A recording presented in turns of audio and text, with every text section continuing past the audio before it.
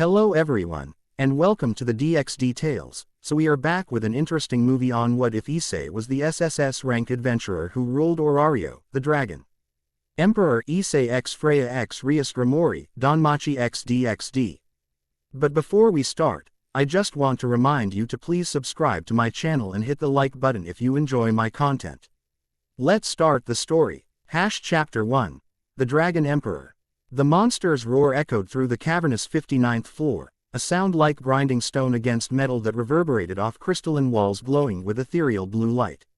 The Bloodsaurus, a 20-meter reptilian behemoth with obsidian scales that absorbed what little light reached this depth, towered over the scattered adventurers, its massive jaws dripping with caustic saliva that hissed when it touched the dungeon floor. Scatter formation. The command cut through the chaos, calm yet carrying undeniable authority. Makoto. Bell, flank positions. Wealth. Barrier deployment. Rosweiss. Activation sequence. Issei Hyodo stood at the center of the scattered adventurers, crimson armor gleaming with an internal light that seemed to pulse with his heartbeat. The legendary Dragon Emperor of Orario didn't waste breath on unnecessary words as he assessed the battlefield in an instant. 6 adventurers against a rare species Bloodsaurus th. At shouldn't have appeared on this floor, the odds were acceptable. Captain, it's regenerating too quickly. Bell Crenell called out, his white hair matted with sweat and monster blood as he executed a perfect flanking maneuver. Hestia knife flashing in arcs of light that severed tendons in the monster's right leg. Issei nodded once, acknowledging without taking his eyes off the central mass of the creature. Where others saw only a terrifying monster, he perceived the flow of energy, matrices of magical current running through the beast's body like circuits, feeding the rapid regeneration that was already repairing the damage Bell had inflicted. The Dragon Emperor raised his left arm, revealing a gauntlet of deep crimson that seemed to shift between solid metal and ethereal energy. Emerald. D-light pulsed from the jewel embedded in its center. Partner, rumbled a voice that only Issei could hear. This one has traces of dragon energy. Unusual for this world, I noticed. D-Drag, is. I replied mentally to the Welsh dragon sealed within his sacred gear. Time to show why they call us the Dragon Emperor. He didn't announce his attack with dramatic flair or unnecessary boasting. Ho! W simply gathered around him in waves of crimson energy that distorted the air itself, causing the temperature in the entire chamber to rise several degrees. The floor beneath his feet cracked in a perfect circle, small shards of stone floating upward as if gravity had momentarily abandoned them.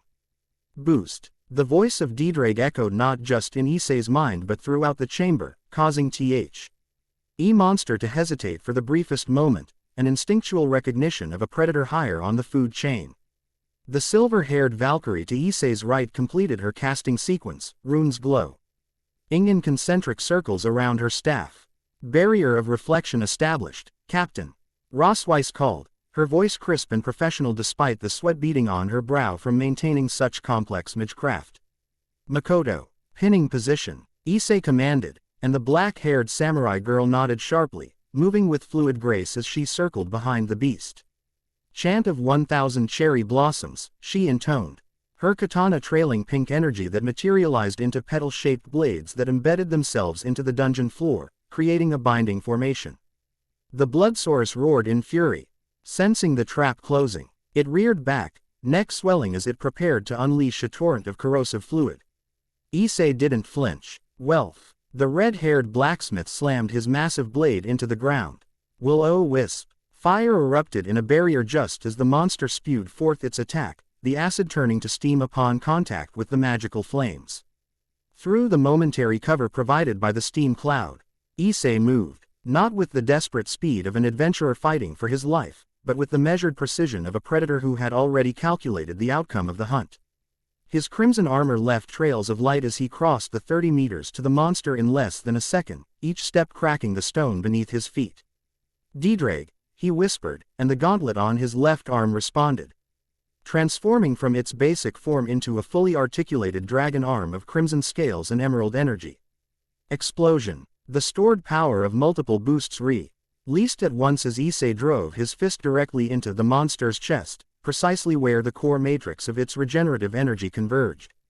The impact was silent for the briefest moment, a pocket of absolute stillness before physics reasserted itself. Then came the sound. Not a mere explosion but a fundamental rearrangement of matter, as if reality itself protested the concentration of power. The blood source didn't simply die. It disintegrated from the inside out, scales and flesh and bone transmuting into particles of light that scattered throughout the chamber.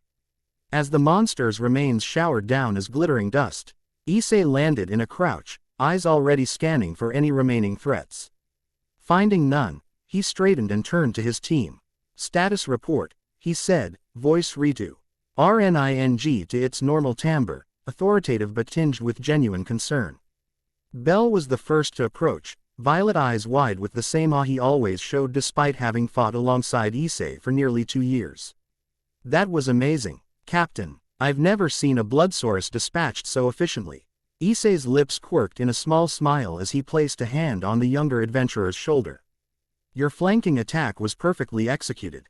Your speed has improved since our last expedition." The white-haired boy beamed at the praise, but Rosweiss approached with a more measured expression, her analytical mind already processing the anomalies of the encounter. "Captain, that monster exhibited characteristics inconsistent with standard dungeon fauna," she said, brushing a strand of silver hair from her face. "The regenerative matrix utilized a form of energy conversion I haven't observed in previous specimens." "I noticed," Issei replied, his expression turning thoughtful. Ddraig sensed dragon energy, diluted, but present. This drew concerned looks from the gathered adventurers. Welf Krazo ran a hand through his disheveled red hair, his normally carefree expression darkening. "Dragon energy this deep in the dungeon? That's not in any of the guild records." "Which is precisely why we're documenting everything," Issei responded, gesturing to the small crystal device at to his vambrace, a magical recording tool of his own design that had been capturing data throughout the encounter. "This is the third irregular monster we've encountered this expedition." Makoto Yamato sheathed her katana with ceremonial precision, the motion carrying the discipline of her eastern homeland. "The patterns suggest deliberate adaptation rather than random mutation, Captain. As if the dungeon is responding to something, or someone," added Lily Ard, the diminutive Palom supporter who had maintained a defensive position throughout the battle, her specialized backpack containing crucial supplies and equipment. Despite her size, her observational skills were unmatched. "The irregularities began appearing shortly after we passed the 55th floor." Issei nodded, acknowledging both observations without immediately confirming either theory. "Let's secure this area before theorizing further." Bell, Makoto, perimeter check. Welf, I want analysis of any residual energy signatures. Rosweiss, correlate this encounter with our previous data. Lily, prepare collection containers for samples. As his team dispersed to their tasks with practiced effect pressed his palm against the dungeon floor, extending his senses in a way few adventurers could. Beyond the physical touch of cold stone, he perceived the subtle currents of energy that flowed through the dungeon. Like blood through veins, ancient power that pulsed with something akin to consciousness. "The dungeon is changing, Ddraig," he thought to his partner. "Adapting to our presence in ways it never has before." "To your presence, partner," the dragon corrected. "I've felt it since we descended past the 50th floor. The dungeon recognizes dragon energy, recognizes us, and it's responding." Issei's eyes narrowed slightly as he absorbed this information. After 5 years in Orario, rising from an unknown outsider to the most powerful adventurer in the city's history, he had learned to trust Ddraig's instincts about matters of power and energy. If the ancient Welsh dragon sensed something amiss, it warranted serious consideration. "Captain," Bell's voice pulled him from his thoughts. "Perimeter secure, but we found something unusual in the eastern passage." Rising smoothly to his feet, Issei followed Bell through a narrow crystalline corridor that opened into a smaller chamber. The walls here were different, not the typical dungeon stone but a material that resembled obsidian shot through with veins of crimson that pulsed with a rhythm disturbingly similar to a heartbeat. "This wasn't on any of the maps," Issei observed. Approaching the wall carefully, the Dragon Familia had the most comprehensive maps of the deep floors in existence, largely due to their unprecedented success in exploring depths where other familias couldn't survive. "It wasn't here during our last expedition 2 months ago," Makoto confirmed, keeping a cautious distance. "The entire chamber appears to have formed recently." Issei raised his left hand, the boosted gear manifesting without verbal command, a testament to his mastery over the sacred gear that had once required shouted activations. As the gauntlet approached the wall, the crimson veins pulsed more rapidly, as if in recognition or anticipation. Fascinating, Rossweiss murmured, magical instruments in her hands recording every fluctuation. The energy signature bears similarities to your own, Captain, but with distinct variations in the thaumaturgical resonance patterns. Before Issei could respond, a tremor ran through the chamber, subtle but unmistakable. The crimson veins in the wall flared briefly, then dimmed to a dull glow. We've been down here long enough, Issei decided, stepping back from the wall. We've gathered sufficient data for this expedition. Let's return to the surface. Though curiosity clearly burned in the eyes of his companions, none questioned his judgment. In the deep floors, survival depended on knowing when to press forward and when to retreat, and Issei's instincts had kept them alive through countless expeditions. Lily, take point with Bell. Standard ascension formation, he ordered, Al. Ready, mentally calculating the safest and most efficient route back to the surface. As they moved through the labyrinthine passages of the dungeon, Issei maintained a vigilant awareness of their surroundings while part of his mind processed the implications of what they'd discovered. The Dragon Familia specialized in deep floor exploration and anomaly investigation, their reputation built on Ventu Ring where others couldn't and returning with knowledge no one else possessed. This expedition had yielded more questions than answers. 4 hours of careful navigation brought them to the relative safety of the 18th floor, Riviera. The adventurer outpost that served as the last bastion of civilization before the truly dangerous depths. As they emerged into the artificial forest that made the floor unique within the dungeon, Issei noted the subtle shift in his team's demeanor, the slight relaxation that came with reaching a point where death wasn't lurking around every corner. Standard rest protocol, he announced as they approached the settlement's wooden palisade. 2 hours to recover and restock before we continue to the surface. The guards at Riviera's gate straightened as they recognized the approaching party. Whispers spreading rapidly through the assembled adventurers. The Dragon Emperor, Issei's back from the deep floors. Look at them, not even seriously injured. Issei acknowledged the greetings with polite nods but didn't engage in lengthy conversations. The mystique surrounding his familia benefited them in many ways, and he had learned the value of maintaining a certain distance from the general adventuring population. Inside Riviera's largest tavern, the Twilight Manor, Issei secured a private room for his team with a pouch of Valis that the owner accepted with a reverent bow. Once seated around a heavy wooden table, the formal expedition structure relaxed slightly. All right, preliminary observations, Issei said, activating a privacy barrier. With a casual gesture, another of Rossweiss's creations that ensured their conversations remained confidential. Rossweiss opened her tactical grimoire, magical diagrams and notations appearing above the pages in 3-dimensional projections. The blood source exhibited a 37% increase in regenerative capability compared to documented specimens, along with traces of energy that matched draconic maturgical patterns with 89% correlation. The new chamber's formation doesn't follow natural dungeon growth patterns, Makoto added, her expression contemplative. The crystalline structures show D-directional growth rather than ambient formation. Welf leaned forward, placing a small chunk of black material on the table. I managed to extract this from the wall before we left. It's not Adama, NTITE or obsidian. Preliminary analysis suggests it's some kind of solidified energy rather than actual stone. Issei picked up the material, feeling a resonance with the boosted gear as soon as his fingers made contact. D-Drag, crystallized dragon energy, the Welsh dragon confirmed in his mind. But altered by the dungeon's own power. I've never seen anything like it, partner. The timing concerns me, Lily interjected, her large eyes serious above her small stature. These anomalies appearing now, when tensions in Orario are already high due to the upcoming Donatus. Bell, who had been quietly listening, finally spoke. Captain, do you think this could be related to the rumors about Evolus regrouping? Issei set the crystal down carefully, his expression revealing nothing of his internal calculations. It's too early to draw definitive conclusions, but I want all information channels monitored. Lily, when we return, coordinate with our intelligence network. Rossweiss, IN. Ed comprehensive analysis of all samples. Wealth, consult with Hephaestus about the material properties. Bell, Makoto, prepare training regimens that account for the enhanced regeneration capabilities we witnessed. Each member nodded, accepting their assignments without question. This efficiency hadn't come easily. It had been forged through years of trials and shared dangers, transforming a disparate group of individuals into what many considered the most effective adventuring team in Orario. What about the guild? Bell asked. Should we report the anomalies? Issei considered this for a moment.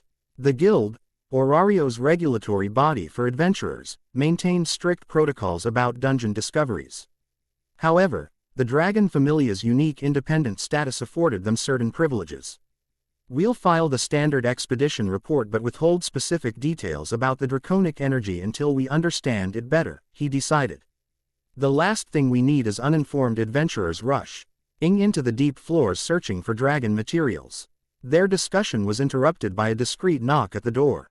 Welf deactivated the privacy barrier with a gesture, and the tavern owner entered with a small sealed scroll bearing an unmistakable wax seal, a stylized rose pressed into purple wax. Begging yo, the man said with a deep bow, but this arrived for you just minutes ago. The messenger said it was urgent. Issei accepted the scroll with a nod of thanks. Once the door closed again, Rosweiss immediately reactivated the privacy barrier, her expression turning grave at the sight of the seal.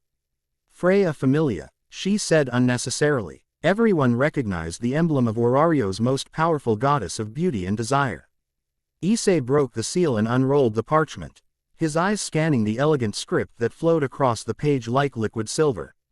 His expression remained neutral, but those who knew him well could detect the slight tension that appeared in his shoulders.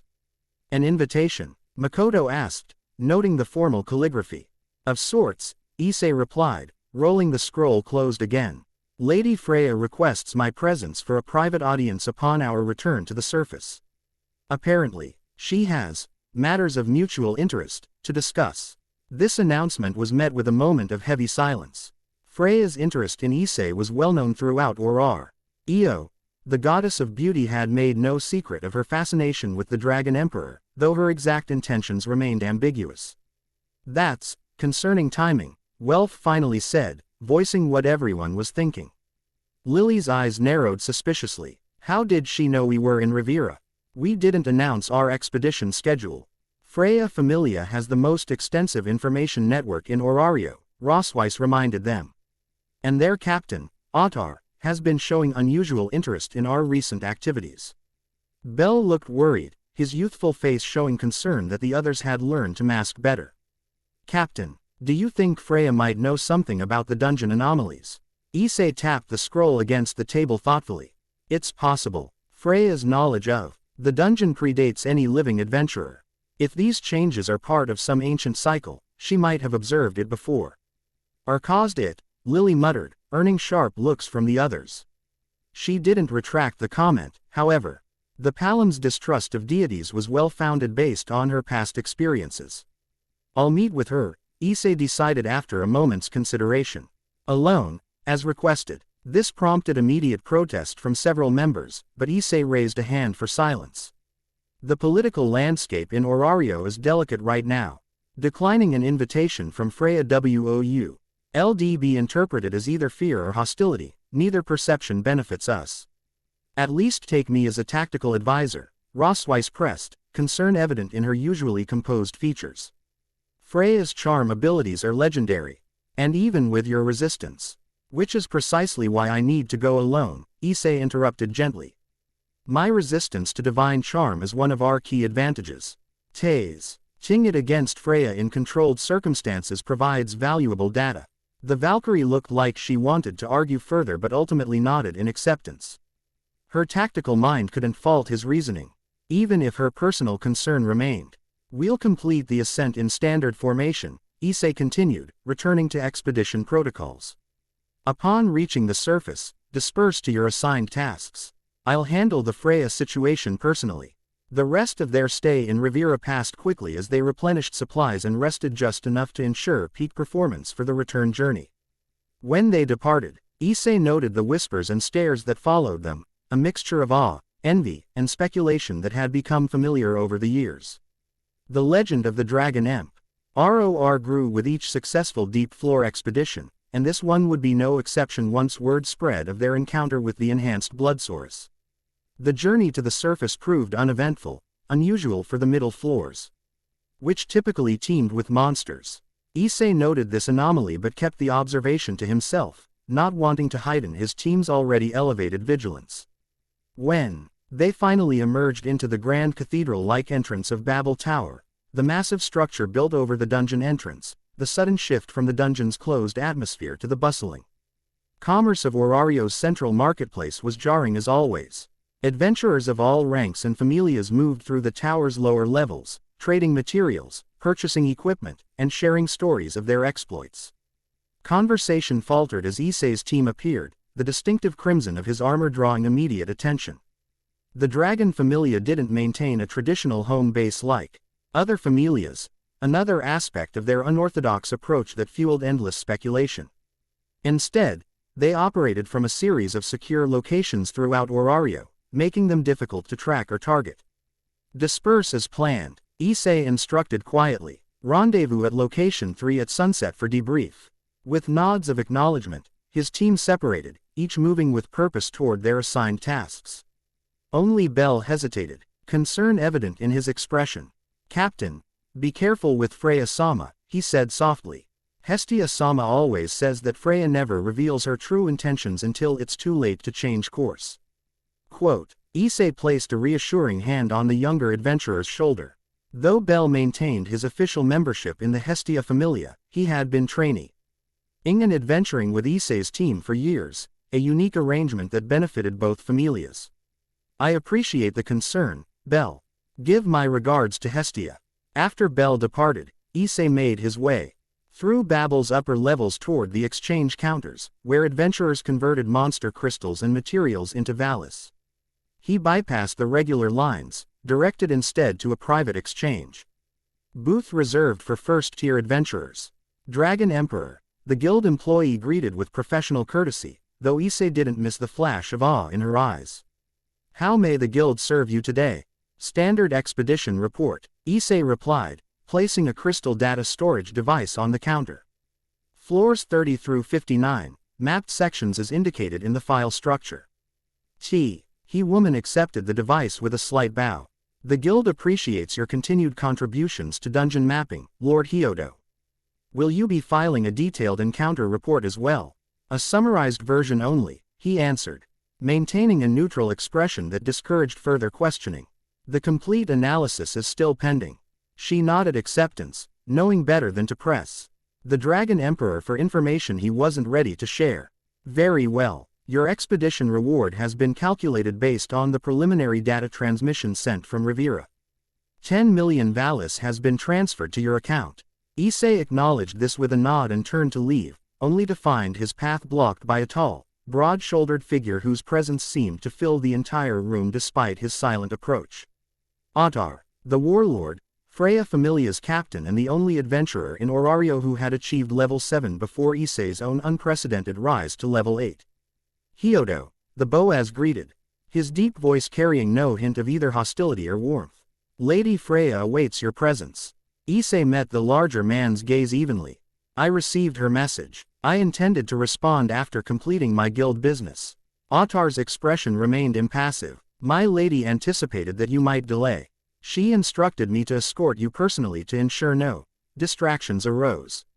The implied insult, that Issei might avoid the meeting, would have provoked many high-ranked adventurers into a confrontation. Instead, Issei merely raised an eyebrow, showcasing the control that separated true power from mere strength. Lead on, then, he said simply. As they exited Babel into the afternoon sunlight, Issei noted the subtle security formation of Freya Familia Elite's position out the plaza, not as an overt threat but as a demonstration and influence. The message was clear. Freya had arranged this meeting with meticulous attention to detail. Ottar led him not toward the towering folkvanger, the Freya Familia's palatial headquarters, but to a more discreet building in Orario's northwest district, a private residence surrounded by gardens of night-blooming flowers. Hat filled the air with intoxicating fragrance. My lady awaits you inside, Otar stated, gesturing toward the entrance. Alone, Issei nodded and proceeded through the ornate doorway into a softly lit interior decorated in shades of purple, silver, and black. The aesthetic was unmistakably Freya's, sensual without being crude, luxurious without ostentation, and designed to put visitors slightly off balance with subtle asymmetries that drew the eye in unpredictable patterns. At the center of the main chamber, reclining on a chaise of dark wood and purple velvet, was the goddess of beauty herself. Freya's silver hair cascaded around her shoulders like liquid moonlight, framing features of such perfect proportion and harmony that even seasoned adventurers often found themselves unable to maintain their composure in her presence. Her eyes, silver with a hint of amethyst, fixed on Issei with undisguised interest. "Dragon Emperor," she greeted, her voice musical and layered with power. She would have enthralled most men instantly. "How kind of you to accept my invitation so promptly." Issei inclined his head respectfully but maintained eye contact, a subtle assertion of his immunity. Oh, her charm that didn't cross into disrespect. "Lady Freya, your message suggested urgency." A smile curved her perfect lips as she gestured to a chair positioned across from her. "Please, sit. Would you care for refreshment after your journey from the deep floors?" "Thank you, no," Issei replied, taking the offered seat but maintaining a posture of readiness rather than relaxation. "I'm curious about these matters of mutual interest you mentioned." Freya studied him with unhurried appreciation, her gaze lingering on the features that had matured significantly from the boyish adventurer Ho had appeared in Orario 5 years ago. Where once there had been uncertainty masked by bravado, now there was genuine confidence tempered by experience. His brown hair retained its somewhat unruly nature, but now framed features hardened by countless battles and responsibilities. Most striking were his eyes, brown with flecks of emerald that occasionally flashed with draconic power when his emotions ran high. "Direct as always," she observed with a soft laugh. "It's refreshing in a city where most speak in circles and innuendo." She leaned forward slightly, her voice dropping to a more intimate tone. "I've been watching you, Issei Hyodo. More specifically, I've been watching the dungeon's reaction to you." This caught his attention immediately, though he revealed nothing in his expression. The dungeon is an evolving environment. It responds to all adventurers in various ways. "Not like this," Freya countered, rising from her chaise with fluid grace to retrieve a small crystal sphere from a nearby shelf. She returned and placed it between them on a low table. "Observe." The sphere activated at her touch, projecting a 3-dimensional image of dungeon mapping data, the type only available to the most powerful familias with specialized exploration teams. "This is the deep floor cartography from 6 months ago," she explained, gesturing to the projection. With another touch, the image shifted. "And this is from last week, based on data my familia acquired." Issei studied the comparison carefully, immediately noting the significant structural changes in the lower flow ores, alterations that matched some of his own observations but extended beyond what even the dragon familia had mapped. "The dungeon is transforming," Freya continued, her voice taking on an edge of genuine concern beneath its melodious quality. "Accelerating its evolution in specific regions, precisely those regions where you've spent the most time exploring." "Correlation doesn't imply causation," Issei countered, though his mind was already processing the implications. Freya's silver eyes flashed with something between amusement and irritation. "Don't play the cautious academic with me, Dragon Emperor. We both know the dungeon responds to power, and you possess a type of power it has never encountered before." She leaned closer, her perfume, an intoxicating blend of night-blooming flower and something indefinably divine, enveloping his senses. "What I want to know is why the dungeon seems to be trying to communicate with you specifically." This statement, delivered with absolute certainty, confirmed Issei's suspicion that Freya knew far more than she had initially revealed. The goddess had been in Orario since its founding. Her knowledge of the dungeon's true nature likely surpassed that of any living adventurer. "Communicate," Issei repeated, allowing a hint of skepticism into his tone. "The dungeon is a hostile environment designed to produce monsters and challenge adventurers. It doesn't communicate." Freya's laugh was like silver bells. "Oh, Issei, for someone who has achieved what no other adventurer has, you still cling to the guild's simplified explanations. He deactivated the projection and leaned back, studying him with renewed intensity. The dungeon is conscious, not in a human way, but conscious nonetheless. And it recognizes power that mirrors its own. Dragon energy, Issei stated rather than asked, deciding that maintaining ignorance would be counterproductive. Precisely. Freya's expression became more animated, passion for the subject evident in her features. The oldest records, those kept by the gods rather than mortals, speak of a time when dragons were not merely powerful monsters but fundamental forces of creation. The dungeon itself was said to have been formed from the body of a primordial dragon whose name has been lost to time. Issei maintained his composure, but internally, he exchanged significant glances with Drag W. Ho's presence hummed with heightened attention. This is dangerous knowledge, the dragon warned in his mind. If she knows this much about dragon lore, she may suspect my presence within you. You believe the dungeon is responding to me because of my dragon-based abilities, Issei said aloud, carefully avoiding any mention of Drag or the boosted gear's true nature. As far as Orario knew, his powers stemmed from a unique blessing and exceptional compatibility with fire-aspected magic. Not merely responding, Freya corrected, leaning forward with intensity that bordered on fervor.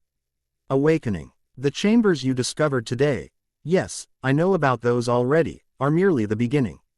The dungeon recognizes something in you, Issei Hyodo. Something it has been waiting for over 1,000 years. The absolute conviction in her voice gave him pause. Freya might be manipulative and mysterious in her methods, but she was not given to exaggeration or flights of fancy. If she believed this, she had evidence beyond what she was currently sharing. Why tell me this? Issei asked, his voice dropping to match her intensity. Freya Familia could exploit this knowledge for your own advantage. Instead, you're sharing it with the leader of what many consider your greatest rival Familia.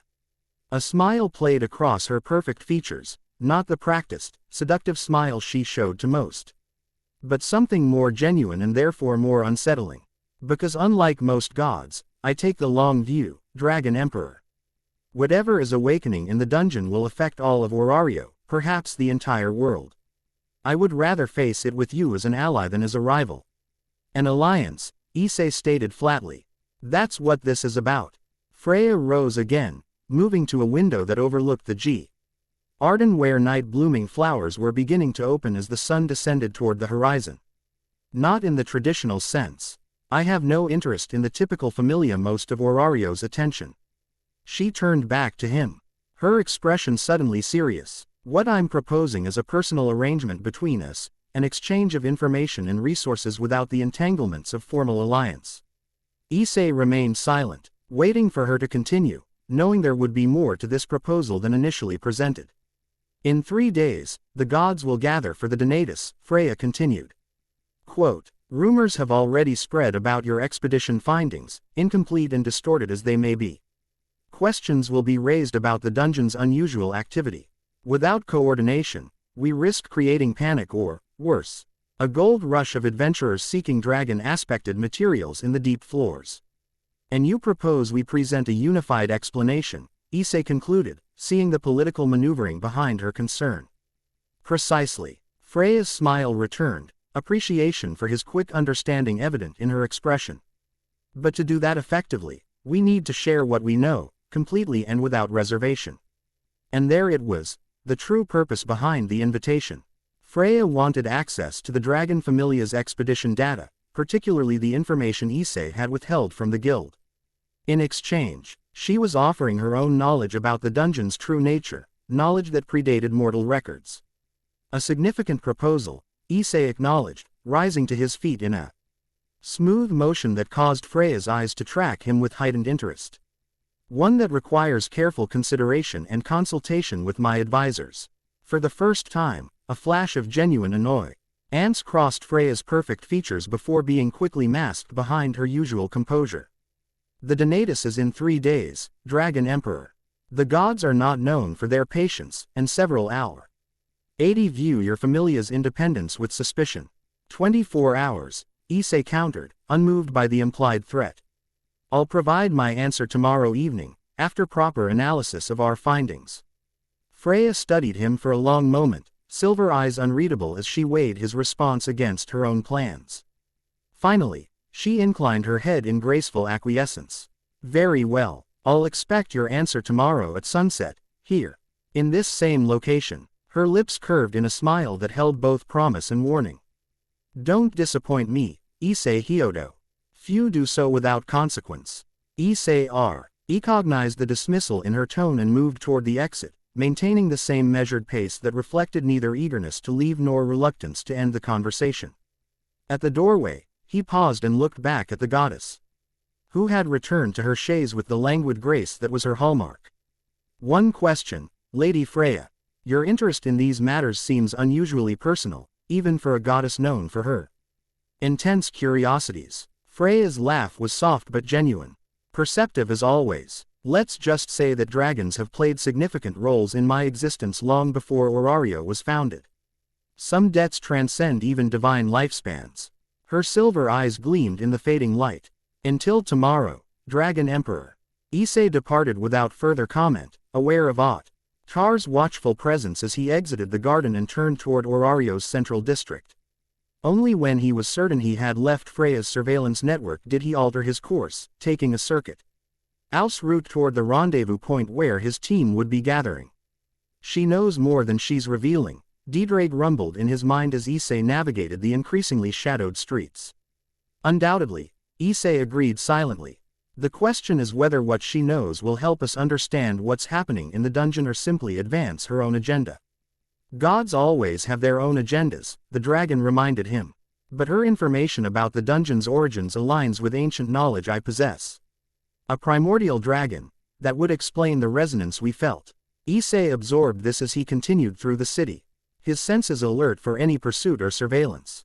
Freya's network was extensive, but the dragon familia had developed countermeasures over years of operating independently in Orario's complex political landscape. As the last rays of sunlight faded from the sky, he reached Location 3, an unassuming tavern in the eastern district that served as one of their secure meeting points. A discreet signal to the proprietor gained him access to a private room in the cellar, where Rossweiss, Welf, Lily, and Makoto were already waiting. Bell, Issei inquired as he sealed the room with privacy enchantments. Reporting to Hestia-sama, Makoto explained.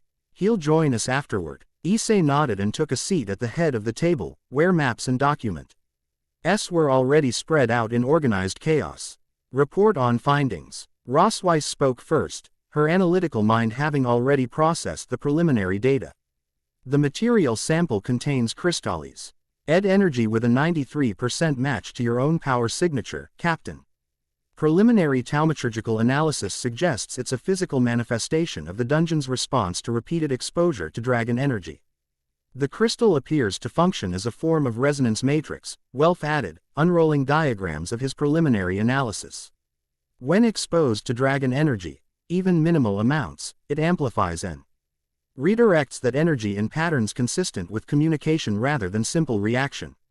Lily's report came next, her intelligence network having already gathered valuable context. Guild Recor. DS show 3 other familias reporting unusual monster behavior in the past week, all in areas following your expedition routes from the past month.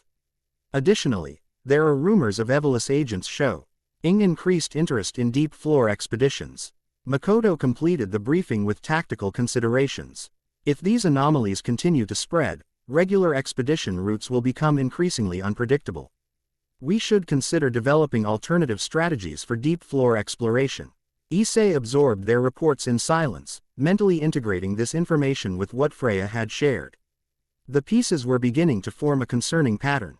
Freya has proposed a limited information exchange, he finally said, drawing their full attention. She claims the dungeon is literal. Why communicating with us, or more specifically, with me, due to resonance with dragon energy? According to her, the dungeon itself may have originated from a primordial dragon. This revelation was met with weighted silence as each team member processed its implications. Can we trust her information? Rossweiss finally asked, her expression troubled. Partially, Issei replied. Her knowledge of the dungeon predates mortal records.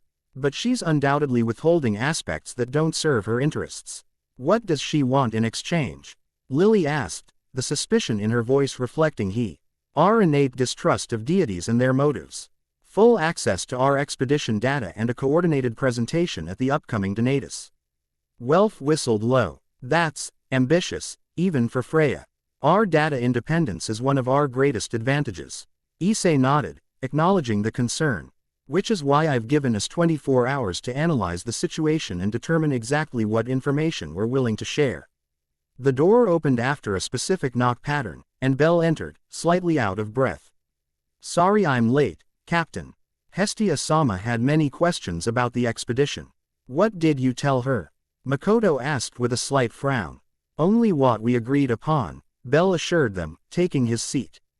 But she sensed I was withholding information. Gods can be perceptive.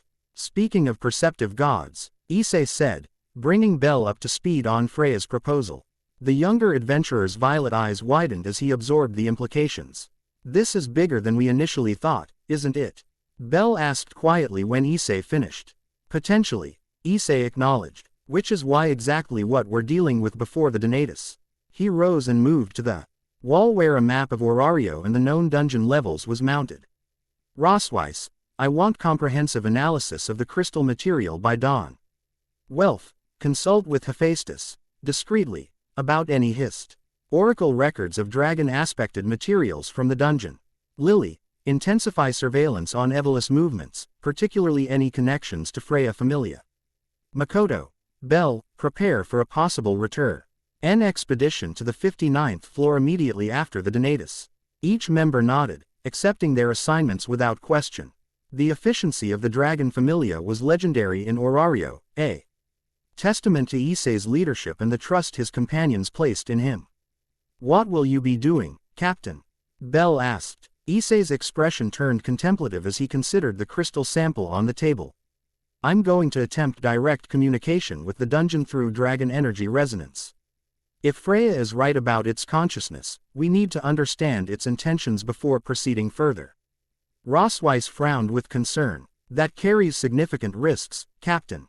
If the resonance creates a feedback loop with the boosted gear. Which is why you'll be monitoring the process, Issei assured her. We'll conduct the attempt in the secure chamber beneath Location 1, with full containment protocols in place. The discussion continued late into the night as they refined plans and contingencies. The tight-knit team functioning with the precision and understanding that came from years of shared dangers and triumphs. By the time they dispersed to their individual tasks, the first hints of dawn were lightening the eastern sky. Issei remained behind, studying the crystal sample with intense focus. In the privacy of the empty room, he manifested the boosted gear in its full form. Holding it near the crystal to observe the response, the material pulsed with increased luminosity, crimson veins within it brightening in perfect synchronization with the emerald jewel in his gauntlet.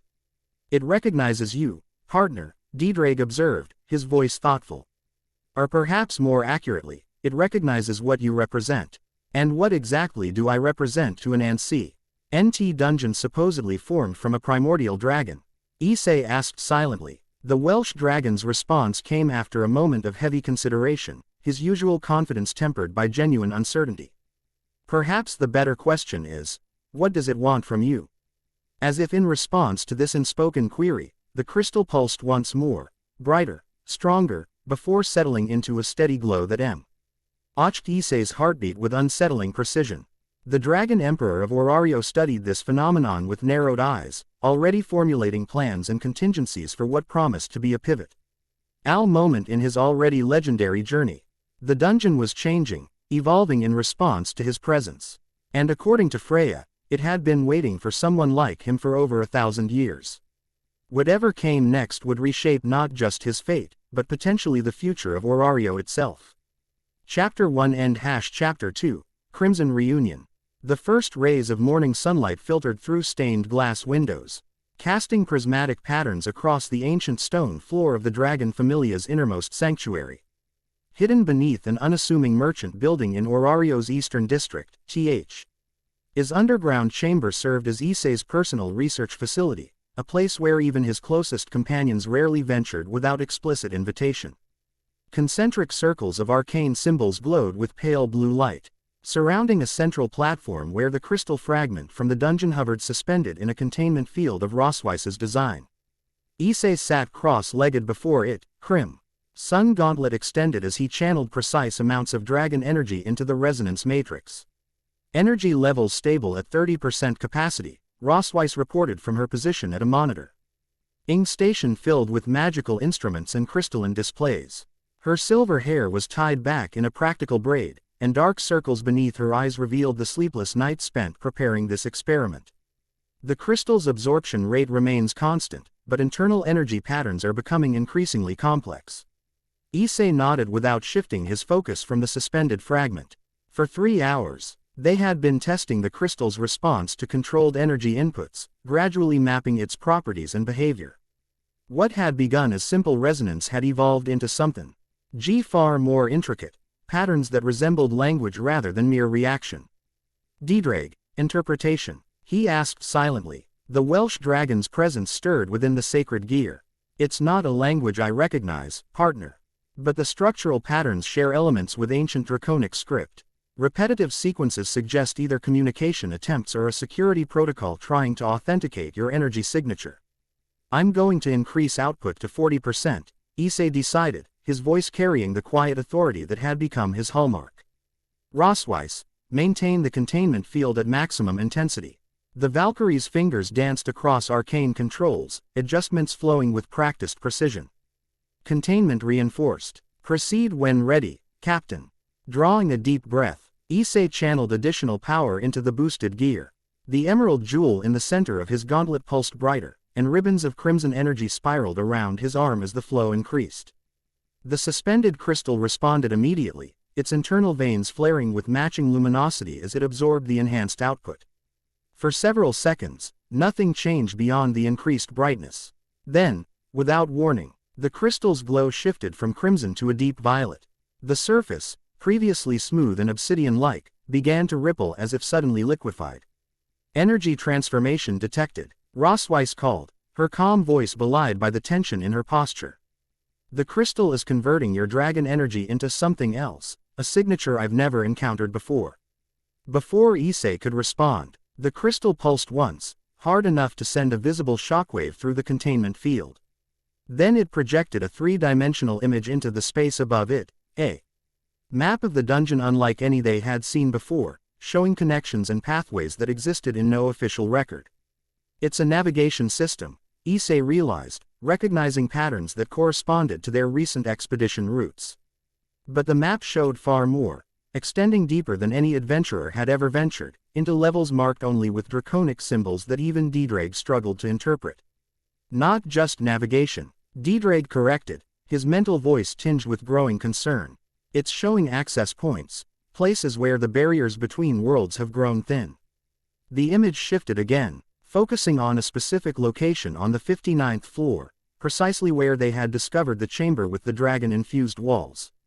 In the projection, this area glowed with pulsing energy that spread outward like veins throughout the surrounding dungeon structure. "Something's happening," Rosweiss warned, magical instruments spiking with readings that exceeded their design parameters. "The crystal's energy output is increasing exponentially without additional input from you."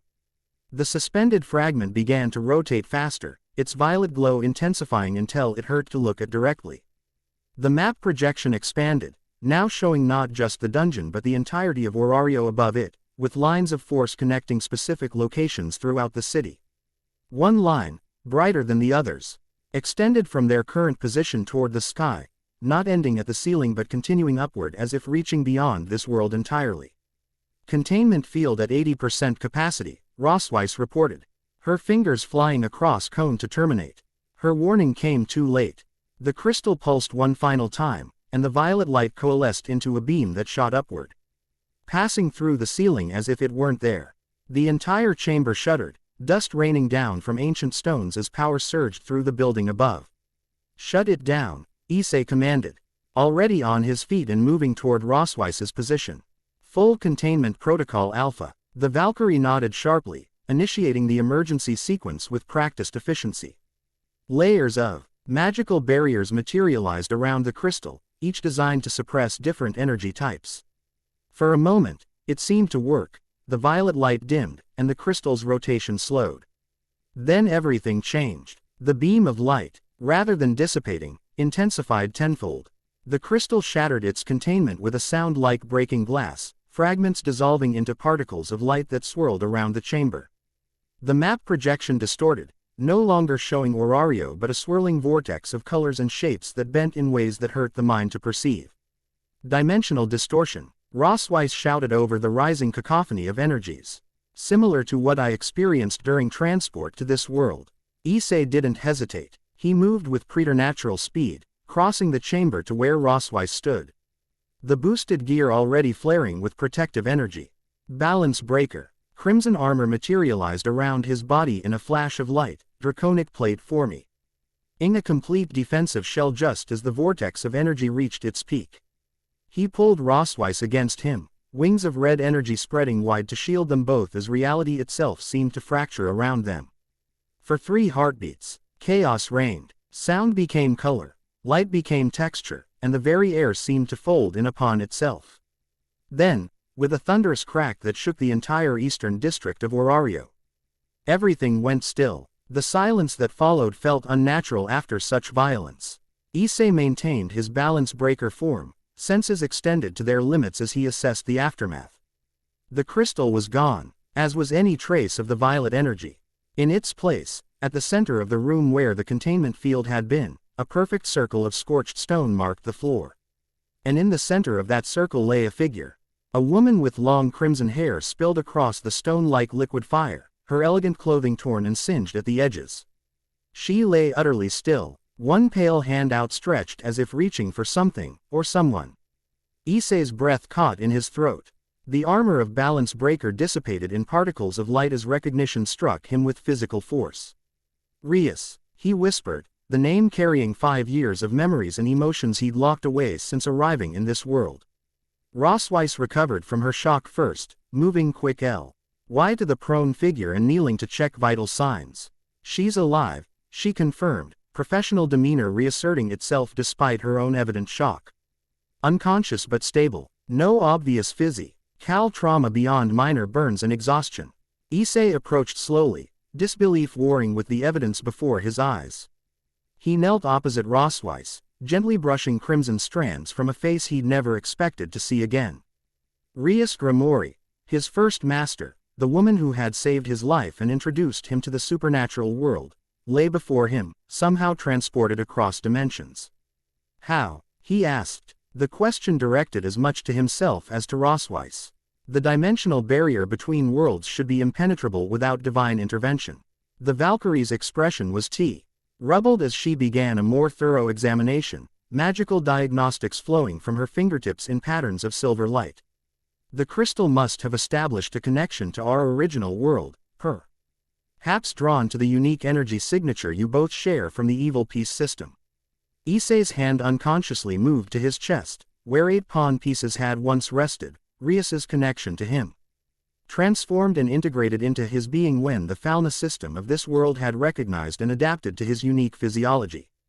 A soft moan escaped Rias's lips, her eyelids fluttering as consciousness began to return. Issei tensed, suddenly aware of how unprepared he was for this moment.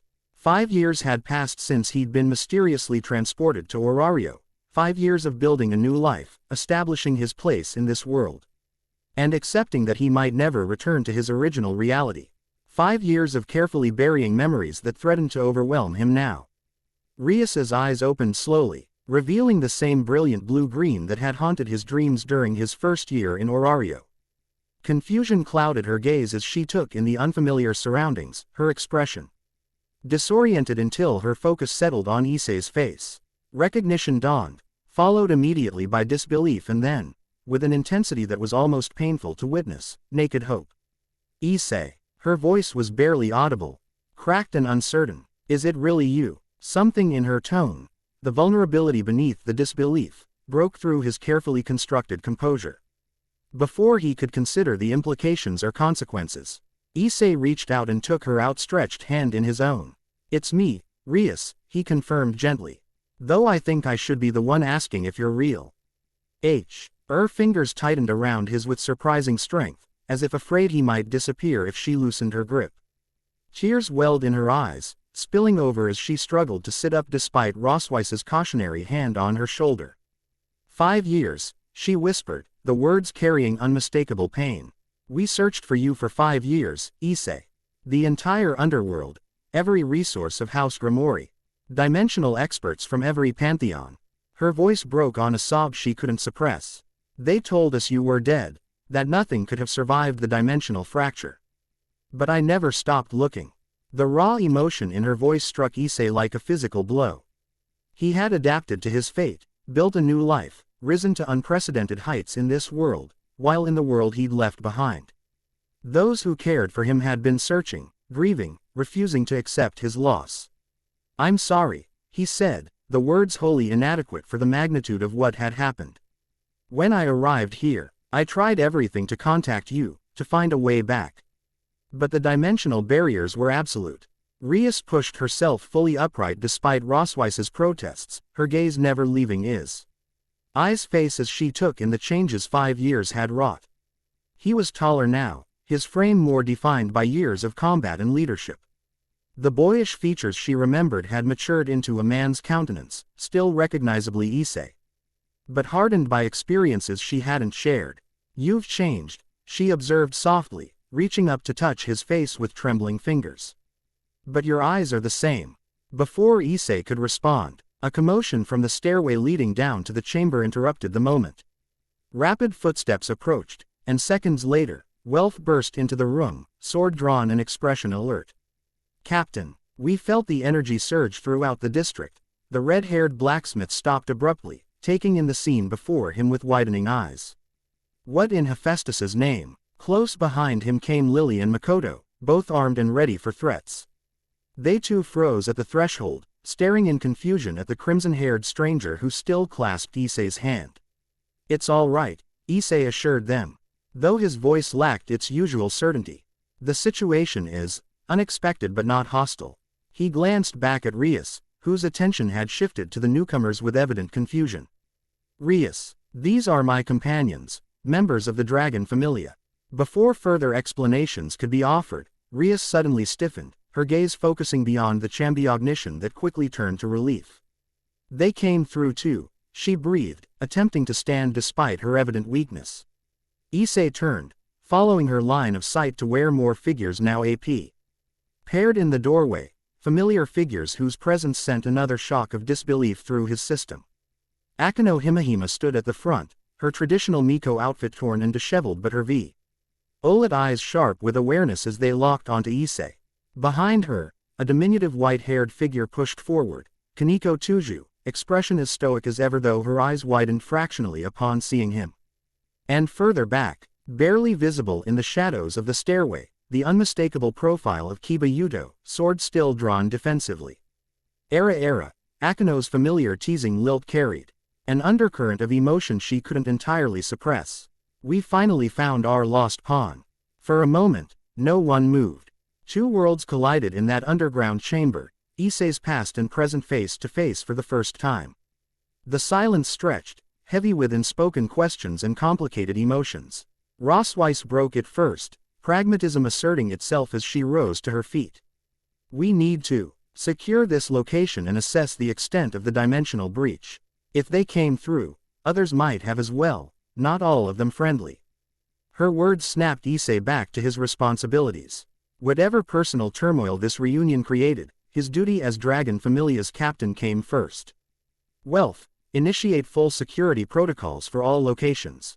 Lily, contact our information network, we need to know if similar phenomena have been detected elsewhere in Orario. Makoto, prepare the recovery chambers for our guests. His team responded immediately to the authority in his voice, though their curious glances toward the newcomers revealed their burning questions. As they departed to execute his orders, Issei turned back to Rias, who was watching the exchange with a mixture of surprise and something harder to define, perhaps pride tinged with uncertainty. You give orders like someone used to being obeyed, she observed quietly. Issei helped her to her feet, supporting her weight when she swayed slightly. A lot has changed in 5 years, he replied, matching her quiet tone. For both of us, I imagine. Akeno approached then, her usual teasing smile softening to something more genuine as she came within arm's reach of Issei. Without warning, she embraced him tightly, the familiar scent of her hair bringing a rush of memories he'd long suppressed. "We never gave up on you," she whispered fiercely.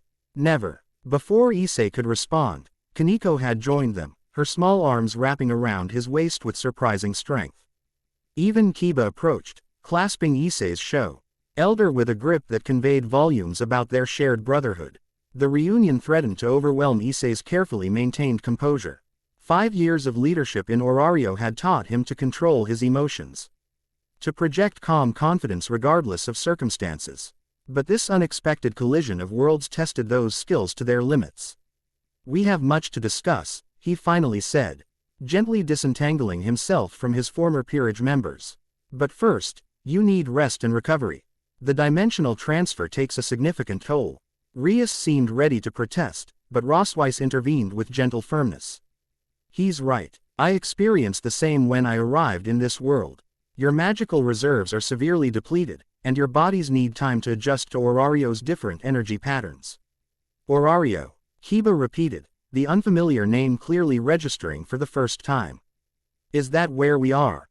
What realm is this?" The question highlighted the enormity of what had occurred. These weren't just visitors from another country, they were beings from another dimension with no knowledge of this world's most basic structures. "This is a discussion better held after rest and recovery," Issei insisted, his tone brooking no argument. "Rosweiss will explain the immediate necessities. Once you've regained your strength, I promise to answer all your questions." Though clearly reluctant, Rias nodded her agreement, recognizing the wisdom in his approach. "Very well, Issei. But afterward, we have much to tell you about what's been happening in our world, and why we were attempting to breach dimensional barriers in the first place." Something in her tone, a gravity that went beyond their reunion, caught Issei's attention. "What do you mean?" Rias exchanged I can't glances with Akano before answering. "The dimensional walls between worlds have been weakening for months. Strange creatures began appearing in the underworld, monsters unlike anything in our bestiary. They carried energy signatures that our experts couldn't identify." Her expression darkened, "and they all seemed to be searching for something, or someone, specific." "They were hunting for you," Akano added bluntly. "Or more precisely, for the boosted gear. We intercepted one that could speak, and it kept repeating one phrase, 'Find the Red Dragon Emperor.'" The implications of this information sent a chill through Issei. If the dimensional instabilities were manifesting in both worlds, and creatures were specifically targeting his power signature. "This confirms our hypothesis," Rosweiss said, her analytical mind already connecting these new data points with their recent discoveries. "The dungeon anomalies and these dimensional breaches are related phenomena." "Dungeon?" Kaneko questioned, her normally expressionless face showing confusion. "Later," Issei promised, making a decision. "Rosweiss, take them to Recovery Chamber 3 and begin the adjustment protocols. I need to contact the guild immediately. If dimensional breaches are occurring elsewhere in Orario, the entire city could be at risk." Rosweiss nodded, professional as always despite the emotional complexity of the situation. "Understood, Captain." As she led the still confused DXD group toward the exit, Rias lingered behind, her blue-green eyes searching Issei's face with an intensity that made him acutely aware of the years and experiences that now separated them. "I never stopped believing you were alive," she said softly. "Even when everyone else accepted that you were gone, I felt our connection, diminished but never broken." Quote, "The evil pieces that had once bound them had been transformed by Orario's fauna system, but Issei too had occasionally felt echoes of their former connection. Particularly in dreams that left him disoriented upon waking. I never forgot any of you," he responded truthfully. "But I had to build a life here, Rias. I couldn't spend eternity searching for a way back that might not exist." Something flickered in her expression, understanding tinged with sadness. "And it seems you've built quite a remarkable one. Captain Dragon Familia, you've clearly found your place in this world." Before Issei could respond, a distant rumble shook the building above them, not the controlled energy of their experiment but something more violent and chaotic. Dust ifted down from the ceiling as the tremor intensified. Another breach, Issei realized, his attention immediately shifting to the new threat. Somewhere in the city, Rias straightened, instinctively gathering what magical energy she could despite her weakened state. "We'll help. Whatever's happening." "No," Issei cut her off firmly. "You're in no condition to fight, and you don't understand this world's dangers. Stay with Rosweiss and recover your strength." His expression softened slightly. "Please, Rias, I can't focus on external threats if I'm worried about your safety." Though clearly reluctant, she nodded acceptance. "Be careful, Issei. If these are the same creatures that have been appearing in our world." "I've faced worse," he assured her with quiet confidence that was not boasting but simple statement of fact. "We'll talk when I return." Without waiting for further discussion, Issei activated a commach to his collar. "All Dragon Familia members, priority alert. Dimensional breach detected in Orario. Converge on my location marker. Full combat protocol." As Rias reluctantly followed Rosweiss toward the recovery chambers, Issei moved in the opposite direction, ascending the stairs rapidly while summoning the boosted gear. Whatever was coming through that breach, it would find the Dragon Emperor of Orario ready and waiting. From the highest balcony of Babel Tower, Freya observed the chaos unfolding in Orario's eastern district with unreadable silver eyes. Beside her, Ottar stood vigilant, his massive frame tensed for action though his expression remained impassive. The Dragon Emperor's territory, the Boaz observed, watching as a column of violet light pierced the sky above a nondescript building several blocks from the main thoroughfare. "Indeed," Freya murmured, a hint of a smile playing across her perfect features. "And precisely on schedule, though more dramatic than I anticipated." Ottar's gaze shifted briefly to his goddess, a question in his eyes that he would never voice directly. Freya's mysterious objectives were not for subordinates to question, no matter how trusted. "Send Alan and the Gulliver brothers to observe," she instructed after a moment's consideration. "No intervention unless absolutely necessary. I want detailed reports on whatever emerges from that light." "As you wish, Lady Freya." Ottar bowed htly before turning to relay the orders through a communication crystal. Left alone on the balcony, Freya's smile widened as she watched a second, smaller breach open near the city walls. The dimensional barriers were thinning exactly as predicted, though the appearance of these particular visitors was an unexpected variable in her carefully constructed plans. "So the crimson-haired ruin princess has found her way to our little world," she mused, her perfect vision allowing her to discern details no human could at this distance. "How deliciously complicated this makes things." Her silver eyes tracked movement through the streets, Issei's distinctive form rushing toward the second breach point, crimson armor materializing around him as he ran. Even at this distance, the sight of him stirred something within her that few beings had ever managed to evoke, genuine interest beyond mere amusement or fleeting desire. "Show me your true potential, Dragon Emperor," she whispered to the wind. "The game is only beginning." The second breach had opened in the northwestern market district, its violet light casting eerie shadows across merchant stalls and sending civilians fleeing in panic. By the time Issei arrived, the guild's emergency response teams were already establishing a perimeter, directing the evacuation with practiced efficiency born from years of dealing with monster escapes from Babel. "Dragon Emperor," a guild official called out in evident relief as Issei approached the cordon. "Thank the gods you're here. Something came through the light about 2 minutes ago, not human from the reports." It moved toward the west wall. Issei nodded sharply, already scanning the area with senses enhanced by years of dungeon exploration. "Any casualties?" "Minor injuries from the panic, but nothing severe yet," the woman reported, her professional demeanor slightly undermined by the way her eyes kept darting toward the pulsing violet tear that still hovered 10 meters above the street. "Our mages are attempting to contain the breach, but conventional magic seems ineffective." "It won't be," Issei confirmed. "Establish a 500-meter evacuation zone and wait for specialized guild teams. This isn't a standard monster escape." Without waiting for acknowledgement, Issei vaulted over the security barrier and sprinted toward the location where witnesses had reported movement. The distinctive feeling of dragon energy vibrated through his senses, guiding him toward his quarry with unerring precision. 3 distinct signatures, Diedrage rumbled within his mind. Not particularly powerful individually, but there's something unusual about their energy pattern. Issei rounded a corner into a less populated area where warehouses lined narrow streets.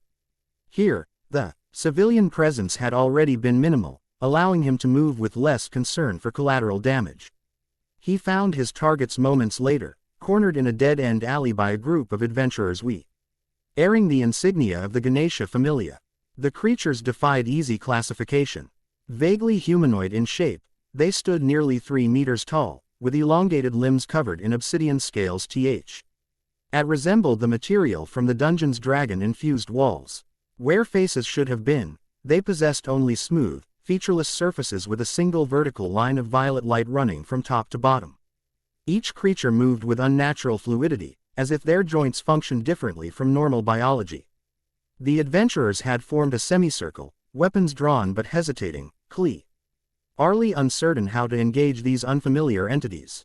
Their leader, a level 4 fighter Issei recognized from guild records, was attempting to communicate with the creatures in the common language of Orario. By authority of the guild and Ganesha Familia, surrender and submit to containment. The man shouted, his voice betraying his nervousness despite the brave front. The creatures gave no indication of understanding. Instead, all three suddenly went rigid, their featureless faces turning in perfect unison toward Issei as he approached. The vertical lines of light pulsed brighter, and a sound like grinding crystal emerged from them, not speech but something approximating communication. They sense the boosted gear, Drake warned. Just like Rias said, they're hunting for dragon energy. Issei stepped forward, signaling the Ganesha Familia adventurers to fall back. I'll handle this. Report to your captain that we're dealing with extra-dimensional entities, not standard monsters. The leader looked ready to protest. Ganesha Familia prided themselves on monster containment, but one look at the crimson armor now materializing around Issei silenced any objections. The Dragon Emperor's authority in matters of unusual threats was unquestioned in Orario. As the adventurers retreated to a safer distance, Issei addressed the creatures directly, suspecting they could understand intent if not language. You're seeking dragon energy. I possess what you're looking for. There's no need to endanger this city or its inhabitants. The grinding crystal sound intensified, and the three entities moved with that same unsettling fluidity, spreading out to flank him in a coordinated pattern that suggested intelligence rather than bestial instinct. The violet lines on their faces pulse in a synchronized rhythm that struck Issei as familiar, identical to the pulsing of the crystal during their experiment. I don't think negotiation is an option, partner, Drake observed dryly. They're preparing to attack. Issei had reached the same conclusion. Boost, he commanded, the boosted gear responding instantly as power surged through his system. The creatures reacted immediately, the grinding sound rising to a painful pitch as all three lunged simultaneously from different angles. Their speed exceeded Issei's expectations. Despite their size, they moved with preternatural quickness. Obsidian claws leaving trails of violet light as they slashed toward him from 3 directions. Only years of combat experience against the dungeon's most dangerous monsters allowed him to evade, twisting between 2 attacks while deflecting the third with his gauntleted arm. The impact was revealing. These weren't physical beings in the conventional sense. Where the creature's claw met his armor, both surfaces briefly phased into energy states before resolidifying. The sensation was disorienting, like striking a solid object that momentarily became liquid upon contact. Phase-shifted matter, Issei realized, leaping backward to create distance. They exist partial and partially in another. This explained why conventional weapons might prove ineffective, a theory confirmed when one adventurer, ignoring Issei's order to withdraw, charged forward and slashed at a creature with an enchanted blade. The weapon passed through the entity's torso with minimal resistance, leaving a momentary distortion but no lasting damage. Idiot, Issei muttered, already moving to intercept the creature's retaliatory strike. He arrived just in time, interposing himself between the adventurer and certain death as obsidian claws descended. Explosion. The released dragon energy struck the creature with concentrated force, not attempting to damage its physical form but targeting the dimensional frequency of its existence. The entity shuddered violently, its form briefly destabilizing before it retreated with unexpected wariness. Get back to your familia, Issei ordered the shaken advent.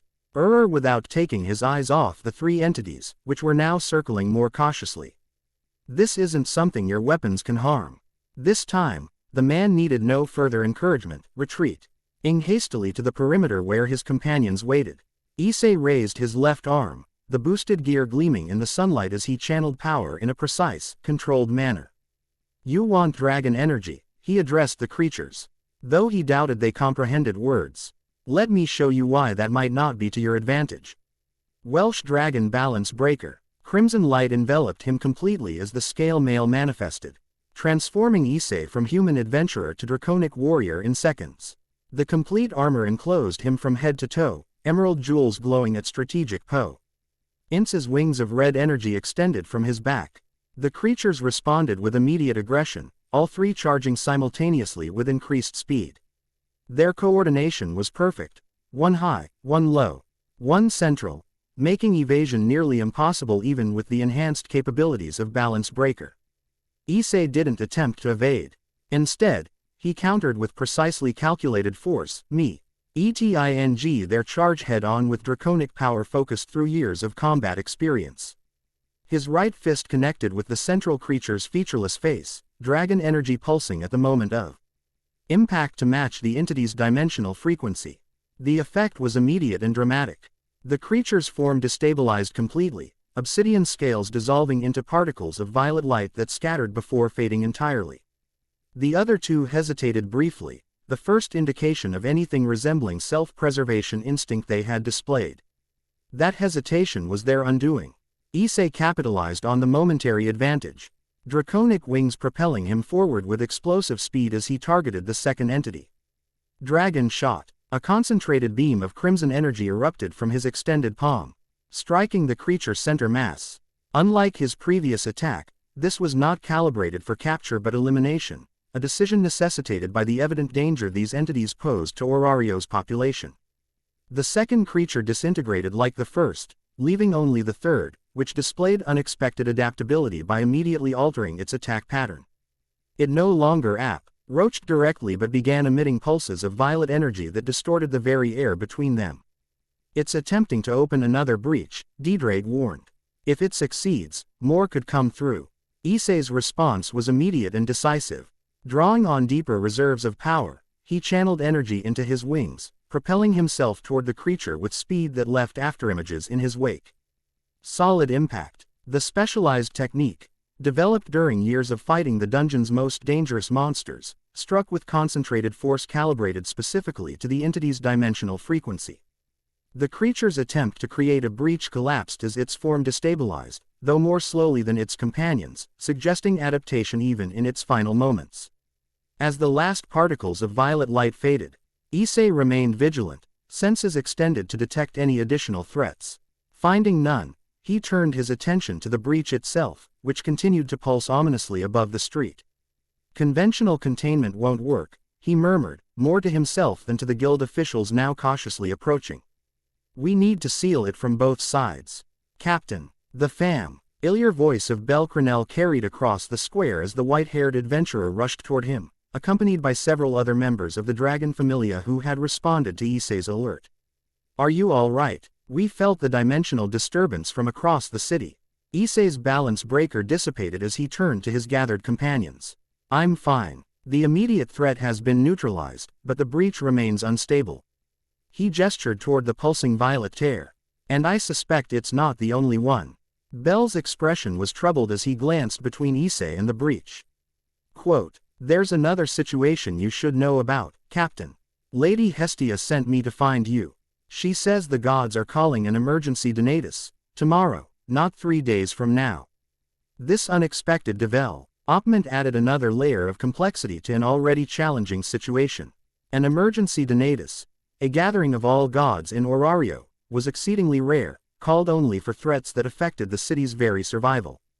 The gods must have sensed the dimensional disturbances, Issei reasoned, mind already calculating political implications alongside tactical considerations.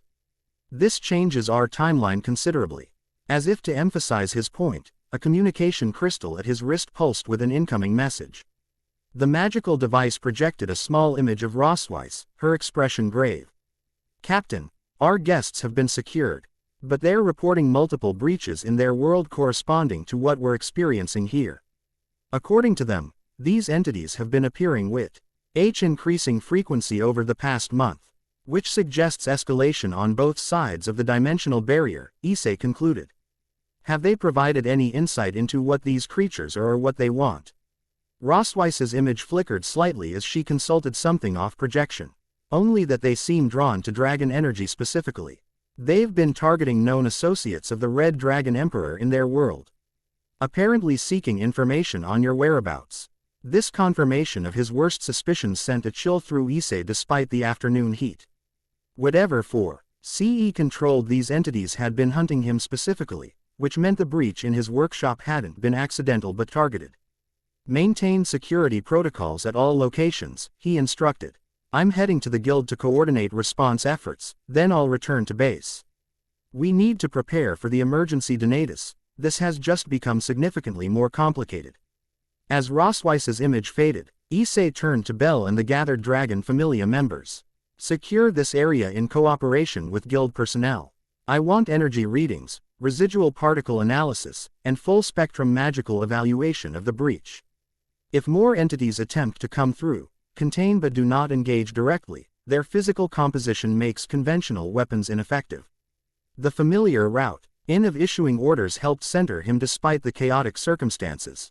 5 years of leadership had taught Issei to compartmentalize personal concerns when crisis demanded focus, a skill that had never been more necessary than now. With his past and present colliding so unexpectedly. What about our visitors? Bell asked hesitantly, clearly uncertain how much could be discussed in public. They remain our priority, but not our only concern, Issei replied carefully. If these breaches continue, Orario itself could be at risk. We need to understand what's happening on both sides of the dimensional barrier. So their assignments, Issei spared one last glance at the violet breach still pulsing above the street. The timing was too perfect to be coincidence, Rias and the others arriving. Just as these entities began appearing in Orario, following months of similar incursions in their world. Someone, or something, was deliberately weakening the barriers between dimensions. And somehow, the dungeon's reaction to dragon energy was connected to it all. With these troubling thoughts, Issei departed for the guild headquarters, already composing the carefully edited report he would provide. Certain details, particularly regarding the arrival of beings from his original world, would need to remain confidential until he better understood the implications. The politics of Orario were complex enough without adding interdimensional visitors to the equation. The recovery chambers beneath Location 3 hummed with magical energy as Rosweiss monitored the vital signs of her former peerage members. The specialized room, designed by Issei and wealth based on Rivera's healing chambers but significantly enhanced, accelerated recovery through carefully calibrated mind stone applications and magical field harmonization. Rias sat upright on one of the beds, having recovered more quickly than the others thanks to her devil heritage and naturally high magical reserves. Her crimson hair had been cleaned and brushed, and she now wore a simple tunic and pants provided by Makoto, practical Orario clothing that nonetheless complemented her elegant bearing. Your adaptation rate is impressive, Rosweiss observed, checking readings on a crystal display beside the bed. The Falna system is already recognizing your divine adjacent nature and accommodating your power structure. Falna system, Rias repeated, the unfamiliar term drawing her attention from the window where she'd been watching Akino and the others sleep peacefully in recovery pods. You've mentioned that several times. What exactly is it? Rosweiss considered how best to explain one of this world's fundamental concepts. In this world, mortal adventurers receive blessings, Falna, from deities who establish familias. The blessing manifests as a status engraved on the back, recording abilities and growth through a leveling system. Rias's eyes widened with understanding. So it's similar to the evil peace system, but with gods directly blessing humans rather than transforming them into devils. Similar in concept but quite different in execution, Rosweiss confirmed. When Issei and I arrived in this world 5 years ago, our existing supernatural nature interacted with the Falna system in unprecedented ways. His boosted gear and devil physiology combined with the blessing to accelerate his growth beyond normal parameters. Which explains how he's achieved such status in just 5 years, Rias murmured, glancing around at the sophisticated magical equipment that surrounded them, Technolo. GY that bore Issei's distinctive influence despite being adapted to this world's parameters. The Dragon Familia. He founded his own group, then. Rosweiss nodded, a hint of pride in her expression. It wasn't his initial intention. When we first arrived, we joined established familias to learn this world's systems. But Issei's growth quickly exceeded conventional limitations, and traditional familia structures couldn't accommodate his unique abilities or objectives. She paused, considering how much to reveal before Issei returned. The Dragon Familia isn't a conventional familia. We have no presiding deity. Issei established it as an independent research and exploration organization, recruiting exceptional individuals who shared his vision for dungeon exploration beyond traditional parameters. Rias absorbed this information with thoughtful attention, pieces of the puzzle that Issei had become fitting together in her mind. And his title, the Dragon Emperor, that came from his achievements here. Partly, Rosweiss acknowledged, adjusting settings on Kaniko's recovery pod. The title originated from his unprecedented advancement to level 8, the first in Orario's history. It resonated because of how he achieved it, by mastering the integration of dragon energy with the Falnus system in ways that transformed conventional understanding of both. A soft chime from her communication crystal interrupted further explanation. Rosweiss activated it with a gesture, and a small projection of Lily appeared. Rosweiss-san, the captain is returning from the guild. He says, to prepare our guests for a full briefing upon his arrival. The situation has escalated. Emergency donatus tomorrow. Understood. We'll be ready. After the projection faded, Rosweiss turned back to Rias with increased urgency. Your timing couldn't be more complicated.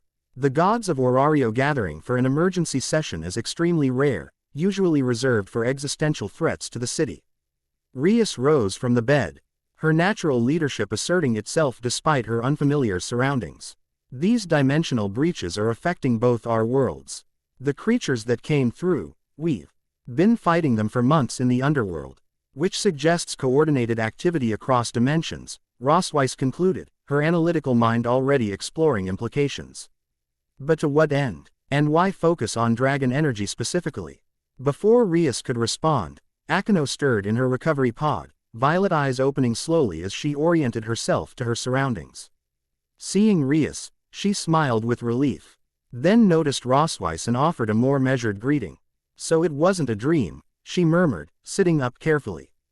We really found him. Found me? Yes, Issei's voice came from the doorway where he now stood. Armor dissolved back into civilian clothing though the boosted gear remained manifested on his left arm. Though I suspect neither of us expected it to happen quite this way. He entered the chamber fully, his presence somehow filling the space in a way Rias didn't remember from before. The boy she had known had become a man who carried authority with natura. Ease, someone who had clearly grown accustomed to command and responsibility. The entities that attacked in the market district have been neutralized, he reported, addressing both Rosweiss and Air visitors with professional efficiency. But the breach remains active, and the guild is reporting energy fluctuations throughout the city that suggest more may open soon. Rias straightened, instinctively responding to the crisis with her own leadership instincts. In our world, we developed a temporary sealing method, combining devil magic with fallen angel techniques to stabilize the breaches long enough for evacuation. Issei's eyes sharpened with interest. That could be valuable information. If we can adapt your sealing method to work with Orario's magical system, I can assist with the translation between systems. Akino offered, fully alert now despite her recent recovery. The fallen angel components would be my contribution in our world. Watching them fall naturally into problem-solving mode, Rosweiss felt a pang of nostalgia for their former team dynamics. Despite years apart and the enormous changes in their circumstances, some patterns remained. Issei's determination, Rias's strategic thinking. Akino's practical application of magical theory. Before we proceed further, Issei said, his tone shifting to something more personal, there's something I need to understand. He looked directly at Rias, brown eyes serious. You said these entities have been hunting for me specifically, for the boosted gear.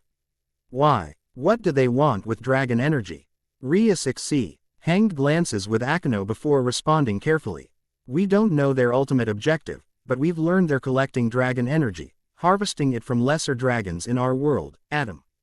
Pating to locate artifacts associated with Dragon Emperor's past. According to Azazel's research before she paused, a flash of grief crossing He sacrificed himself to close a major breach. They appear to be building towards something. The energy isn't being consumed but stored and concentrated. This revelation sent a chill through the room. Azazel, the fallen angel leader who had been both mentor and ally to Issei, was gone. Another reminder of how much had changed in the world he'd left behind. "I'm sorry about Azazel," Issei said quietly, genuine grief in his voice despite his controlled expression. "He was a good man. For all his eccentricities." Rias nodded acknowledgement, her own composure momentarily threatened by memories. "He died as he lived, brilliantly and on his own terms. His final research gave us the breakthrough that eventually led us to you." The conversation paused as Kaneko and Kiba also began to stir, consciousness returning as the recovery pods completed their work. Issei moved to assist them, helping each former peerage member orient to their surroundings with quiet explanations and reassurances. As the DXD members gathered their bearings, Welf arrived with Bell, both bearing reports from the breach site that required Issei's immediate attention.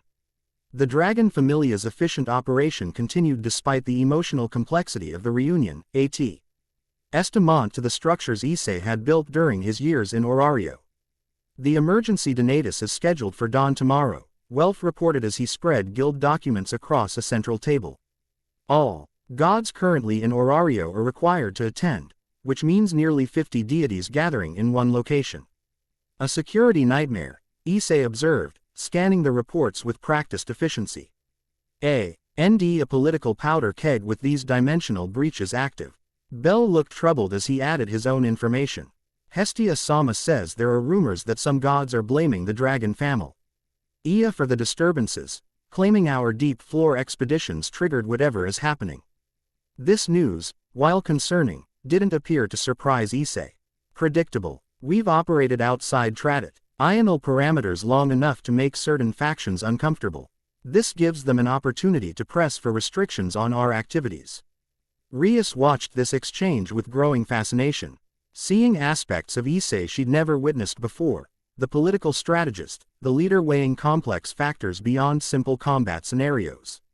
The boy who had once needed direction in even basic evil society now navigated intricate political landscapes with practiced ease. "What's your plan for the donatus?" she asked, naturally engaging with the strategic elements of the situation. Issei glanced at her, momentarily surprised by her insertion into what had been a Dragon Familia discussion. Then his expression shifted to thoughtful consideration. "Originally, I planned to coordinate with Freya to present a unified explanation of the dungeon anomalies," he explained. "But your arrival and these breaches change the equation significantly. Now we need to address not just dungeon abnormalities but interdimensional incursions." "Freya," Rias repeated, catching the unfamiliar name with particular interest. "One of the deities of this world.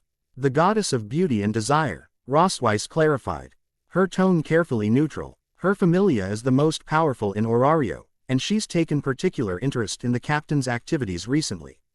Something in her delivery caused Rias's eyes to narrow slightly, picking up undercurrents that went beyond mere political alliance. "I see," she said, her own tone equally measured. "And this goddess is a trustworthy ally." A moment of awkward silence followed before Welf cleared his throat. "Freya-sama isn't exactly known for transparency in her motives," he offered diplomatically. "But her resources and knowledge are unparalleled. In other words, a necessary alliance with uncertain loyalty," Rias summarized, familiar with such arrangements from underworld politics. "Has she offered any explanation for her interest in these matters?" Issei's expression remained carefully neutral.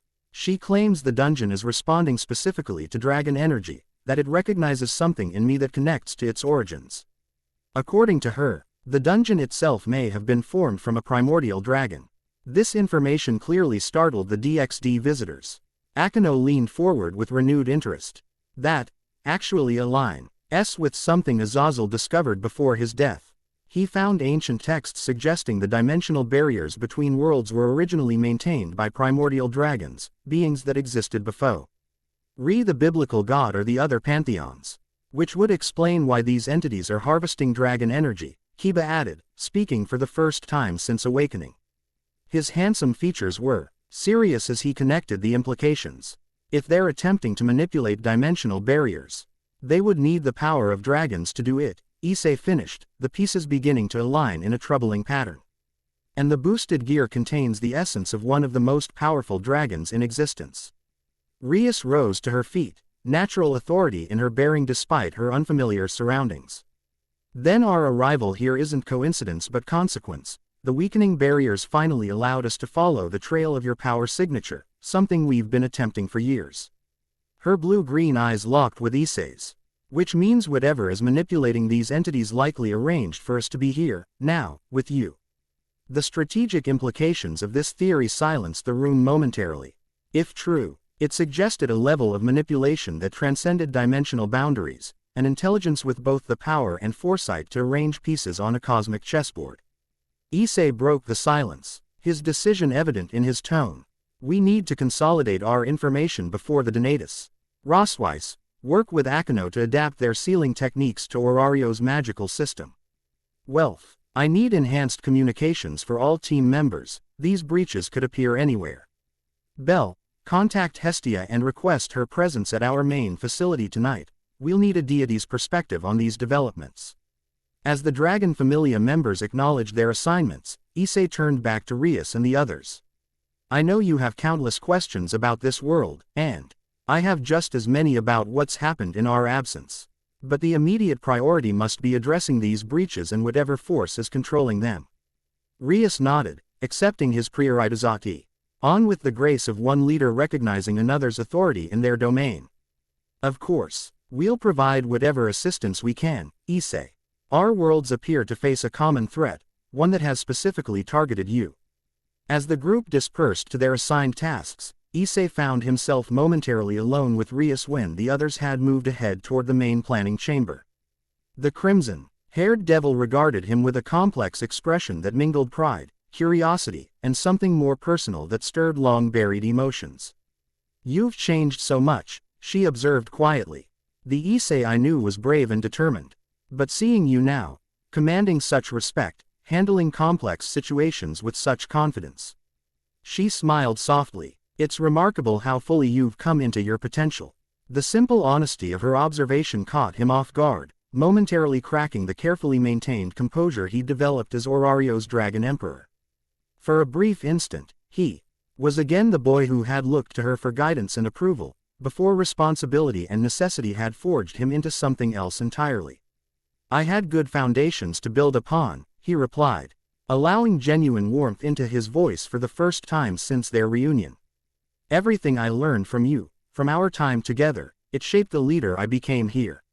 Her smile widened, pleasure at his acknowledgement evident in her expression. Before she could respond, however, Anyo building, milder than before but unmistakable. The moment of personal connection gave way immediately to shared concern for the larger threat. We should join the others, Rias said, her own leadership instincts asserting themselves. Whatever is coming, we'll face it together, just like before. Issei nodded, falling into step beside her as they moved toward the planning chamber where both familiar and new allies gathered.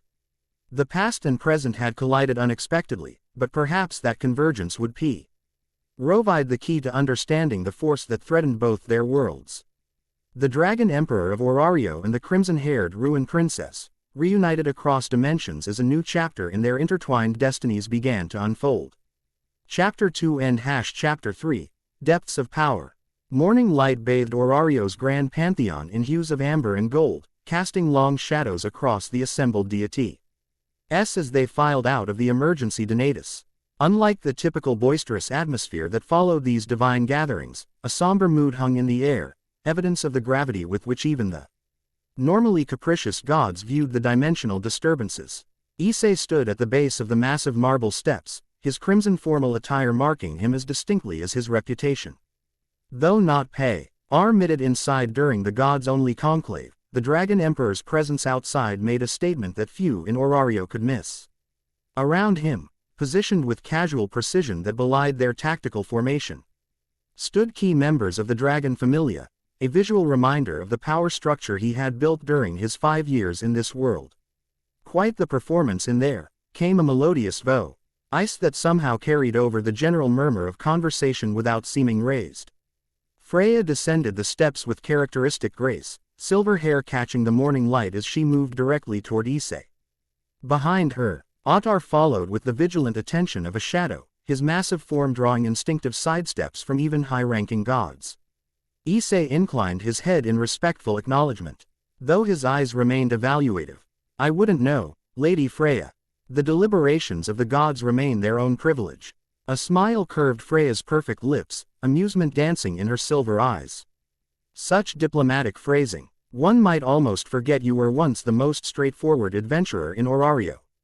She stopped before him, close enough that her divine scent, night blue, Ming flowers and something indefinably celestial, enveloped his senses. "Your arrangement has been approved, though not without significant opposition." This was the news Issei had been waiting for. Huff he revealed nothing in his expression beyond mild interest. The gods recognize practical necessity when properly presented. "Indeed," Freya agreed, her gaze sliding past him to where Rosweiss Say stood conferring with Welf about something on a data crystal. "Though I admit, I was surprised by your proposal. Joint expedition authority is unprecedented, especially extending to visitors." He careful phrasing confirmed what Issei had suspected. Freya knew about the arrival of Rias and the others, though perhaps not their exact nature or origin. The goddess of beauty missed little that occurred in Orario. Despite her seemingly detached persona, unprecedented circumstances require innovative approaches, Issei replied evenly. The dimensional disturbances affect all of Orario. Pooling expertise seems only logical. Freya's laugh was like silver bells, drawing attention from nearby deities who couldn't help but be entranced by her effortless allure. "Logical, yes, but since when has logic guided the gods' decisions?" She stepped closer, dropping her voice to ensure privacy despite the public setting. "Hestia was particularly vocal in supporting your proposal. One might wonder what special interest she has in these interdimensional matters." The subtle probing confirmed another of Issei's suspicions. Information networks were working overtime to determine the exact Nadu of his relationship with the newly arrived visitors, particularly why Hestia had taken such a personal interest in their integration into Orario's complex society. "Hestia-sama has always supported cooperation between familias," he answered, revealing nothing of significance while maintaining the appearance of transparency. "Her perspective carries weight with many deities." Before Freya could press further, another god approached, Ganesha, his masked face impossible to read though his booming voice carried his enthusiasm clearly. "Dragon Emperor, I am Ganesha." The deity's trademark introduction echoed across the plaza, momentarily drawing attention away from Freya. "My familia stands ready to assist with security measures as decreed by the Donatus. You need merely direct us." Issei accepted the interruption with well-concealed relief, turning to acknowledge the flamboyant deity with appropriate respect. "Ganesha-sama, your familia's expertise in containment will be invaluable during this crisis. I look forward to coordinating efforts." As more gods and their representatives approached to discuss the Donatus outcomes, Issei maintained the careful balance between respect and independence that had become his trademark in Orario politics. Throughout it all, he remained acutely aware of Freya's continued presence, her silver eyes observing each interaction with calculated interest. It was nearly an hour later when he finally extricated himself from the post-Donatus discussions, rejoining his core team at their predetermined rendezvous point several blocks from the Pantheon. Rosweiss immediately provided a data crystal containing information gathered through their extensive network during the Divine Conclave. Loki and Freya led most of the discussion, she reported. As they walked toward their main facility, her voice pitched for privacy despite the busy street. Hestia's support proved crucial in the final vote, though Ishtar attempted to rally opposition wit. Claims that unauthorized dimensional research should be punishable by banishment. Issei absorbed this without visible reaction, though internally he noted which deities might require additional attention in coming days. "And the expedition authorization, approved with conditions," Welf interjected, matching their pace while scanning the architectural schematics displayed on his portable forge matrix. "Joint command structure between Dragon Familia and Freya Familia," with secondary support from Loki Familia and Hestia Familia. Guild observers required at all times. Which means we'll be under constant scrutiny, Lily added, her diminutive form keeping pace despite her shorter legs. The Palam's sharp eyes continuously scanned their surroundings, natural paranoia honed by years of information gathering.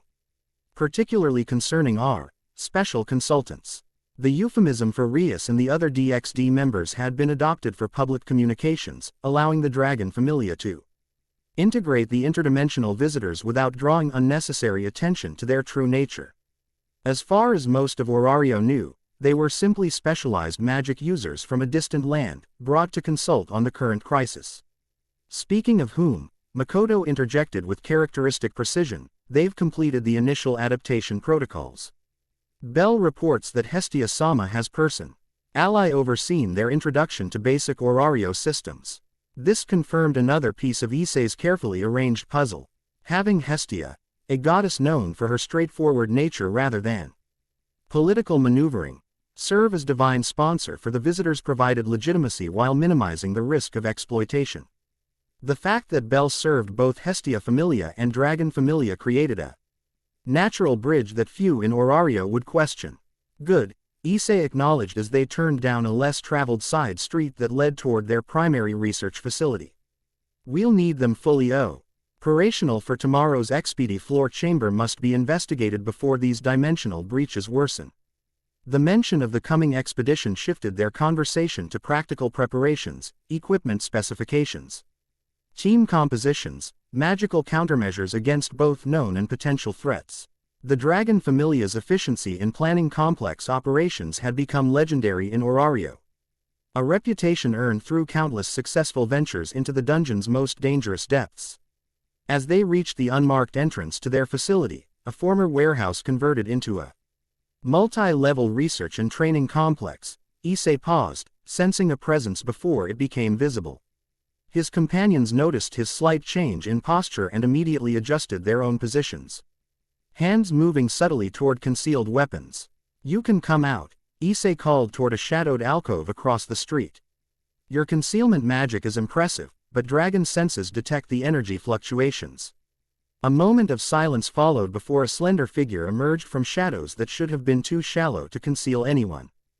Golden hair caught the midday sun as an elven woman stepped into view. Green eyes evaluating Issei with calm intensity. She wore the distinctive attire of the hostess of fertility, a popular tavern frequented by adventurers, though the daggers concealed beneath her apron were certainly not standard waitress equipment. Ryu Lion, Issei acknowledged, recognizing the former adventurer whose history in Orario was as complex as it was tragic. What brings Orario's most skilled elven waitress to our doorstep? Not your hospitality, clearly, she replied, her voice cool and measured, each word precise in the way characteristic of elven speech. I observed the Donatus outcomes. You're planning a deep floor expedition to investigate the dimensional disturbances. It wasn't a question, which indicated she had access to information beyond what most adventurers would possess. Issei studied her more carefully, noting the confident posture that spoke of combat readiness despite years away from active adventuring. The Donatus proceedings are now public knowledge, he confirmed noncommittally, though I'm curious why they would interest someone who left the adventurer life behind. Something flickered in Ryu's green eyes, a shadow of memories that carried both pain and purpose. I haven't ventured below the 18th floor in years, she acknowledged. But I recognized the energy signature from yesterday's breach. It matched something I encountered once, long ago, in the deepest expedition of the Estrella Familia. This unexpected connection immediately captured Issei's full attention. The Estrella Familia had been destroyed years before his arrival in Orario. Their records largely lost or sealed in guild archives. If Ryu had first-hand experience with similar phenomena, perhaps we should continue this conversation inside, he suggested, gesturing toward the entrance where security enchantments hummed with invisible power. Ryu hesitated momentarily, weighing unknown considerations before giving a single, precise nod. Very well, though I come seeking information as much as offering it. A fair exchange, then, Issei agreed, leading the group into the facility with a new potential source of crucial knowledge, and perhaps more. Depending on what the former adventurer revealed. The Dragon Familia's main conference chamber hummed with focused energy as expedition preparations reached their final phase. 3 diamonds. Ional projections of dungeon mapping data hovered above the central table, with highlighted markers indicating anomalous energy readings from previous explorations.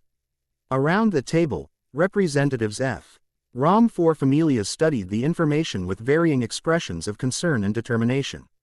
The dimensional resonance points are concentrated between floors 55 and 60, Rossweiss explained, manipulating the projection to highlight specific locations. But the strongest signal remains the chamber we discovered on 59, where the crystalline formations showed direct response to dragon energy.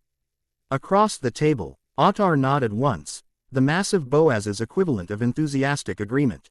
As Freya Familia's captain, his presence represented both his goddess's authority and her considerable resources. Our scouts confirmed similar crystalline growths appearing on floor 57 as recently as yesterday. They appear to be spreading, which aligns with what we've observed in the upper world, added a new voice as Ace Wallenstein leaned forward to study the projections more closely. The Sword Princess's golden eyes tracked the data patterns with practiced precision, her analytical mind belying her sometimes distant demeanor. As Loki Familia's representative, her combat capabilities nearly matched Ottar's, making her an invaluable addition to the expedition force. The question remains, Bel Crenel interjected from his position representing Hestia Familia, what happens when we reach the chamber? Last time, it seemed dormant until directly exposed to the captain's energy. All eyes turned to Issei, who stood at the head of the table, crimson armor gleaming in the chamber's magical lighting. The Dragon Emperor had been unusually quiet during this planning session, his attention seemingly divided between the tactical discussion and some inner calculation. This time, we'll be prepared for active response, he stated, moving forward to adjust the projection, expanding it to show equipment schematics developed by Wealth. These containment devices should allow us to collect samples without triggering a full resonance cascade. Our primary objective is information gathering, not direct interaction. Unless that becomes necessary, Ryu Lion observed from her position slightly apart from the main group. The elven former adventurer had provided valuable context from her experiences with the Estrella Familia, earning her place in this strategic council despite her current unaffiliated status. If these formations are spreading as rapidly as reported, passive observation may no longer be sufficient. The subtle challenge in her tone didn't go unnoticed. Since joining their discussions the previous day, Ryu had demonstrated both extensive knowledge and a willingness to question assumptions that Issei found refreshingly direct in a city often bound by political niceties. Agreed, he acknowledged with a nod toward her. Which is why we've prepared for multiple contingencies, including direct energy interaction if required. He turned his attention to where Rias and Akino stood reviewing magical countermeasures with Riveria, Loki Familia's elven mage. How are the sealing protocols progressing? Rias straightened, her crimson hair contrasting sharply with the deep blue of the Orario-style combat attire she now wore. In just 2 days, she had adapted to this new world with remarkable efficiency, quickly grasping the complex political and magical systems that governed Orario. We've successfully integrated fallen angel binding techniques with elvish high magic, she reported, gesturing toward the complex magical circles displayed on a secondary projection. Theoretical modeling suggests a 70% containment efficacy against the energy signatures we've recorded from previous breaches. 70 is insufficient for safety parameters, Riveria noted, her millennia of magical experience evident in her authoritative tone. We need at least 85% for deep floor deployment. Akino smiled with deceptive sweetness that did nothing to hide the determination in her violet eyes. Which is why we've added these modifier sequences here and here. She indicated specific points in the magical formula. When empowered by both devil and elvish magic simultaneously, efficiency increases to 88%. The High Elf studied the modifications with critical attention before nodding once in approval. Impressive adaptation, especially considering your limited exposure to our mag exchange exemplified the unprecedented cooperation that had formed around the dimensional crisis. Familias that normally operated independently now sharing knowledge and resources toward a common goal. Even more remarkable was the seamless integration of the DXD visitors, whose unique abilities and perspective provided crucial innovations. Time frame for departure. Ottar inquired, bringing the discussion back to practical logistics. Dawn tomorrow, Issei confirmed. 3 teams with specialized objectives. He manipulated the projection to display the expedition structure. Team Alpha will focus on the chamber investigation, myself, Ottar, Issei, and Rias. Team Beta handles security and perimeter defense, Bell, Tiona, Tion, Alan, and the Gulliver brothers. Team Gamma manages data collection and analysis, Rosweiss, Riveria, Akano, and Lefia. And my role? Ryu asked, noting her absence from the team assignments. Issei met her gaze directly. You'll be with Team Alpha. Your first-hand experience, CE with similar phenomena makes you valuable for the chamber investigation. Something flickered in the elf's expression, perhaps surprise at being assigned to the most critical team despite her years away from active adventuring. But she merely nodded acceptance, her composed demeanor revealing nothing of her thoughts. Communications testing will commence in 1 hour, Welf announced. Distribute enhanced communication crystals to each team leader. These have been modified to function despite magical interference we've encountered in previous dimensional disturbances. As the meeting TRA, NSITIONED to equipment verification and final preparations, Issei withdrew slightly, moving to a side chamber where magical barriers provided both privacy and security. He had just activated the Priva Psi field when a soft knock preceded Rias entering, her expression thoughtful.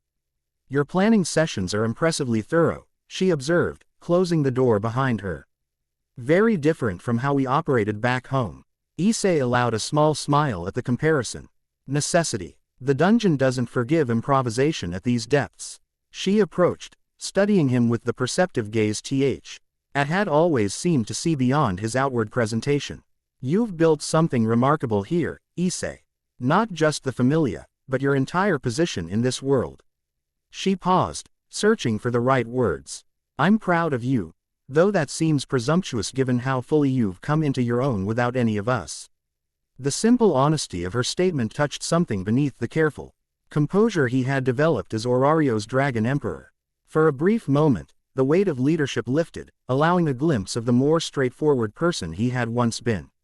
Not without all of you, he corrected gently.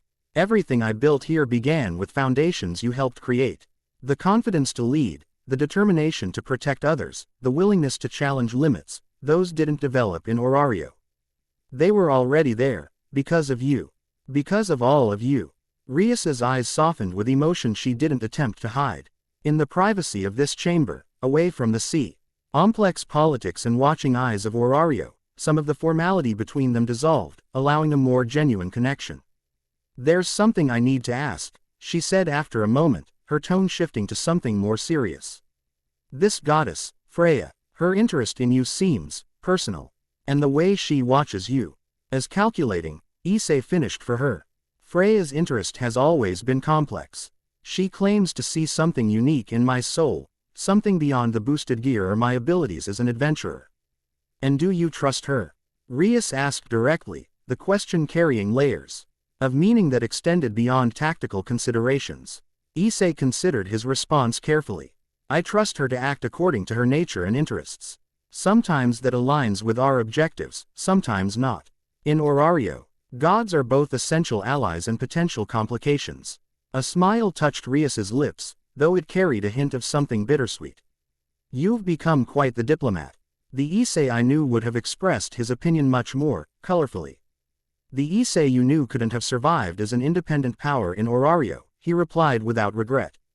This world required adaptation. She nodded understanding, though her eyes still held questions. And what about personal connections? In 5 years, surely there have been. She trailed off, leaving the implication clear. The conversation had ventured into territory Issei had carefully avoided since their reunion. His personal life in Orario was complicated, relationships formed and developed during years.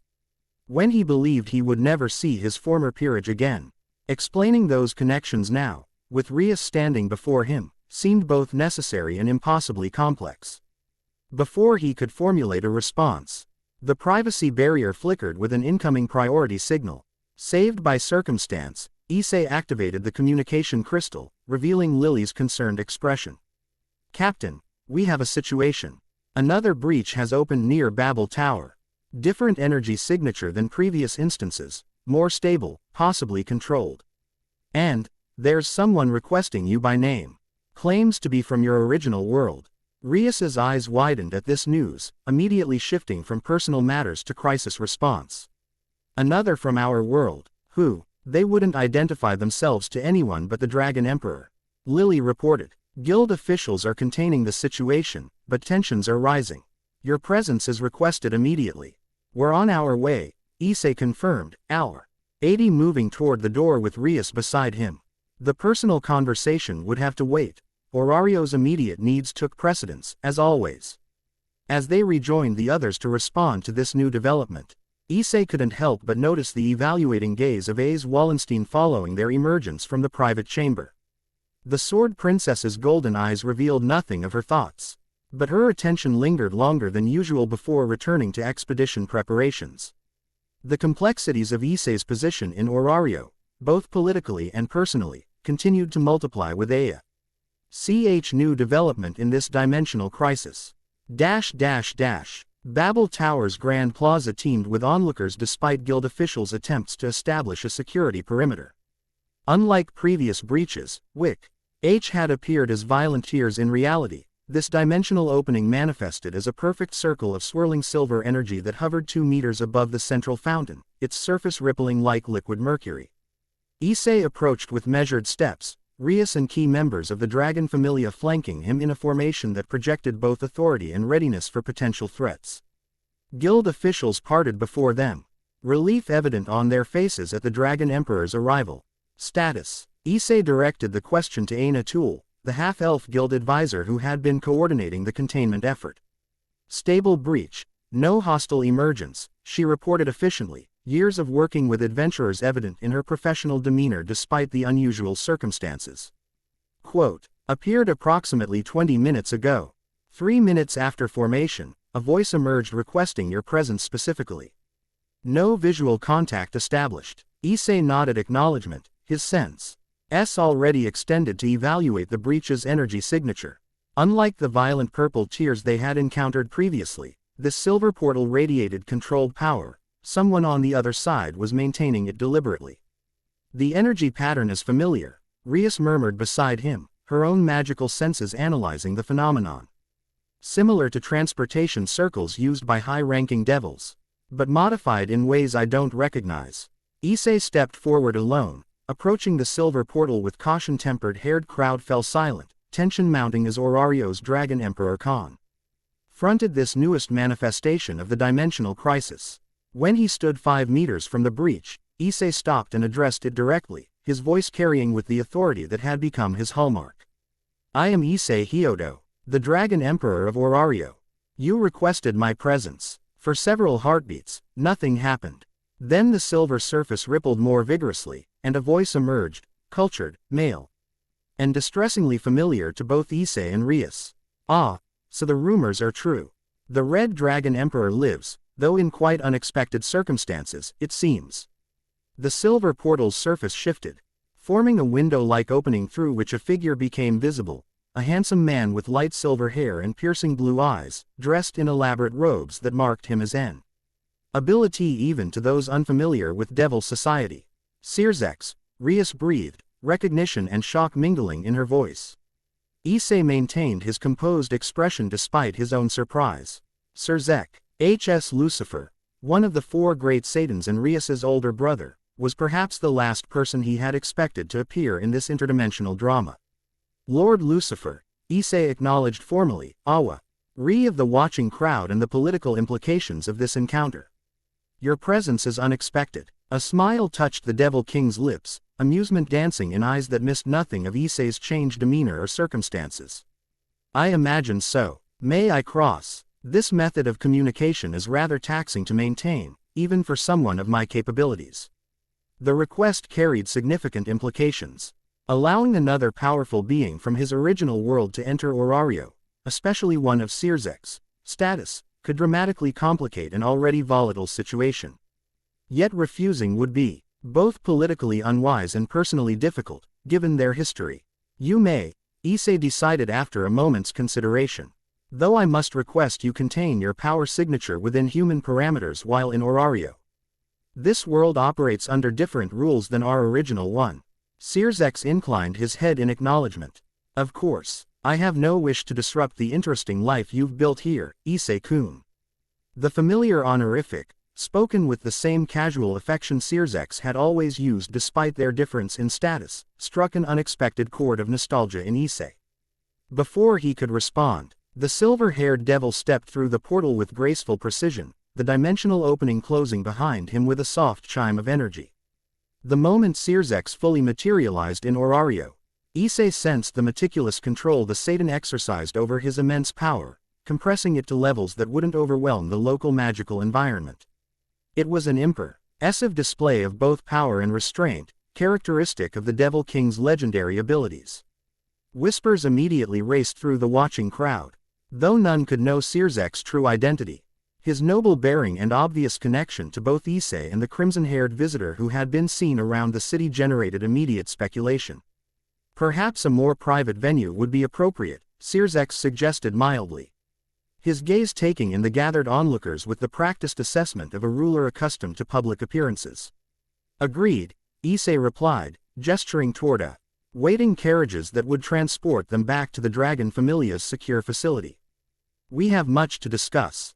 As they moved through the parting crowd, Rias finally overcame her initial shock enough to address her brother directly. Oni-sama, how did you find us? The dimensional barriers have been deteriorating at an accelerating rate. Sears completed her thought, his pleasant expression belying the gravity of his words. After your unconventional departure, we redoubled our efforts to understand the phenomenon.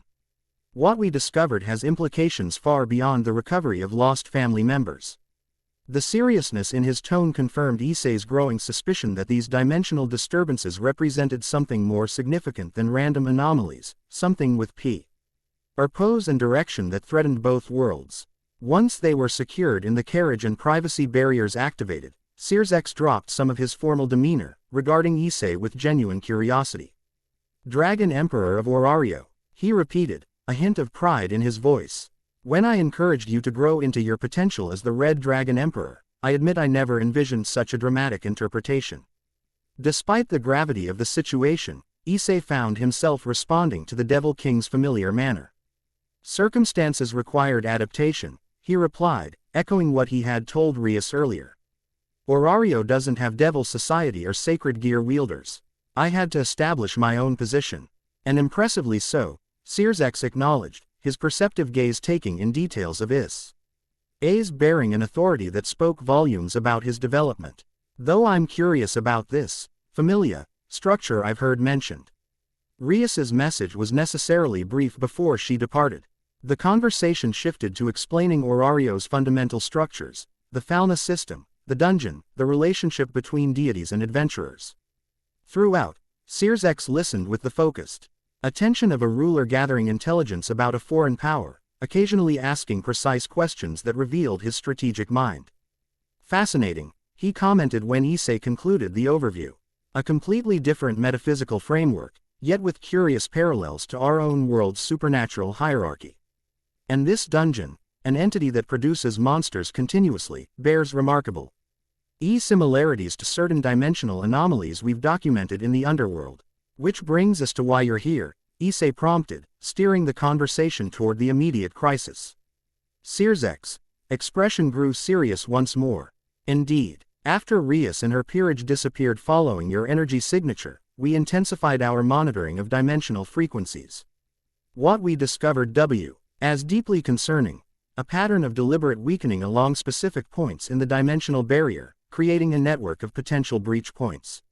Someone is systematically targeting the barriers between worlds, Rias concluded, her strategic mind immediately grasping the implications. Precisely. Sears produced a small crystal sphere from within his robes, activating it to display a complex three-dimensional map of intersecting energy lines. Each of these points represents a location where the barrier has been compromised to some degree. The pattern isn't random, it forms a ritual circle of enormous scale. Spanning multiple dimensions, Issei studied the projection with growing concern, recognizing elements that corresponded to their own observations in Orario. The entities that have been coming through the breaches, they're part of this pattern. They appear to be servants or tools rather than the primary architects, SSS confirmed. Energy harvesters, essential L.Y. gathering power from specific sources to fuel whatever ritual is being constructed.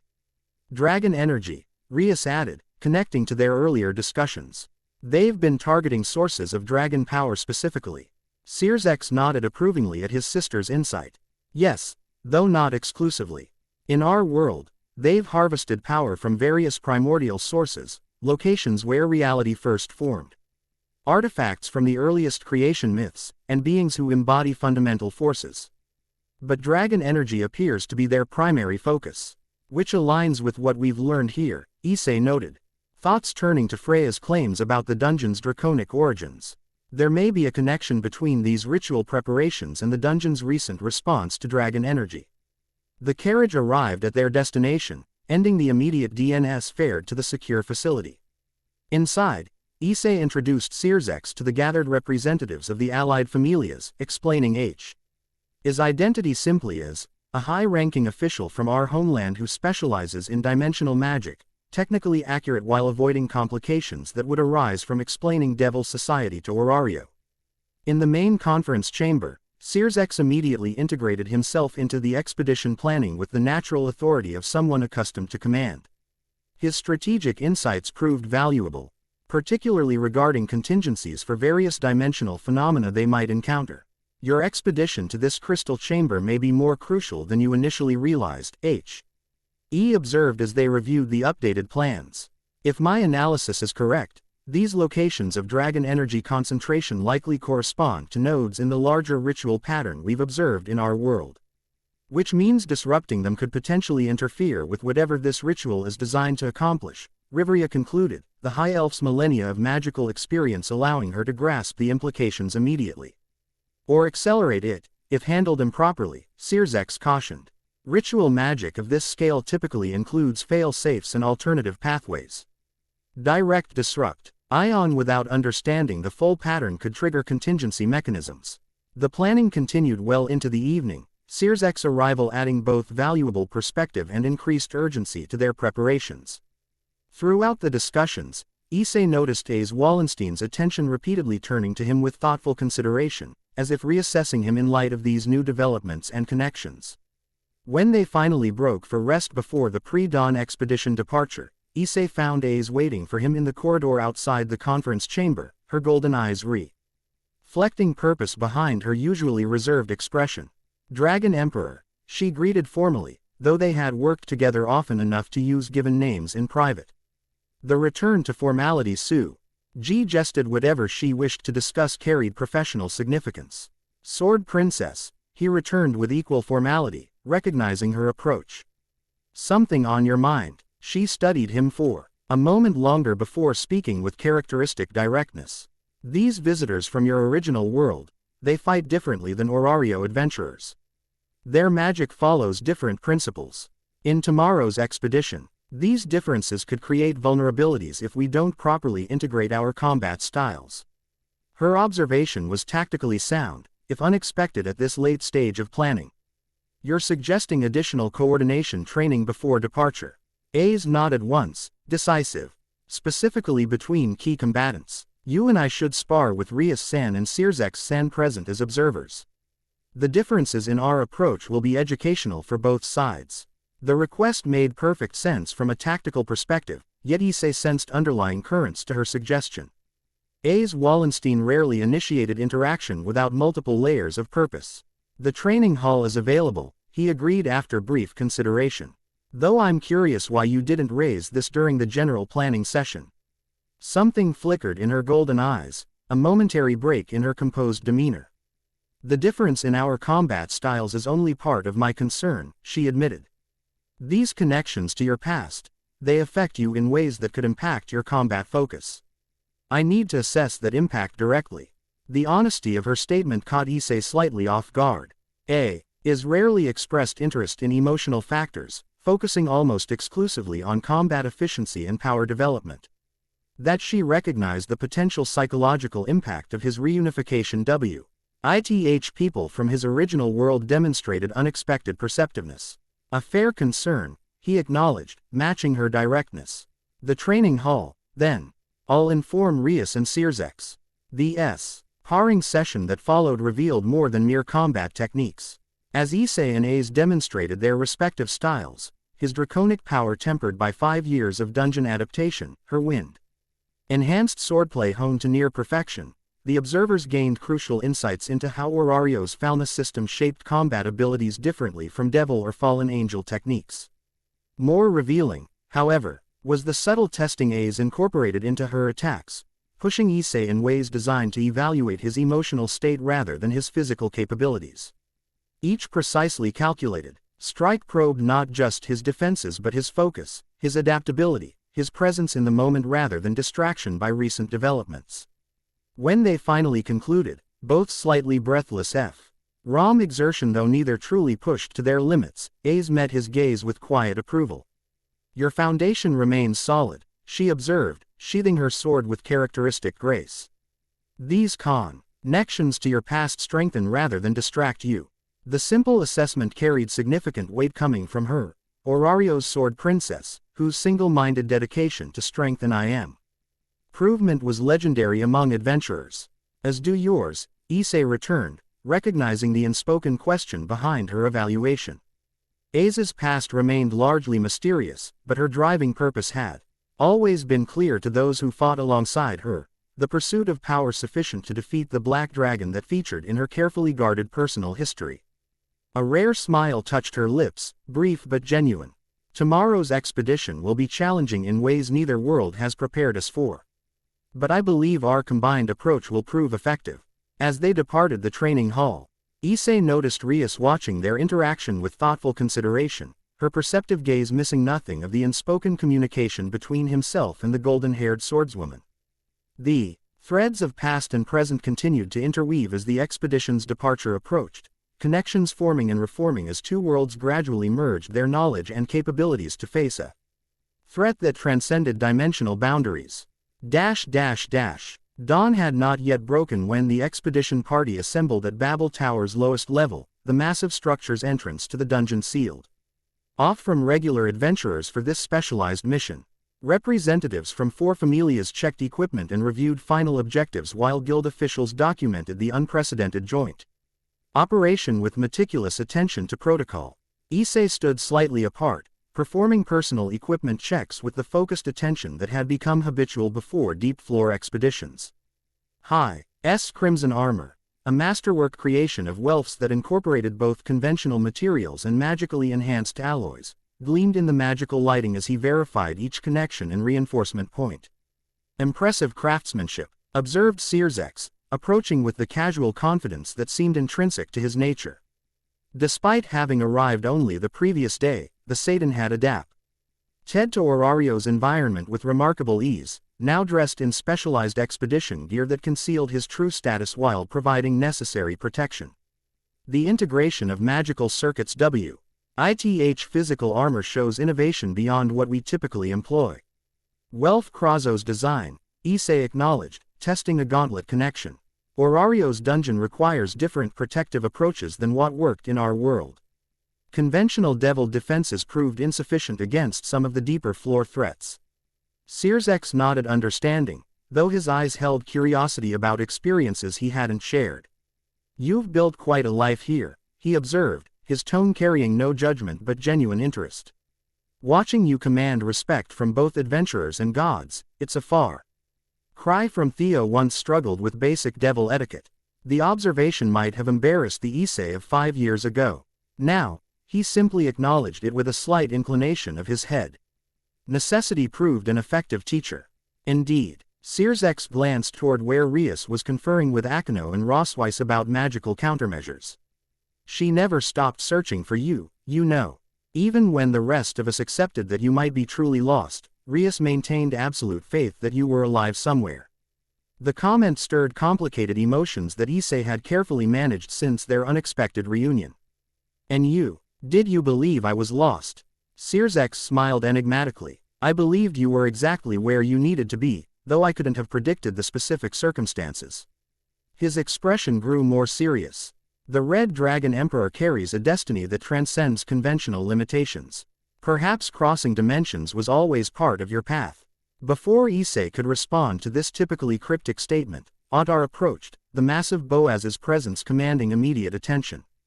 Final preparations are complete. The guild has approved expedition commencement. With practiced efficiency, the assembled adventurers formed into their designated teams, each group activating specialized communication crystals tuned to their specific frequency. Issei moved to the front of the formation, the natural authority he had developed as Dragon Emperor evident in his bearing and the respectful attention of even the highest-ranked adventurers present. Our objectives remain clear, he addressed the gathered expedition members, his voice carrying without needing to be raised. Team Alpha investigates the crystal chamber on floor 59. Team Beta maintains security perimeter and manages potential monster encounters. Team Gamma documents all anomalous readings and maintains our communication link to the surface. He paused, gaze SW. Eeping across the assembled faces, some familiar allies of years, others new connections formed through crisis. This expedition carries unprecedented importance for Orario's security. The dimensional disturbances we've witnessed are not random anomalies but calculated incursions. What we discover today may determine how we address this threat to both our worlds. With final acknowledgements exchanged, the expedition moved into the dungeon's upper levels, beginning the long descent toward the depths where answers, and likely greater dangers, awaited. The journey through familiar floors proceeded with practiced efficiency, each team functioning in their specialized role with minimal need for direction. It was near the 30th floor that they encountered the first sign of unusual activity. The dungeon's typical stone walls had developed thin veins of crystalline material that pulsed with faint luminescence when approached, similar to the formations they had discovered on the 59th floor. But in earlier developmental stages, the spread is accelerating, Riveria observed as Team Gamma documented the phenomenon. These formations weren't present during standard guild mapping 3 days ago. The energy signature matches what we found below, but at significantly lower concentration, Rossweiss confirmed, magical instruments recording detailed measurements for later analysis. It's as if the dungeon is growing these formations intentionally, extending them upward from the deeper origin point. Issei approached one of the crystalline veins, not touching but extending his senses toward it. The boosted gear manifested automatically in response, the gauntlet's emerald jewel pulsing in rhythm that matched the crystal's subtle illumination. It recognizes dragon energy, he confirmed. What Freya had told him about the dungeon's potential draconic origins gaining credibility with each new observation. And it's responding more actively than before. These growths follow a pattern, Aze noted, her golden eyes tracking the crystalline veins with tactical assessment. They're concentrated along structural weak points in the dungeon walls, places where different floors connect. This observation carried significant implications. If the crystalline growths were targeting connective points specifically, it suggested purposeful modification of the dungeon's fundament. Tall structure rather than random proliferation. We should accelerate our descent, Ottar recommended, the Boaz's pragmatic nature focusing on their primary objective rather than these preliminary findings. If the phenomenon is spreading upward from the lower floors, the source requires immediate investigation. Issei nodded agreement, though he ensured Team Gamma collected sufficient data before they proceeded. The expedition continued downward with increased urgency, encountering progressively more developed crystalline formations as they descended. By the 50th floor, entire sections of wall had transformed into the obsidian-like material shot through with pulsing veins of crimson energy. The monsters they encountered showed corresponding changes, subtle modifications to typical dungeon fauna that suggested adaptation to the crystalline environment. Hellhounds with obsidian growths extending from their spines. Liger fangs whose claws glowed with the same crimson energy that pulsed through the wall veins. Even plant-type monsters had developed crystalline structures within their normal forms. The entire ecosystem is adapting, Lefia observed with a mixture of scientific fascination and practical concern as Team Gamma documented these evolutionary changes. The young elven mage's expertise in magical biology provided valuable perspective on these developments. Adapting to what, though? Bell wondered aloud, his violet eyes tracking a particularly altered monster corpse as Team Beta secured their path. What's the purpose behind these changes? The question remained. Ned unanswered as they continued their descent, the dungeon's alteration becoming increasingly pronounced with each floor.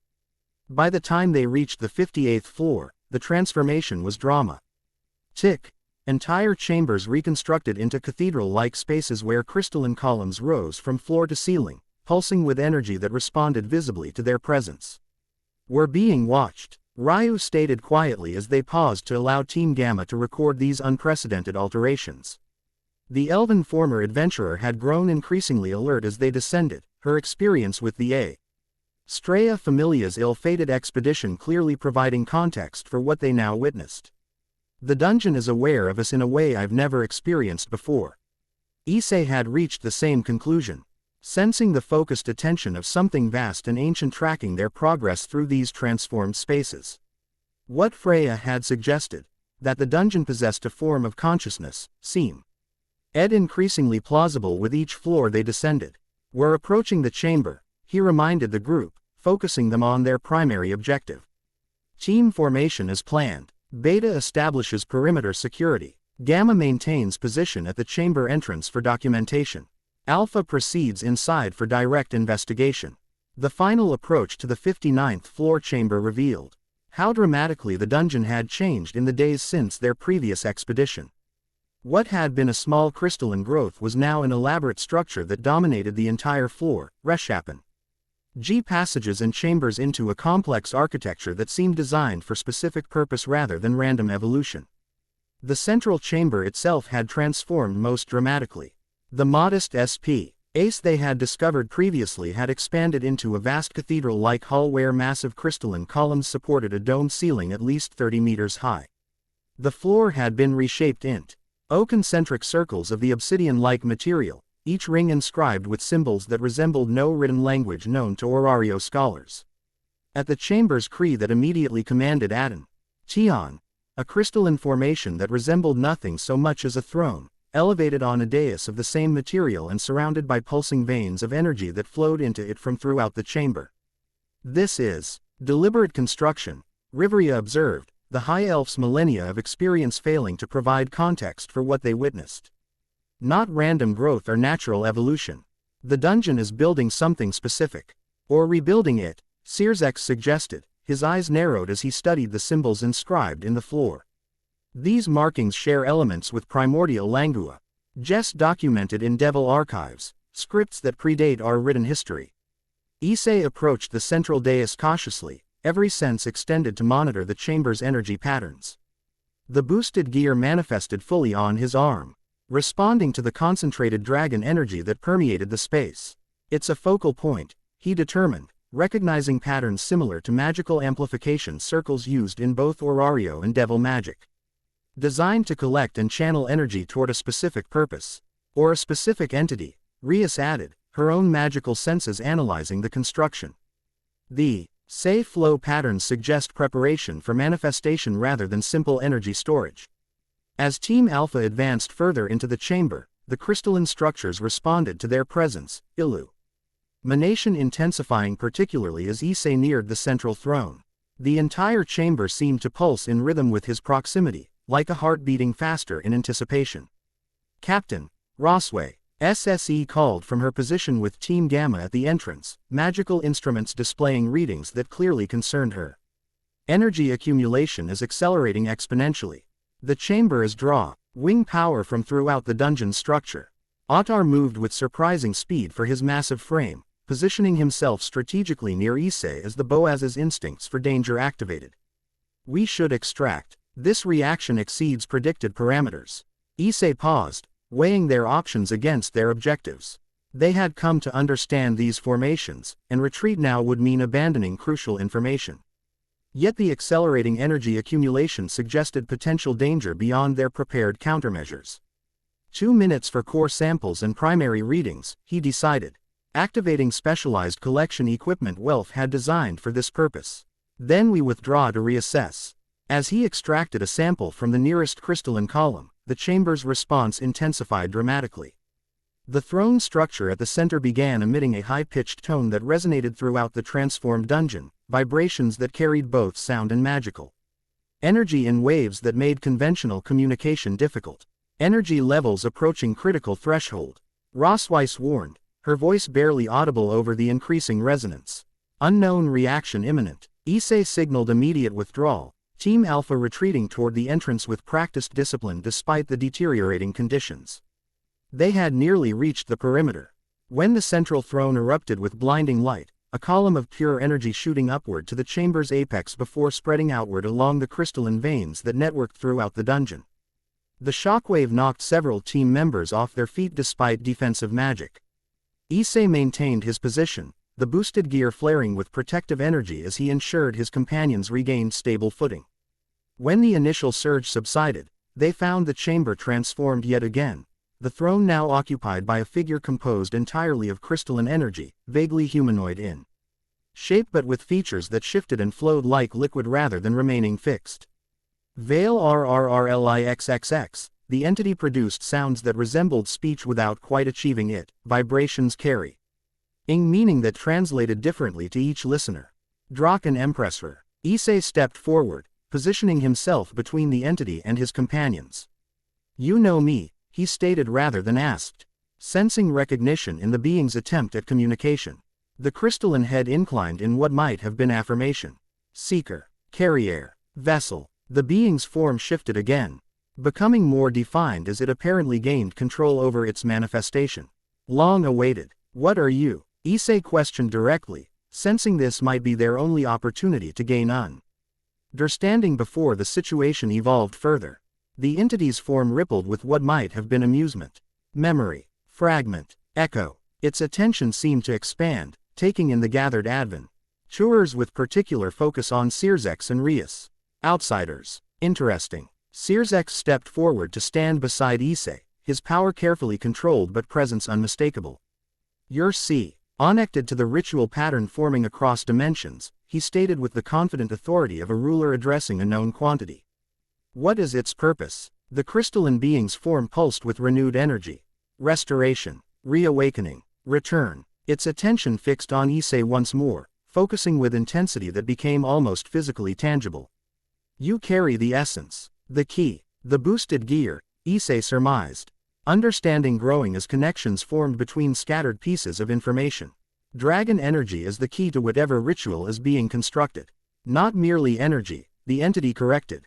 Its speech becoming more distinct as its manifestation stabilized. Consciousness. Connection. Continuation. Its crystalline hand extended toward Issei in a gestu that seemed both invitation and demand. You must understand before they complete their design. They. Rias questioned sharply, moving to Issei's other side. Who controls these dimensional breaches? The entity's form flickered, instability returning to its manifestation. Ancient ones. Sleepers. Those who would remake what was sundered. Its voice grew more urgent as its form began to dissolve at the edges. The pattern nears completion. The barriers thin beyond recovery. The convergence approaches. Aze drew her sword in a smooth motion, the blade glowing with wind energy as she said increasing instability in the chamber. It's losing cohesion. The manifestation is failing. Indeed, the crystalline being was clearly struggling to maintain its form, energy dissipating despite apparent effort to remain manifested. Seek the origin point, it instructed, focus remaining on Issei despite its deteriorating condition. Where worlds first divided, where dragons first fell, where the ancient ones still dream. With these cryptic instructions, the entity's form collapsed entirely, dissolving into particles of light that spread throughout the chamber before being absorbed into the crystalline network. The throne remained, now empty but still pulsing with energy that flowed through the dungeon's transformed structure. For several moments, silence filled the chamber as the expedition members processed what they had witnessed. Then practical concerns reasserted themselves as Rosweiss's instruments detected new energy patterns forming throughout the dungeon. The Crystalline network is activating on all levels, she reported, readings displaying across multiple monitoring devices. Energy flow has reversed. Instead of concentrating here, it's distributing outward toward the surface and beyond. Sirzex added grimly, producing his own monitoring crystal which displayed dimensional frequencies now fluctuating wildly. The barriers between worlds are thinning at an accelerated rate. Whatever that entity was, its manifestation has triggered the next phase of the ritual pattern. Issei made an immediate decision based on this new information. Expedition objectives modified. We return to the surface immediately to address these developments. Collect all data gathered thus far and Ent. As the teams reorganized for their return journey, Ryu approached Issei with uncharacteristic urgency in her typically composed demeanor.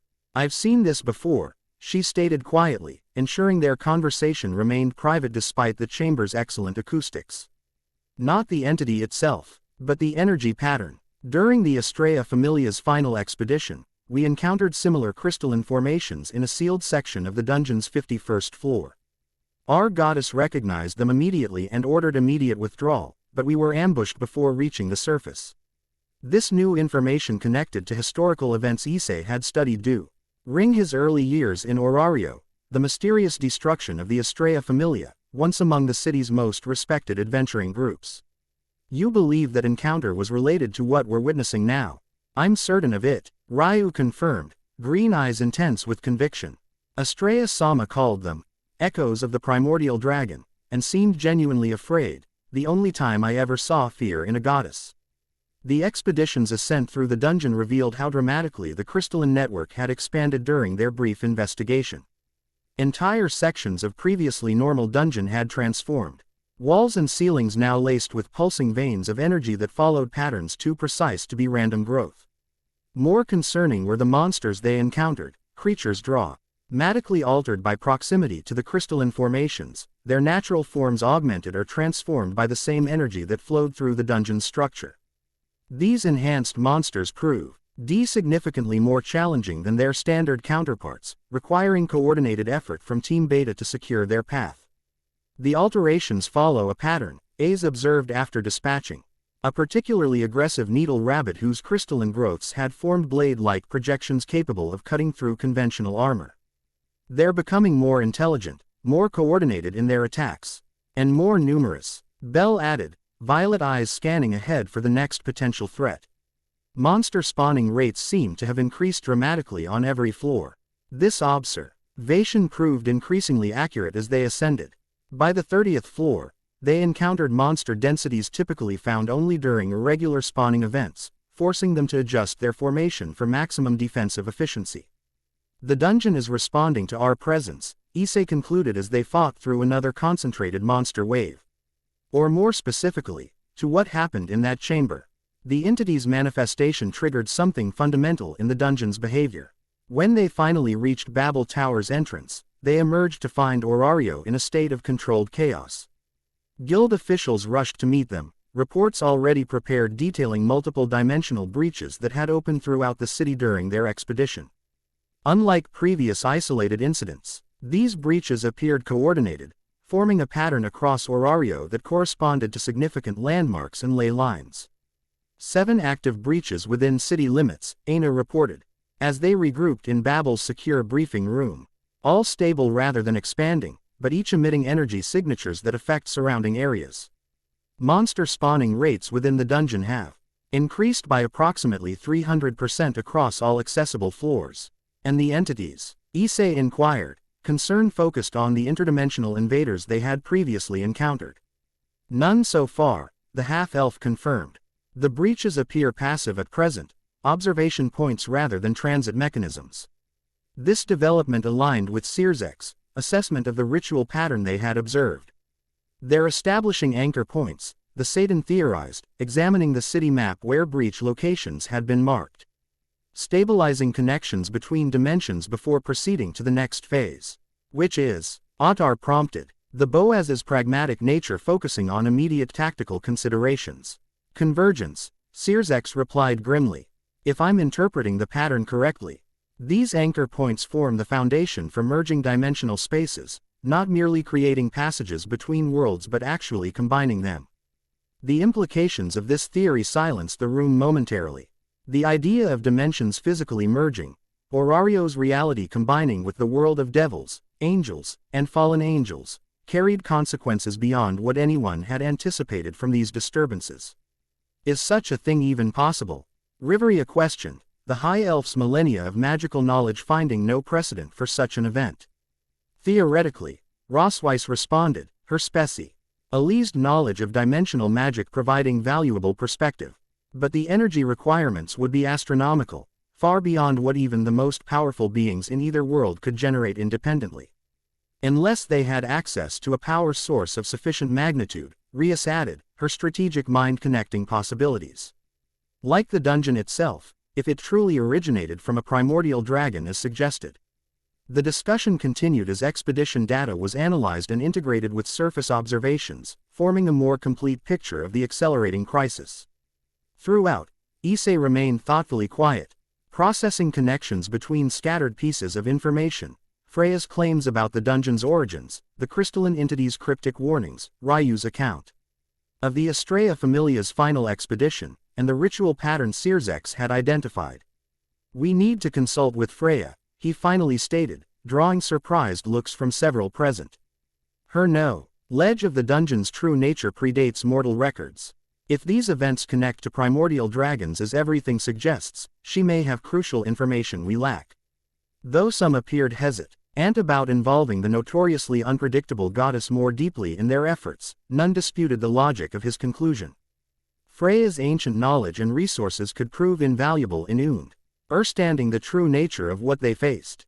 As the meeting concluded and teams dispersed to address specific aspects of the crisis, Issei approached Issei once more, her golden eyes serious as she gestured toward a private alcove where they could speak without being overheard. "The entity recognized you specifically," she stated once they had privacy. "Not just as the wielder of dragon power, but as something it had been waiting for." Quote, Issei nodded, having reached the same conclusion. "It called me vessel, among other things. The question is, vessel for what?" Issei studied him with the penetrating gaze that had earned her reputation for seeing beyond surface appearances. "When I first met you 5 years ago, I sensed something unusual in your aura, not just the dragon energy you wield, but something deeper. A potential beyond conventional parameters." Her expression grew more intent. "That potential has grown with each passing year, each level you've gained. Whatever that entity recognized in you, I've sensed it too, though I lacked context to understand its significance." This unexpected observation from the typically reserved swordswoman caught Issei slightly off guard. Issei rarely shared personal impressions, focusing instead on practical combat considerations. That she had been observing something so fundamental about him for years without mentioning it was characteristic of her methodical nature. But the timing of this revelation carried significance. "You believe it's relevant to our current situation," he surmised, not a question but recognition of her tactical assessment. "I believe you are central to whatever is unfolding," she confirmed with characteristic directness. "Not merely as Orario's Dragon Emperor or even as the Red Dragon Emperor from your original world, but as something these primordial forces recognize across Diamond." The conversation was interrupted by approaching footsteps, Rias, seeking Issei for further discussion of their findings. As Issei departed with a meaningful glance that suggested their conversation would continue later, the Sword Princess and the crimson-haired Ruin Princess passed each other with polite acknowledgments that did little to disguise mutual assessment. "She's quite remarkable," Rias observed once Issei had moved beyond hearing range. "Her combat abilities during the expedition were beyond anything I've seen from human swordsmen in our world." "Issei is exceptional even by Orario standards," Issei acknowledged. "Her single-minded dedication to growth and improvement has few equals." Rias studied him with the perceptive gaze that had always seen beyond his surface presentation. "She seems to have taken particular interest in you," she noted casually, though the observation carried subtle inquiry. "We've reigned together occasionally over the years," Issei explained, recognizing the unasked question behind her comment. "Her pursuit of greater strength aligns with certain aspects of my own development path."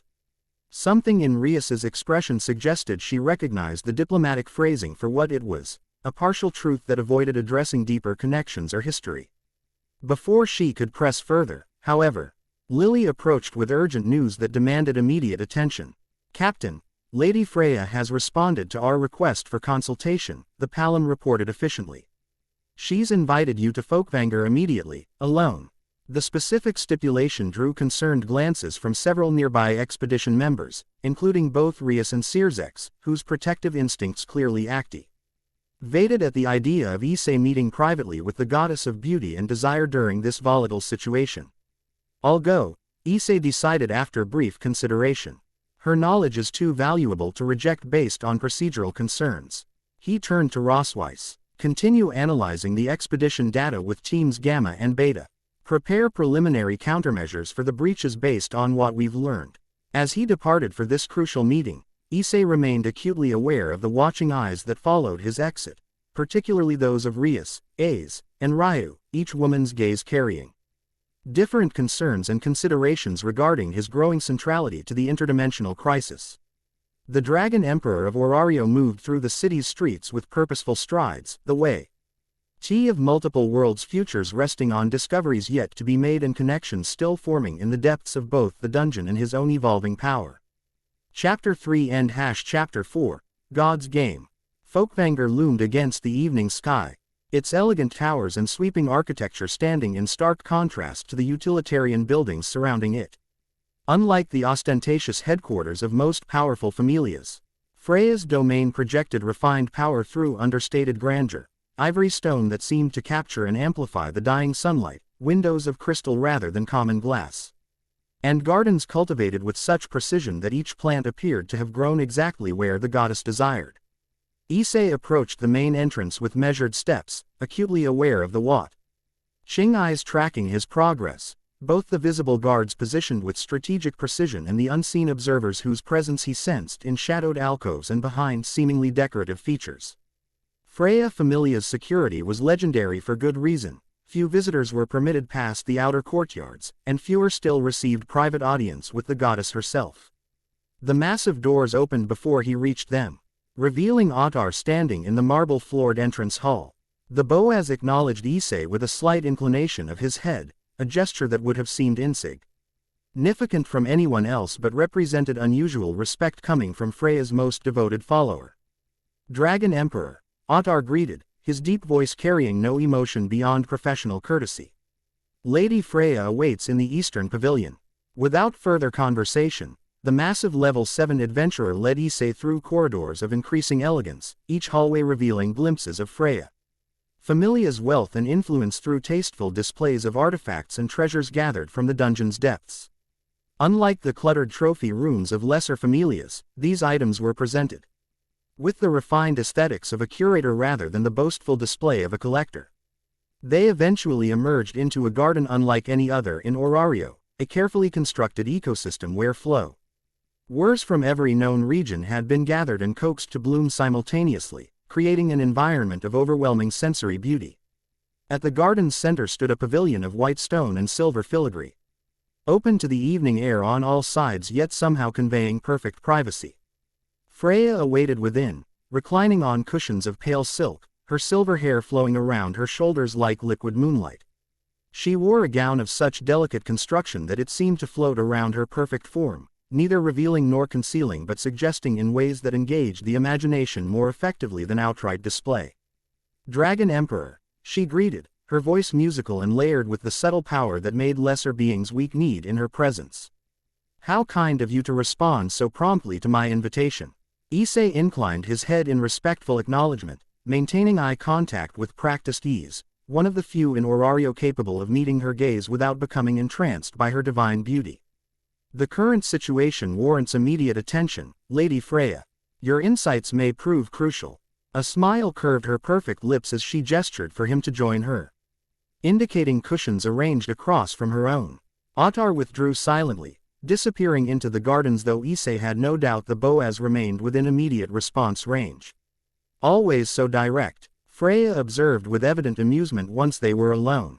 It remains one of your most charming qualities in a city where most speak in circles and innuendo. She studied him with unhurried appreciation, silver eyes missing nothing of his composed demeanor or the subtle tension he carried from recent events. Your expedition to the Crystal Chamber was quite productive, I understand. An ity manifested, something neither human nor god. The casual revelation of knowledge he hadn't yet shared confirmed Issei's suspicion that Freya maintained observers even within the supposedly secure guild briefing room. Rather than express surprise, he simply nodded acknowledgement. A crystalline being that recognized dragon energy and spoke of primordial forces, he confirmed, seeing little Val. Yue in withholding information she clearly already possessed. It referenced ancient ones who sleep, barriers between worlds thinning, and a convergence approaching. Freya's expression revealed nothing beyond mild interest, though something in her eyes suggested deeper knowledge than she displayed. And did this entity address you specifically, Issei Hyodo? Did it recognize what you carry within you? The question confirmed another of his suspicions. Freya knew more about the boosted gear and Diedrag than she had previously acknowledged. Whether this knowledge came from her divine IGHTS or more mundane intelligence gathering remained unclear. It called me vessel, among other things, he admitted, deciding transparency might yield more valuable information than caution. Augusted I carry something essential to whatever process is unfolding. Freya's silver eyes gleamed with satisfaction at his honesty. As I expected, she rose with fluid grace, moving to a small tab, where an ancient-looking crystal decanter held liquid that shimmered with internal light. Wine from the 65th floor, she explained as she poured 2 goblets. A vintage even the gods find remarkable. One of the Rio worthy of accompanying significant conversations. She returned, offering him one of the goblets before reseating herself with effortless elegance. What I'm about to share with you comes not from Orario's records but from memories that predate this world's written history. Divine knowledge passed only among the eldest gods. Issei accepted the goblet but didn't immediately drink. His senses extended to evaluate both the situation and the offered beverage. Finding no deception or danger, he took a small sip, experiencing a taste unlike anything he had encountered before. Complex layers of flavor that seemed to evolve with each passing second. I'm listening, he acknowledged, setting the goblet aside to focus on her words. Freya's expression grew more serious than he had ever witnessed. The playful goddess of beauty replaced by something older and more primal. The dungeon was not always as adventurers now know it. In the earliest days, before Orario existed, before the gods descended to the lower world, it was a sealed repository, a prison constructed to contain what remained of the primordial dragon whose death created this world. This aligned with fragments Issei had gathered from various sources, though hearing it confirmed by a deity carried different weight. And this primordial dragon, it had consciousness that somehow survived its physical death. More than mere consciousness, Freya corrected, her voice taking on a rhythmic quality that suggested recitation of ancient knowledge. The primordial dragons existed before conventional real ity. They were fundamental forces given form, conceptual beings whose thoughts shaped existence itself. When this world formed, it was through the death of one such being, not destruction but transformation. Its body became the land, its blood the seas, its breath the sky, and its mind the dungeon, Issei concluded, pieces falling into place with increasing clarity. Freya nodded, pleased by his understanding. The dungeon is the dreamscape of a slumbering primordial consciousness, a mind that never truly died but entered a state between existence and non-existence. The monsters it produces are manifestations of its fragmented memories and instincts, given form through powers that predate the gods themselves. And now it's awakening, Issei surmised, connecting this revelation to what they had witnessed in the crystal chamber. Responding to dragon energy because it recognizes something kindred. Not merely awakening, Freya corrected, leaning forward with intensity that seemed at odds with her usual languid demeanor. Being deliberately roused by forces that understand its true nature and potential. The dimensional breaches, the ritual pattern forming across worlds, these are not random events but calculated efforts to access and harness the primordial power contained within the dungeon. To what end? Issei questioned, though he suspected he already knew the answer. Freya's silver eyes held his with unusual directness. Reality reshaping. The barriers between dimensions exist because the primordial dragons established them at creation's dawn, separating what was NCE unified into distinct realms with different metaphysical properties. If one could harness a primordial dragon's power, even the fragmented consciousness contained within the dungeon, they could potentially rewrite those boundaries. Issei finished her thought, the implications staggering in their scope. Merge dimensions according to their design rather than natural order. Precisely. Freya sipped her wine, momentarily silent as she allowed him to process these revelations. Which brings us to you, Dragon Emperor, or more accurately, to what you contain. The Welsh dragon, Didraig, is not a primordial being, but his essence connects to that ancient lineage. Your sacred gear serves as both key and conduit, capable of either facilitating this process or potentially disrupting it. His explained why he had been specifically targeted, why the crystalline entity had addressed him as vessel, and why the dungeon responded so directly to his presence. The boosted gear wasn't merely a powerful artifact, it represented a connection to the fundamental forces these ancient ones sought to manipulate. You've known this all along, Issei observed, not accusation but recognition of Freya's deeper involvement. Your interest in me from the beginning wasn't merely fascination with an unusual soul or appreciation for growing power. You recognized what I carried and its significance to the dungeon. A smile curved Freya's perfect lips, not her usual seductive expression but something more genuine and therefore more unsettling. I've existed for eons, Dragon Emperor. I've witnessed the rise and fall of civilizations, the birth and death of gods, and the rare moments when fundamental forces stir from their ancient slumber. When you appeared in Orario 5 years ago, carrying Dragon essence unlike anything this world had seen before, I recognized the potential implications immediately. And chose to watch rather than act, Issei noted, understanding her approach better now. Freya was playing a longer game than even he had suspected. Observation before intervention is the wiser course when dealing with primordial forces, she acknowledged without apology. But we've reached a juncture where passive observation no longer suffices. Tomorrow's Donatus will be unlike any in Orario's history. Several factions among the gods have recognized fragments of what's occurring, though none possess the complete understanding I've shared with you. Issei absorbed this, calculating political implications alongside the metaphysical threat. These factions, they're aligning for or against intervention. Both, with numerous variations between. Freya rose again, moving to the pavilion's edge where the garden's exotic flowers had begun to release evening fragrances that filled the air with intoxicating sweetness. Loki suspects enough to be concerned but lacks critical historical context. Ganesha focuses narrowly on containing monster threats without addressing root causes. Ishtar, her voice took on a sharper edge at mentioning her longtime rival. Ishtar sees opportunity for power acquisition rather than existential threat. And Hestia, Issei inquired, knowing the small goddess's role had become increasingly significant since the arrival of the DXD visitors. Freya turned back to him, moonlight now illuminating her perfect features as darkness had fallen during their conversation. Hestia follows her heart rather than strategic calculation. Her concern centers entirely on those she cares for rather than larger implications. Yet her instincts often prove surprisingly accurate. The political landscape Freya described matched Issei's own observations, though her divine perspective added depth to his understanding of the various gods' motivations. And your faction, where do you stand in this alignment? Something flickered in Freya's silver eyes, amusement mingled with appreciation for his direct question. I stand where I always have, Dragon Emperor. With the most interesting outcome. She returned to her seat, closer to him than before, her divine scent, night-blooming flowers and something indefinably celestial, enveloping his senses. Which, in this instance, means ensuring these ancient ones don't succeed in reshaping reality according to their design. Such beings rarely consider the aesthetic value of existence in their calculations.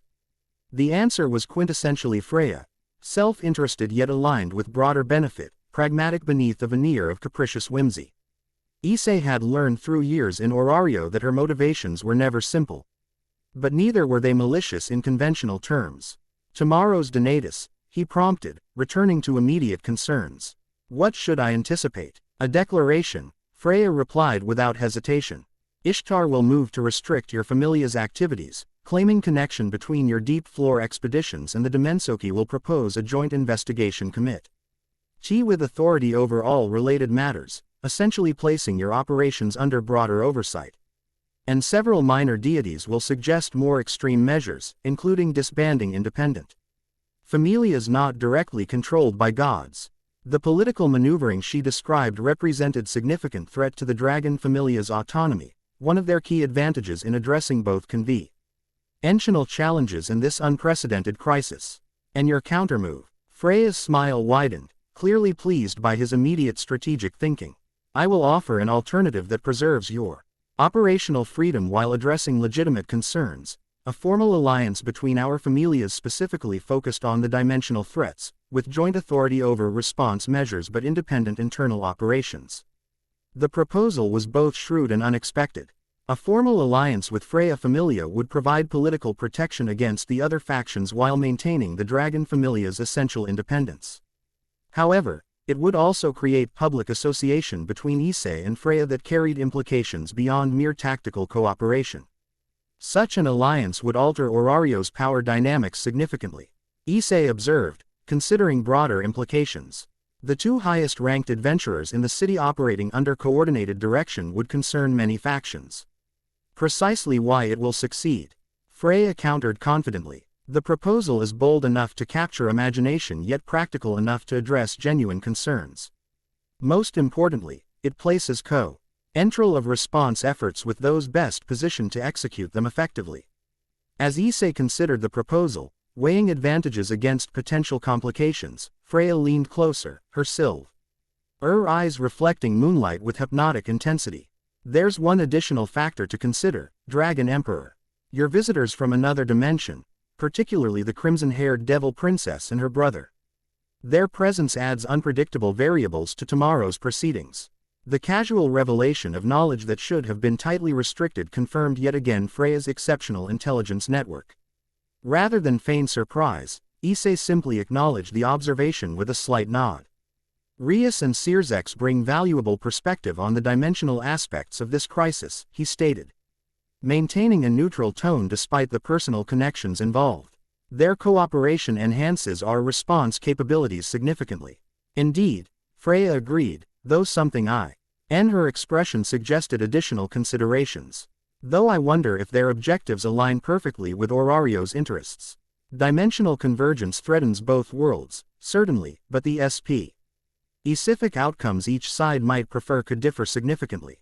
The subtle implication that the DXD visitors might prioritize their world's integrity over Orario's carried enough validity to war and consideration despite Issei's personal trust in his former companions. Interdimensional politics added layers of complexity to already challenging circumstances. All the more reason for clear communication and defined parameters in our response efforts, Issei noted, neither confirming nor dismissing her implied concern.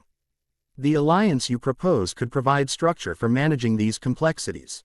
Freya studied him with renewed appreciation, silver eyes reflecting satisfaction at his diplomatic navigation of the sensitive topic. You've grown remarkably adept at the game of power, Issei Hyodo.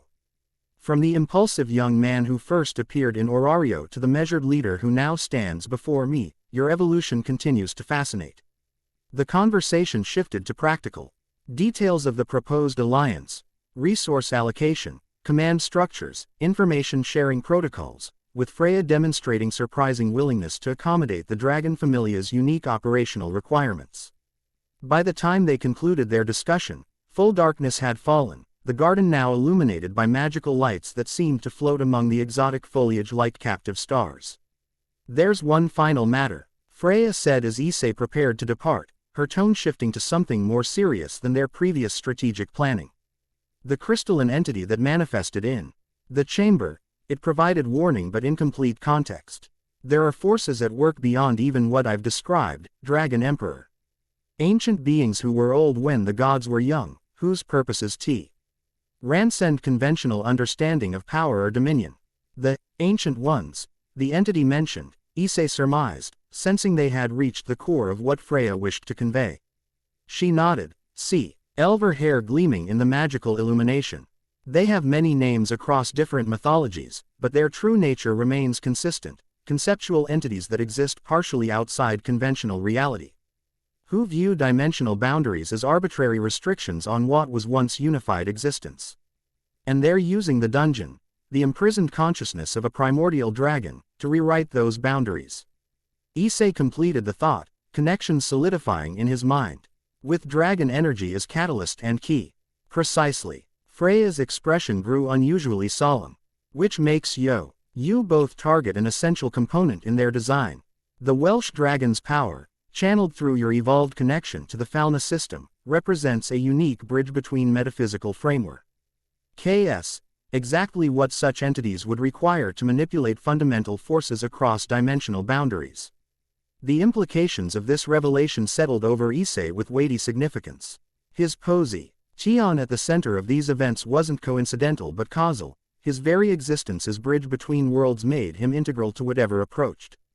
I appreciate your candor, Lady Freya, he acknowledged, recognizing that she had shared knowledge well beyond what political alliance required. This context proves invaluable to our preparations.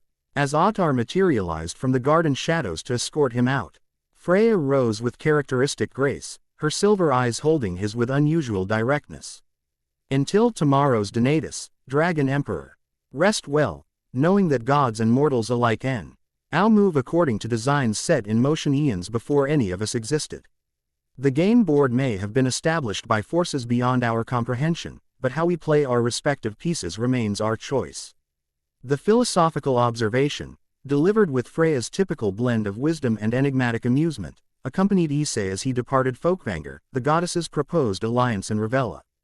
Tian's about primordial forces reshaping his strategic calculations for the challenges that lay ahead.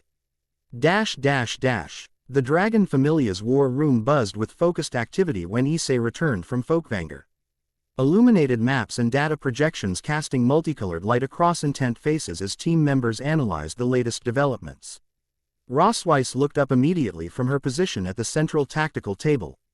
Silver hair tied back in a practical braid that emphasized her sharp features and analytical expression.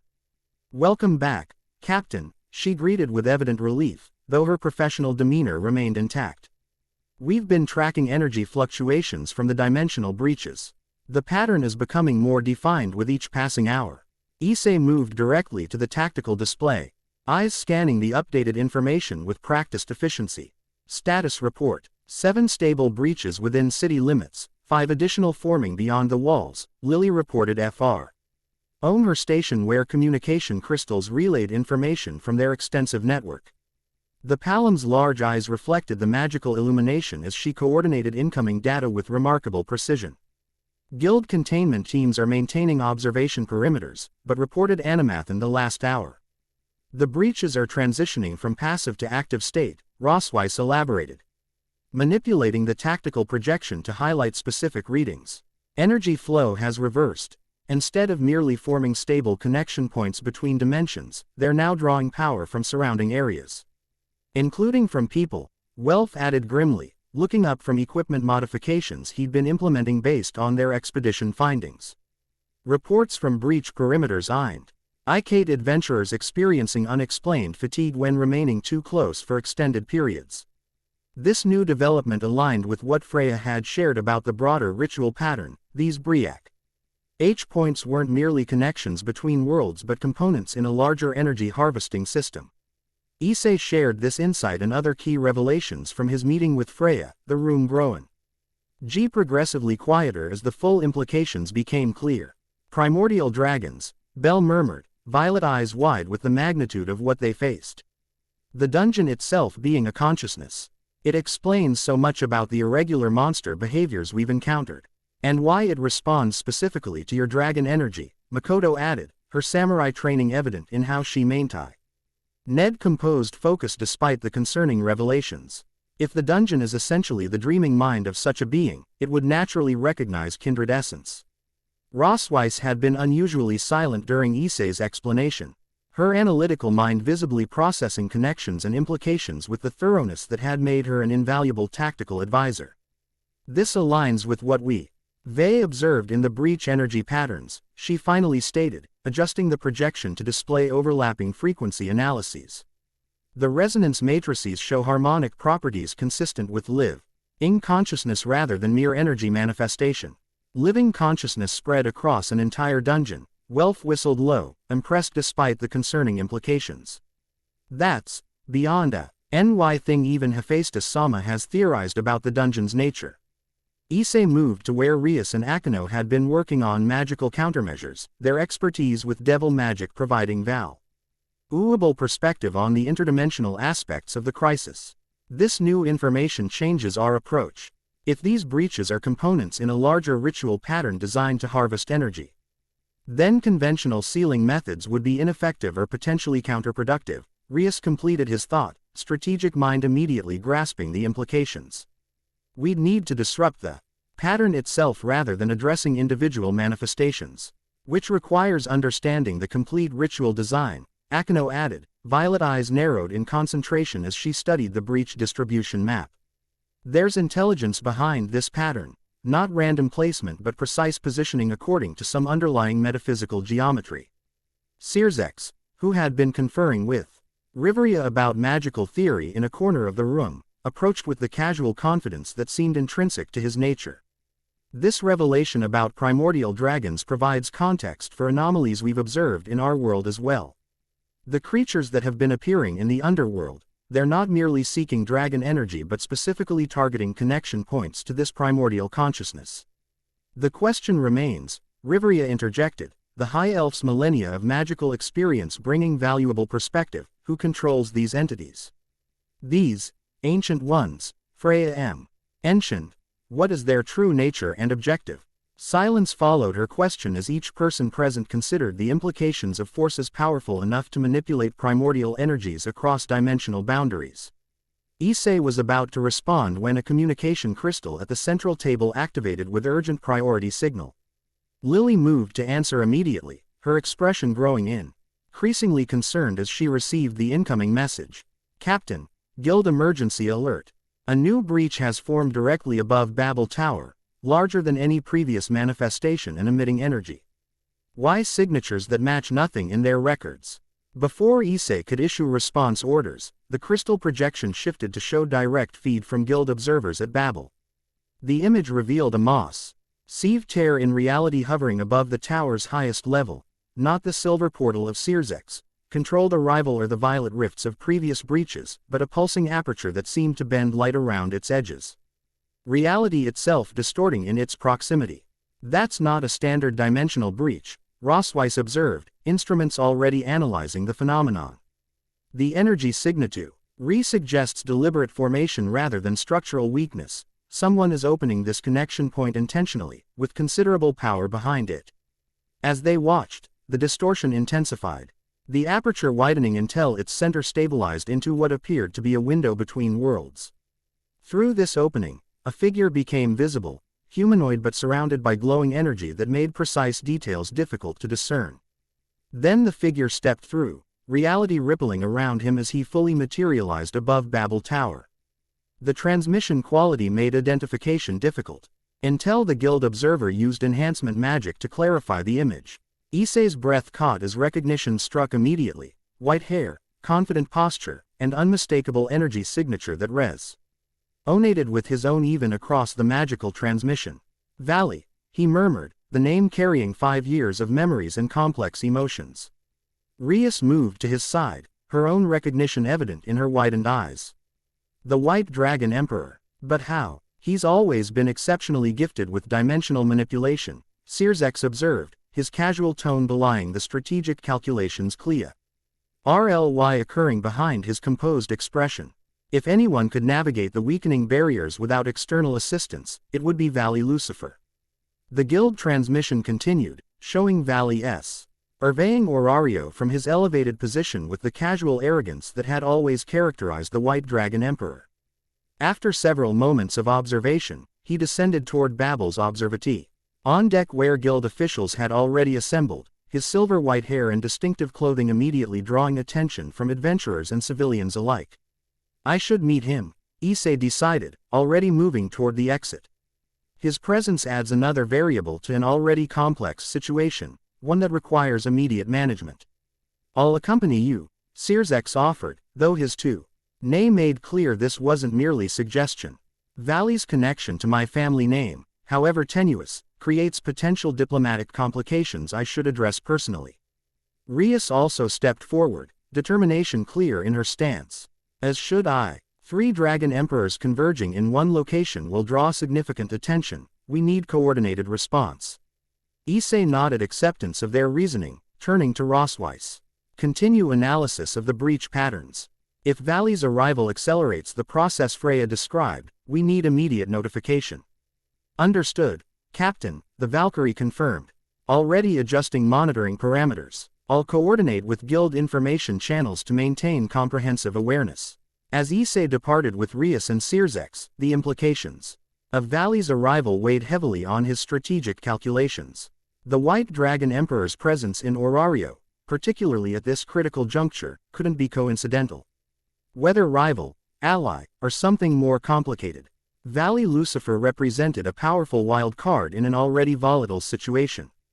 Babel Tower's observation deck teemed with onlookers despite Guild officials' attempts to establish a controlled parameter. Stranger's dramatic arrival had spread through Orario with typical efficiency, drawing adventurers and civilians alike to witness this latest development in the ongoing dimensional disturbances. Valley Lucifer stood at the deck's center, his posture radiating casual confidence as he responded to Guild officials' questions with minimal information and obvious amusement at their confusion. His attire, a combination of light armor and formal clothing unlike anything in Orario, marked him immediately as foreign, while the power that hummed around him like relay-contained electricity caused even experienced adventurers to maintain respectful distance. His silver-blue eyes immediately located Issei the moment he emerged from the tower's upper entrance, a smile that was equal parts recognition and challenge curving his lips.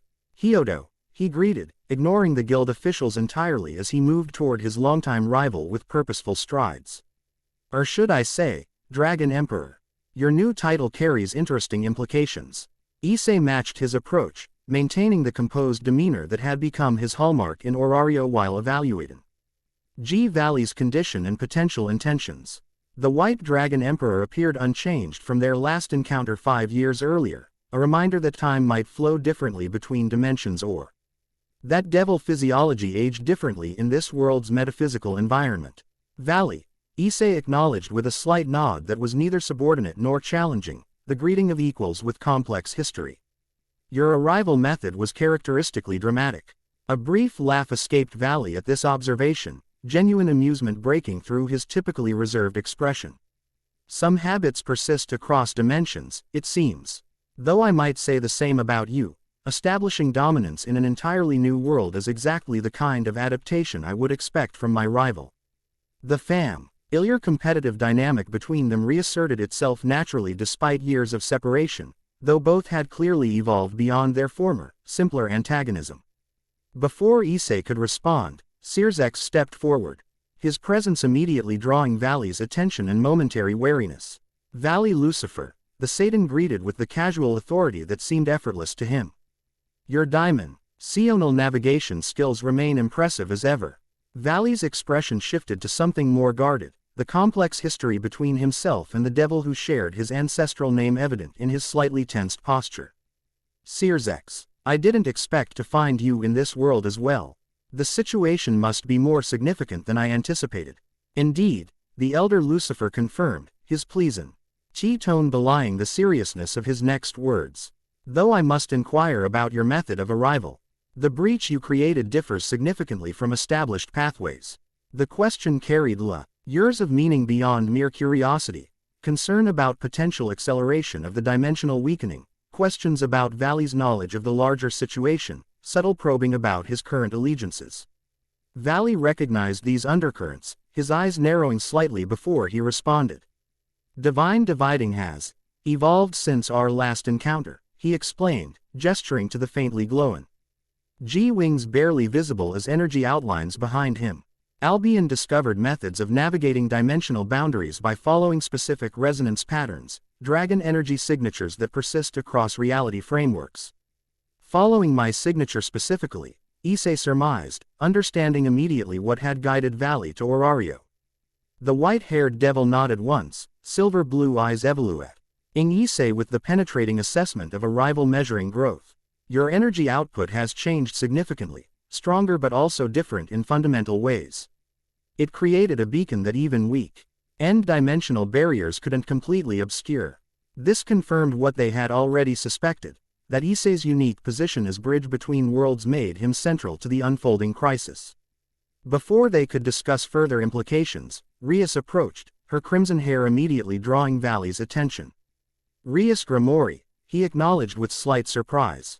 The gang's all here, it seems. Should I expect Azazel to materialize next?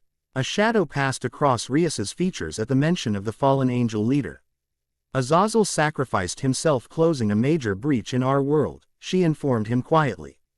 His final research made tracking Issei possible. This news visibly impacted Valley, genuine regret briefly breaking through his composed exterior. Azazel had been mentor and father figure to the White Dragon Emperor, one of the few beings he genuinely respected without reservation. I see, he responded after a moment, voice slightly rougher than before. Typical of him. Dramatic exit ensuring maximum research value. The brief exchange reminded Issei that regardless of their complicated history, Valley was connected to their original world in ways that transcended rivalry. Whatever had brought him to Orario, simple combat challenge seemed increasingly unlikely as primary motivation. This conversation should continue somewhere more private, Issei decided, noting the growing crowd and increasing guild presence. Your arrival has significant implications for matters already in progress. Valley glanced around, seemingly noticing the public setting for the first time. His focus having been entirely on the familiar presences before him. Agreed. Though I admit curiosity about this world you've been inhabiting. Orario, I believe it's called. With a dungeon that produces monsters continuously. A simplified description, but accurate, Issei confirmed, already leading the group toward a more secure location. Though recent discoveries suggest the dungeon's true nature is considerably more complex. As they departed Babel Tower, moving through streets where onlookers watched with undisguised curiosity, Valley absorbed the unfamiliar environment with he quick assessment of a born fighter, noting defensive positions, evaluating potential threats, cataloging differences from familiar terrain. His expression revealed growing interest as he observed adventurers with visible fauna blessings and the distinctive architecture that marked familia headquarters throughout the city. A completely different metaphysical framework, he observed with scholarly interest that reminded Issei of the intellectual curiosity that had always existed alongside Valley's battle obsession. Yet with sufficient similarities to accommodate our powers without rejection. Fascinating. They reached one of the Dragon Familia's secure locations, a modest building near the northwestern wall that belied its sophisticated interior. Once inside, privacy barriers activated automatically, creating secure environment for classified discussion. Now, Issei said once they were settled in the facility's conference room, perhaps you can explain what specifically brought you to Orario at this particular moment. Valley, while following my energy signature explains the how, it doesn't address the why, or why now. Valley leaned back in his chair, silver blue eyes evaluating each person present before responding. The dimensional barriers between worlds have been deteriorating for months, as you're obviously aware. What you may not know is that this process accelerated dramatically approximately 72 hours ago, coinciding, I believe, with some significant event in this world. The Crystal Chamber expedition, Rias concluded immediately.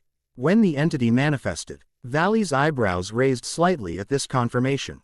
Entity. Issei provided concise summary of recent events, the crystal formations in the dungeon, the manifestation of the crystalline being. Its cryptic warnings about ancient ones and primordial dragons, and the subsequent acceleration of breach formations throughout Orario. As he listened, Valley's expression grew, the casual arrogance that typically characterized his demeanor giving way to genuine concern. This aligns with phenomena we've observed in other dimensional interfaces, he confirmed once Issei concluded. Not just between our original world and this one, but across multiple reality frameworks. You've been investigating these disturbances independently, Searsex observed, studying his distant relative with renewed interest. Valley nodded, surprising them with his forthcoming response. After Azazel's death, I continued his research into dimensional anomalies, partly from personal interest, partly as. He paused, seeming to select his words carefully. As fulfillment of his final request. He believed these disturbances represented existential threat beyond conventional power struggles or balance concerns. And your conclusions? Rias prompted when he fell silent. Valley's silver blue eyes met Issei's directly, rival to rival, dragon emperor to dragon emperor. That something is deliberately weak. Ning the fundamental structure of reality itself. not merely creating passages between worlds but systematically dismantling the barriers that keep distinct metaphysical frameworks separated. The Ritua L pattern forms a complex geometrical structure across dimensions, with specific nodes corresponding to sources of primordial power. This assessment matched their own findings with disturbing precision, confirming that the phenomena affected multiple worlds simultaneously according to coordinated design. More surprising was Valley's evident concern. The battle-obsessed rival Issei remembered had Al. Ways seemed indifferent to larger consequences, focused solely on challenging worthy opponents. "And you came seeking me specifically," Issei noted, recognizing there must be additional motivation beyond mere information sharing. Something flickered in Valley's expression, reluctance mingled with pragmatic acceptance. Albion detected changes in Ddrake's energy signature through the dimensional bar. Rias, evolution beyond standard sacred gear parameters. According to his analysis, your connection to the Red Dragon has transformed into something new within this world's metaphysical framework. He found the system's interaction with the boosted gear, Issei confirmed, though he maintained caution about revealing specific details of how Orario's blessing system had modified his connection to Ddrake. It created unprecedented integration between dragon power and this world's enhancement mechanisms. Valley leaned forward, unusual intensity in his typically aloof demeanor. "Which makes you central to whatever approaches, Hyodo. These ancient ones aren't targeting dragon energy randomly, they're seeking specific evolutionary pathways that bridge metaphysical frameworks. Your transformed connection represents exactly what they require to complete their ritual pattern." The assessment aligned perfectly with what Freya had revealed, independently confirming the goddess's insights from an entirely different knowledge base. This convergence of conclusions from beings of different worlds and backgrounds lent significant credibility to their shared understanding of the threat. "The question remains," Sirzex interjected, his casual tone belying the strategic calculations evident in his eyes, "what exactly these entities intend to accomplish by dismantling dimensional barriers. Mere chaos seems unlikely given the precision of their approach." "Reunification," Valley stated with unexpected certainty. According to Albion's oldest memories, reality was once unified, a single metaphysical framework that encompassed all existence. The current multiverse of separate dimensions with distinct physical laws was created deliberately, through a process Albion calls the sundering. His revelation struck Issei with profound significance, connecting to the crystalline entity's cryptic reference to those who would remake what was sundered. If reality itself had once existed in unified state before being deliberately separated into distinct dimensions, they're attempting to reverse the primordial dragon's original action, he concluded, the magnitude of such undertaking almost beyond comprehension. To collapse all dimensions back into single unified reality, with themselves positioned to define the nature of that reunified existence, Valley added grimly. "Which brings me to why I sought you specifically. Hyodo. Our sacred gears, the boosted gear and divine dividing, represent complementary aspects of dragon power. If these entities require dragon energy to manipulate dimensional barriers, then our combined power might potentially disrupt their ritual pattern." Issei completed the thought, immediately grasping the strategic implication. "Or at least the alternative approach to whatever they've designed." The rivals' eyes met with shared understanding that transcended their competitive history. Whatever personal ambitions or conflicts existed between them, the threat of reality itself being fundamentally rewritten according to unknown entities' design created common cause that neither could ignore. "I propose temporary alliance," Valley stated directly, the offer clearly difficult for his proud nature but delivered without hesitation. Combined Dragon Emperor power applied strategically at critical juncture in their ritual pattern. Before Issei could respond, a priority alert sounded from the communication crystal at the room's center, projecting Rosweiss's concerned expression into the conference space. "Captain, Dimensional Briac, H activity has increased exponentially within the last 15 minutes. All existing apertures have begun pulsing in synchronized pattern, and energy readings suggest imminent formation of additional breach points throughout the city. More concerning, the dungeon is responding with unprecedented monster spawning rates on all floors. Guild emergency protocols have been activated. The timing couldn't be coincidental." Valley's arrival and use of divine dividing to create his own dimensional passage had apparently accelerated the very process they sought to counter. Issei rose immediately, decision already formed. Understood. Implement containment protocols Alpha through Delta. Coordinate with guild response teams but maintain operational independence. He turned to Valley, rivalry temporarily set aside in face of immediate crisis.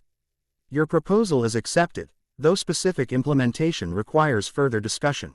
For now, your knowledge of these dimensional disturbances makes you valuable addition to our response efforts. Valley nodded once, already standing as well, combat readiness evident in his posture. Where do you need me? With me, Issei decided after brief consideration. If synchronized breach activity indicates progression in their ritual pattern, direct observation from Dragon Emperors provides crucial data for counter-strategy. As they prepared to depart, Rias and Searsx exchanging significant glances that conveyed complex assessment of this new development, Issei found himself in position he couldn't have imagined when awakening that morning, standing alongside his longtime rival. Preparing to face threat to existence itself that transcended their personal competition or individual worlds. The Dragon Emperor of Orario and the White Dragon Emperor, ITED by crisis that threatened the very fabric of reality across dimensional boundaries. Donatus preparations transformed the Pantheon's grand chamber into manifestation of divine opulence that stood in stark contrast to the crisis unfolding throughout Orario. Crystal chandeliers illuminated marble floors polished to mirror-like perfection, while attendants in formal attire arranged refreshing ents with precision that bordered on artistic display. The gods of Orario, true to their eternal nature, approached even apocalyptic threats with celebrations trappings, crisis merely providing fresh entertainment after centuries of immortal existence. Loki surveyed these preparations from her position near a towering collude with calculation as she observed divine colleagues arriving in groups determined by alliance and faction. The trickster goddess's typical mischievous expression had given way to unusual seriousness, reflecting the gravity with which she viewed the dimensional disturbances threatening her adopted city. Quite the turnout, observed Hephaestus as she joined Loki, the forge goddess's elegant attire doing nothing to conceal the burns and calluses that marked her as workin' deity rather than merely administrative one. Every god in Orario responding to emergency summons, unprecedented in recent memory. Fear motivates even immortals, Loki responded dryly, nodding toe. Ardware Soma huddled with several minor deities, their expressions betraying unusual concern. When reality itself shows signs of unraveling, even the most apathetic gods recognize existential threat. Hephaestus hummed noncommittally, heterochromatic gaze tracking Ishtar's arrival with evident distaste. Some see opportunity rather than threat. Ishtar has been gathering support for restriction on the Dragon Familia since yesterday's expedition findings leaked. Predictable, Loki scoffed, though concern flickered briefly in her ruby eyes. She's always resented powers that operate outside divine control. The Dragon Emperor represents everything she fears, mortal who achieved authority through merit rather than divine blessing. Speaking of whom, Hephaestus murmured, attention shift. Ting to the chamber's far side where conversation momentarily faltered as Freya made her entrance. The goddess of beauty commanded attention without effort, silver hair and perfect features drawing very eye despite deliberately understated attire. Unlike most deities who arrived with entourages of familia members, Freya entered alone, confident in power that required no visible reinforcement. Interesting, Loki observed, noting subtle changes in the chamber's atmosphere as divine politics shifted in response to Freya's arrival. She normally avoids Donatus politics entirely. Her presence signals significant interest in today's proceedings. Interest specifically in matters concerning the Dragon Emperor, I suspect, Hephaestus noted with blacksmith's practicality. Her fascination with Issei Hyodo has been Orario's worst-kept secret for years. Loki's response died unspoken as another ripple of reaction passed through the assembled deities, this time in response to Hestia's arrival. The normally unremarkable goddess had foregone her usual casual attire for formal regalia that emphasized her divine status, accompanied not by bell crenelle as expected but by unusual attendants who say power signatures caused even elder gods to exchange concerned glances. The visitors, Hephaestus identified immediately, recognizing Searsx's distinctive presence despite his carefully modulated power containment. Bold move, bringing interdimensional entities to Donatus. Calculated counter to whatever Ishtar plans, Loki assessed, strategic mind immediately grasping implications.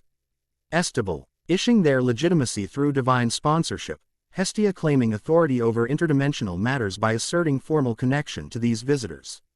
The political maneuvering continued as more deities arrived, factions solidifying through seating arrangements and pre-meeting consultations. Ganesha conferred soberly with Takemikazuki and Mayak, the monster-managing deities usually flambeau. Yant demeanor replaced by focused intensity that reflected genuine concern for Orario's security. Dionysus observed proceedings with uncharacteristic sobriety, violet eyes tracking interactions with a analyst's precision rather than reveler's appreciation. Amid this divine positioning, one absence became increasingly conspicuous as the Donatus start time approached: Issei Hyodo himself, whose stat as a central figure in the dimensional crisis made his input seemingly essential to meaningful discussion. The Dragon Emperor was summoned specifically, Hermes noted as he joined Loki and Hephaestus. The messenger god's casual tone belying shrewd assessment evident in his eyes. His absence speaks volumes about how seriously he takes divine authority these days. Or about more pressing matters requiring his attention. Hephaestus countered, loyalty to her former familia member evident despite their formal separation. The guild reported 16 active dimensional breaches as of this morning, with monster spawning rates exceeding containment capabilities on multiple floors. Before further speculation could develop, the Donatus officially commenced with Orano's arrival, the enigmatic founder of the guild entering with characteristic solemnity that immediately silenced divine chatter throughout the chamber.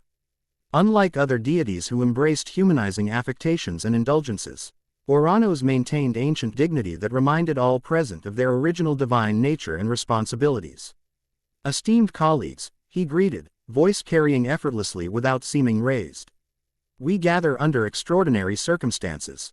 The dimensional fabric of Orario faces unprecedented strain, with consequences that potentially extend beyond our immediate domain.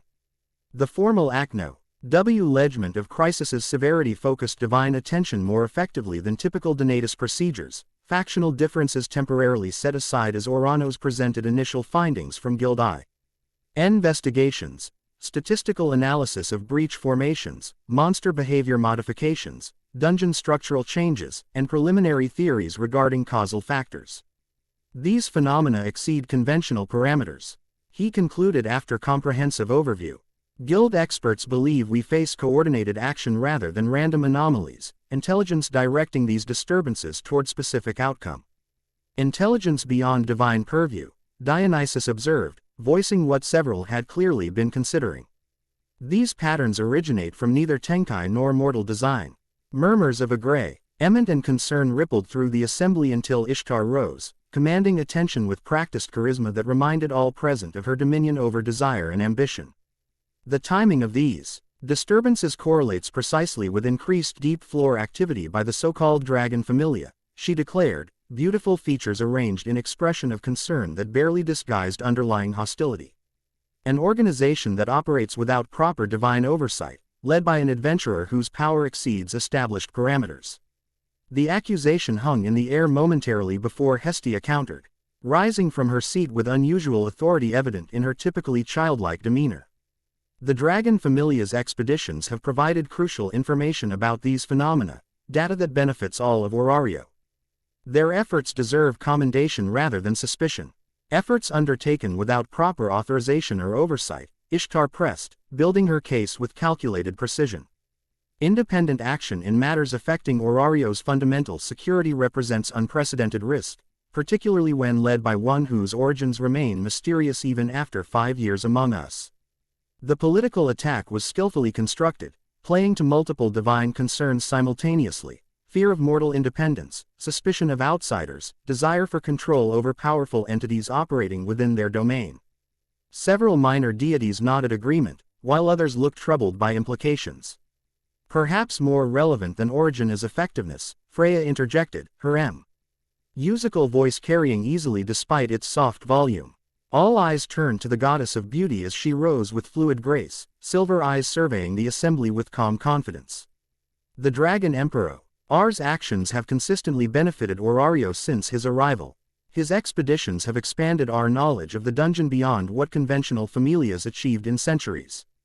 The defense from unexpected quarter momentarily disrupted Ishtar's momentum, confusion EV expressions as Freya continued. Moreover, his recent discoveries regarding the dungeon's response to these dimensional disturbances provide our best hope for developing effective countermeasures. Countermeasures developed without divine guidance or approval, Ishtar countered, recovering quickly despite obvious irritation at Freya's intervention. Power unchecked by divine authority inevitably corrupts mortal judgment, basic principle established since our descent from Tenkai. The theological argument struck Respo.NSIVE chord with traditional-minded deities, several nodding agreement with this fundamental assumption of God-mortal relationships. Seeing this response, Ishtar pressed her advantage, voice rising with practiced oratorical skill. I propose immediate restriction of all independent research regarding dimensional anomalies, with authority consolidated under Divine Committee representing major familias. Furthermore, all expeditions below the 50th floor should require explicit Donatus approval until this crisis resolves. The proposal represented direct challenge to the Dragon Familia's rational independence, one clearly designed to bring Issei under divine control after years of relative autonomy. Political calculations were evident in how precisely Ishtar had calibrated her suggestion, offering compromise that appeared reasonable while fundamentally altering existing power dynamics. Before response could form, the Donatus chamber doors opened unexpectedly, drawing all attention. To late arrivals whose timing seemed too perfect to be coincidental, Issei Hyodo entered first, his crimson formal attire marking him as distinctly as his composed expression and measured steps. Behind him came Ottar, Freya's level 7 captain whose massive presence lent physical weight to whatever alliance had clearly formed. Most surprising, however, was the third figure, white-haired, silver-eyed, radiating controlled power that even gods could recognize as fundamentally different from typical adventurers. Valley Lucifer's arrival alongside Issei created immediate stir among assembled deities, whispers spreading rapidly as they assessed this unexpected development. Forgive our late arrival, Issei addressed the assembly with respectful confidence that acknowledged divine status without displaying undue deference. The dimensional breach situation required immediate response coordination. 16 active apertures have now stabilized into consistent pattern throughout Orario, with predictable energy signatures that allow for more effective containment. His tactical report, delivered with professional precision rather than defensive explanation, immediately shifted the chamber's atmosphere from political maneuvering to practical crisis response. Oranos gestured for him to continue, bypassing normal procedural objections in recognition of information's importance. These breaks form components in larger ritual pattern, Issei continued, moving to the chamber's center where magical projection capability allowed him to display three-dimensional model of Orario with breach points highlighted. They're positioned according to specific geometric principles that suggest purposeful design rather than random manifestation. The visual evidence supported his assessment convincingly. The breach distribution revealing clear pattern that extended beyond coincidence. Even Ishtar couldn't dismiss the obvious coordination behind these dimensional apertures, though her express scion revealed continued skepticism about Issei's role. And who is responsible for this purposeful design? She questioned sharply. What intelligence coordinates these breaches? Entities that predate conventional reality frameworks.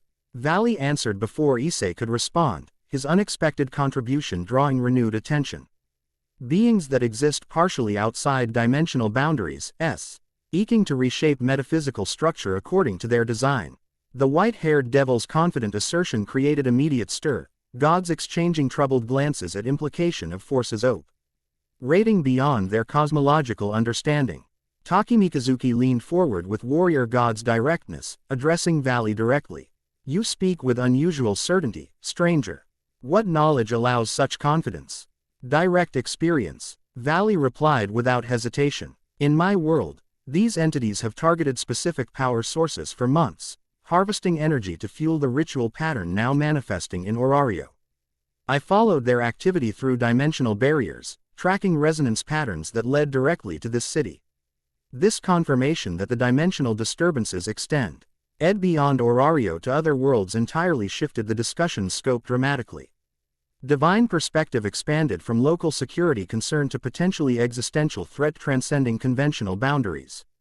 Which brings us to proposed response measures. Issei continued smoothly, reclaiming narrative control with practiced ease that spoke to years of leadership experience. The Dragon Familia has developed preliminary containment protocols that stabilize breach energy without triggering acceleration in the overall ritual pattern.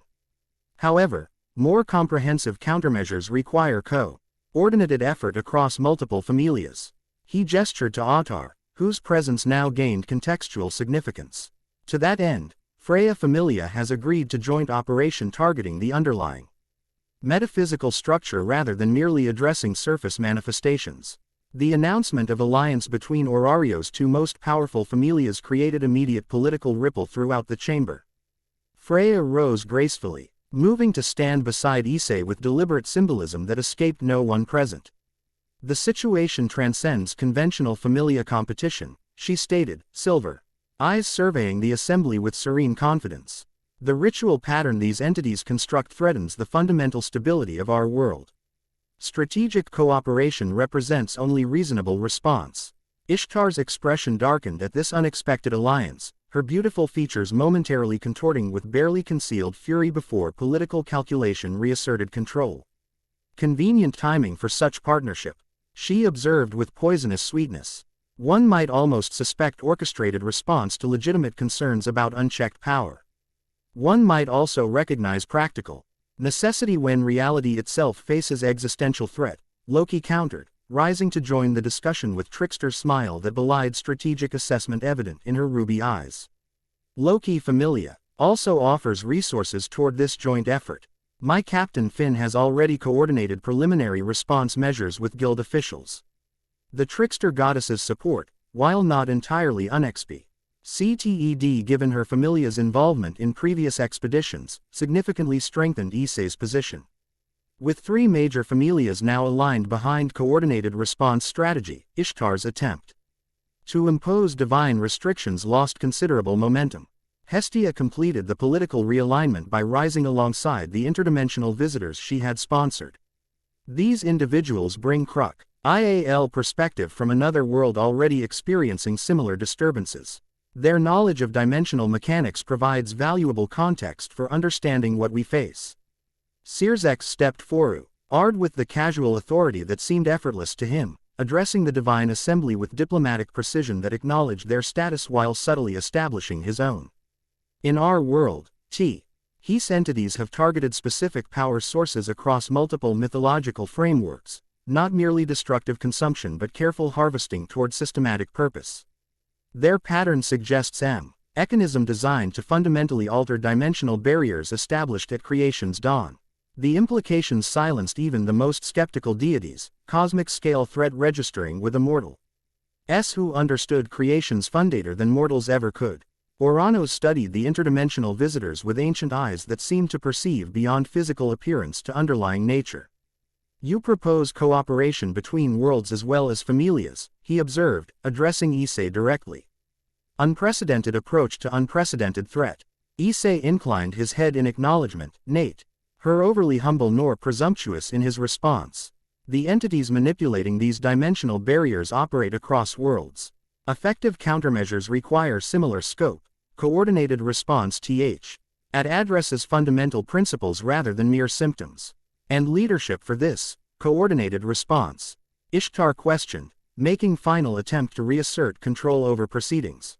Surely, such critical effort requires divine guidance rather than mortal management, regardless of individual capability. The question represented last effort to maintain traditional power hierarchy in fact. Of crisis that demanded more flexible approach. Before Issei could respond, Freya stepped forward, silver eyes holding Ishtar's with intensity that silenced further objection. Joint command structure has already been established. The goddess of beauty stated with quiet finality. Freya Familia, Dragon Familia, and Loki Familia, with support from Hestia Familia and our interdimensional allies. Operational coordination through designated representatives rather than hierarchical control, approach that maximizes respective strengths while maintaining necessary flexibility. Her declaration, Eleverd, with absolute confidence that brooked no challenge, effectively concluded the political contest before it could fully develop. Even Ishtar recognized when tactical retreat represented only viable option, her beautiful features composing themselves into mask of reluctant acceptance. Very well, she conceded with grace that barely concealed underlying resentment. Though I maintain that divine oversight remains essential for operations affecting Orario's fundamental security. Oversight without interference, Loki qualified immediately, trickster's smile carrying warning beneath friendly exterior. Crisis response requires decisive action unimpeded by committee deliberation. Oranos raised his hand, bringing discussion to formal conclusion with authority that transcended factional politics. The joint response strategy is approved with divine acknowledgement. Regular updates to Donatus representatives will maintain appropriate oversight while allowing operational independence necessary for effective execution. The compromise satisfied minimum requirements for divine involvement while preserving practical autonomy for those directly addressing the crisis. As formal DanMachi proceedings continued with discussion of secondary matters, Issei exchanged significant glance with Freya, whose slight smile conveyed satisfaction with outcome exactly as she had predicted during their private meeting. When the assembly finally concluded, deities dispersing to their respective territories with unusual sobriety reflecting crisis's gravity, Issei found himself approached by Dionysus, the wine god's violet eyes uncharacteristically serious as he gestured toward private alcove away from departing attendees. Dragon Emperor, he greeted once they had relative privacy. Your presentation was admirably comprehensive, yet omitted certain critical details that concern me greatly. Issei studied the god with careful consideration, recognizing that Dionysus's normally carefree persona concealed considerable intelligence and perception. What details concern you, Lord Dionysus? The deity's expression grew troubled, glancing around to ensure their conversation remained private before responding. The ritual pattern forming throughout Orario, it bears disturbing similarity to ancient configurations documented in records predating our descent from Tenkai. Records specify Kali concerning what you might call reality restructuring on fundamental level. This unexpected contribution aligned with what both Freya and Valley had independently suggested about the entity's ultimate objective, confirmation from third source with different knowledge base that lent additional credibility to their working theory. Reality restructuring, Issei repeated carefully. You belie. These entities intend fundamental alteration of dimensional frameworks rather than merely creating passages between worlds. I believe they seek restoration of primordial unity, Dionysus clarified. Violet eyes reflecting knowledge far older than his youthful appearance suggested. Return to state before reality fragmented into discrete dimensions with separate metaphysical properties. Ancient texts speak of time when all existence operated under single unified framework, before what they called the sundering. The terminology matched Valley's account precisely, despite coming from entirely different mythological tradition, convergent evidence that significantly strengthened their understanding of the threat's true nature. These texts, Issei inquired carefully, do they indicate why reality was originally divided? Or who performed this sundering? Dionysus hesitated, internal conflict evident in his expression before decision crystallized. The primordial dragons, he finally stated, voice barely above whisper despite their privacy. Beings that existed before gods took current form, whose power operated on conceptual rather than merely physical level. They divided unified reality into separate dimensions to prevent some catastrophe the texts never clearly identify, only that the alternative was deemed worse than fragmenting existence itself. This crucial piece of information completed connection between scattered elements they had gathered, the dungeon's draconic origins, the entities, focus on dragon energy, the ritual pattern designed to weaken dimensional barriers. And now confirmation of why those barriers had been established in the first place. Thank you for sharing this, Issei acknowledged with genuine appreciation. This context proves invaluable to our understanding of what we face. Dionysus nodded once, preparing to depart before pausing with final observation. One additional detail that may prove significant, the texts indicate the sundering was never intended as permanent solution. The primordial dragons established mechanisms for eventual reunification under proper circumstances, when whatever threat they sought to contain had passed. It's possible these entities aren't creating entirely new process but activating dormant system the dragons themselves designed. This final revelation added layer of complexity to already multi-dimensional problem. Possibility that they faced not merely external manipulation but acceleration of process embedded within reality's fundamental structure. As Dionysus departed, Issei remained momentarily alone, processing implications for their response strategy and his own central position within unfolding crisis. The political victory at Donatus, while significant for maintaining operational freedom, represented merely opening move in game whose true scope they were only beginning to comprehend, contest playing out across dimensions with reality's fundamental structure as prize. Ross. Issei's tactical brilliance had never been more evident than in the war room of Dragon Familia's primary facility, where multiple projection systems displayed real-time analysis of breach patterns throughout Orario. The Valkyrie moved between monitoring stations with efficient precision, coordinating information flow while simultaneously developing theoretical models of the expanding ritual pattern. With magical calculations that few in either world could comprehend. The energy signature convergence confirms our hypothesis, she explained to assembled response team leaders, silver-haired tied B. In practical braid that emphasized her sharp features and focused expression. These aren't random breaches but components in larger metaphysical circuit, harvesting ambient eneific resonance patterns. Her fingers manipulated projection controls, expanding three-dimensional model that displayed Orario overlaid with glowing lines connecting active breach points. The pattern revealed geometric precision that clearly transcended coincidence, forming interlocking polygons with Babel Tower at center. Most concerning is energy flow direction, she continued, highlighting specific nodes where measurements showed intensifying activity. Initially, the breaches pulled energy from surrounding environment. Now they're redistributing accumulated power throughout the network, suggesting transit on from collection phase to implementation phase. Implementation of what exactly? Questioned Finn Diemny, the Palom captain of Loki Familia whose tactical genius had earned him reputation as Orario's greatest strategist. Despite diminutive stature, his presence commanded immediate respect from even highest-level adventurers. Reality reconfiguration, Valley answered before Rossweiss could respond. The White Dragon Emperor studying the projection with scholarly interest that balanced his usual combat focus. The pattern creates metaphysical framework for fundamental alteration of dimensio. Null barriers, not destroying them but systematically rewiring their basic parameters. This assessment aligned with information Issei had obtained from both Freya and Dionysus, independent confirmatio. That strengthened their understanding of the threat's true nature. The assembled leaders, representatives from four familias plus interdimensional allies, absorbed this with varying expressions of concern. How much time do we have? Gareth Landrock inquired, the dwarf's centuries of experience bringing practical focus to theoretical discussion. Before this, implementation phase completes. R.O. Swice manipulated projection controls again, displaying mathematical model of energy accumulation rates and distribution patterns. Based on current acceleration, approximately 72 hours on, till the ritual pattern reaches critical threshold. However, she cautioned, this assumes linear progression without further catalyst events. Like additional dimensional breaches or monster-spawning surges, Riveria elaborated. The High Elf's millennia of magical knowledge allowing immediate grasp of implications. Both of which appear increasingly probable as the pattern intensifies. A.S. Wallenstein, who had been silently studying the tactical projections with characteristic intensity, finally spoke.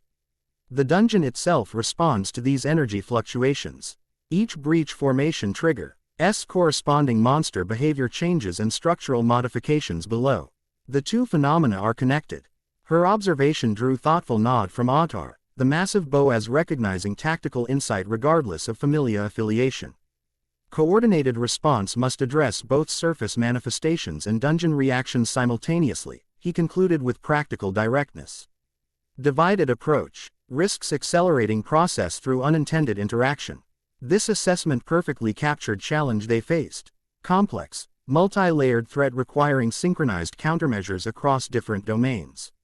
Issei moved to central position, all eyes turning to him naturally as strategic discussion reached decision point. 3 primary objectives, he stated, years of leadership evident in how efficiently he synthesized complex information into actionable approach. First, stabilization of existing breach points to prevent further energy harvesting. Second, dungeon expedition to the Cries. Tall chamber on 59 to disrupt the ritual pattern's foundation. Third, identification and neutralization of any entities directly manipulating these phenomena from either side of dimensional barriers. The comprehensive strategy addressed immediate symptoms while targeting root causes, balance between tactical necessity and strategic vision that had become Issei's hallmark as Dragon Emperor. Team leaders nodded approval, professional respect evident even among those who normally operated independently. Riveria, Lefia, and Rosweiss will coordinate breach stabilization efforts, he continued. Assigning responsibilities based on optimal skill distribution. Magical containment requires precision only high-level casters can achieve consistently. Finn, Gareth, and Tiona's teams provide security perimeters at critical breach points. Ottar leads dungeon response force to address monster spawning surges and maintain access routes to lower floors. Each named leader acknowledged IR assignment with professional efficiency, tactical questions focused on implementation details rather than overall approach. The smooth coordination between normally competitive familias demonstrate unprecedented cooperation in face of existential threat. And the Crystal Chamber expedition? Rias inquired, her strategic mind immediately identifying most critical component in overall plan. Hat represents our best opportunity to disrupt the ritual pattern at its foundation.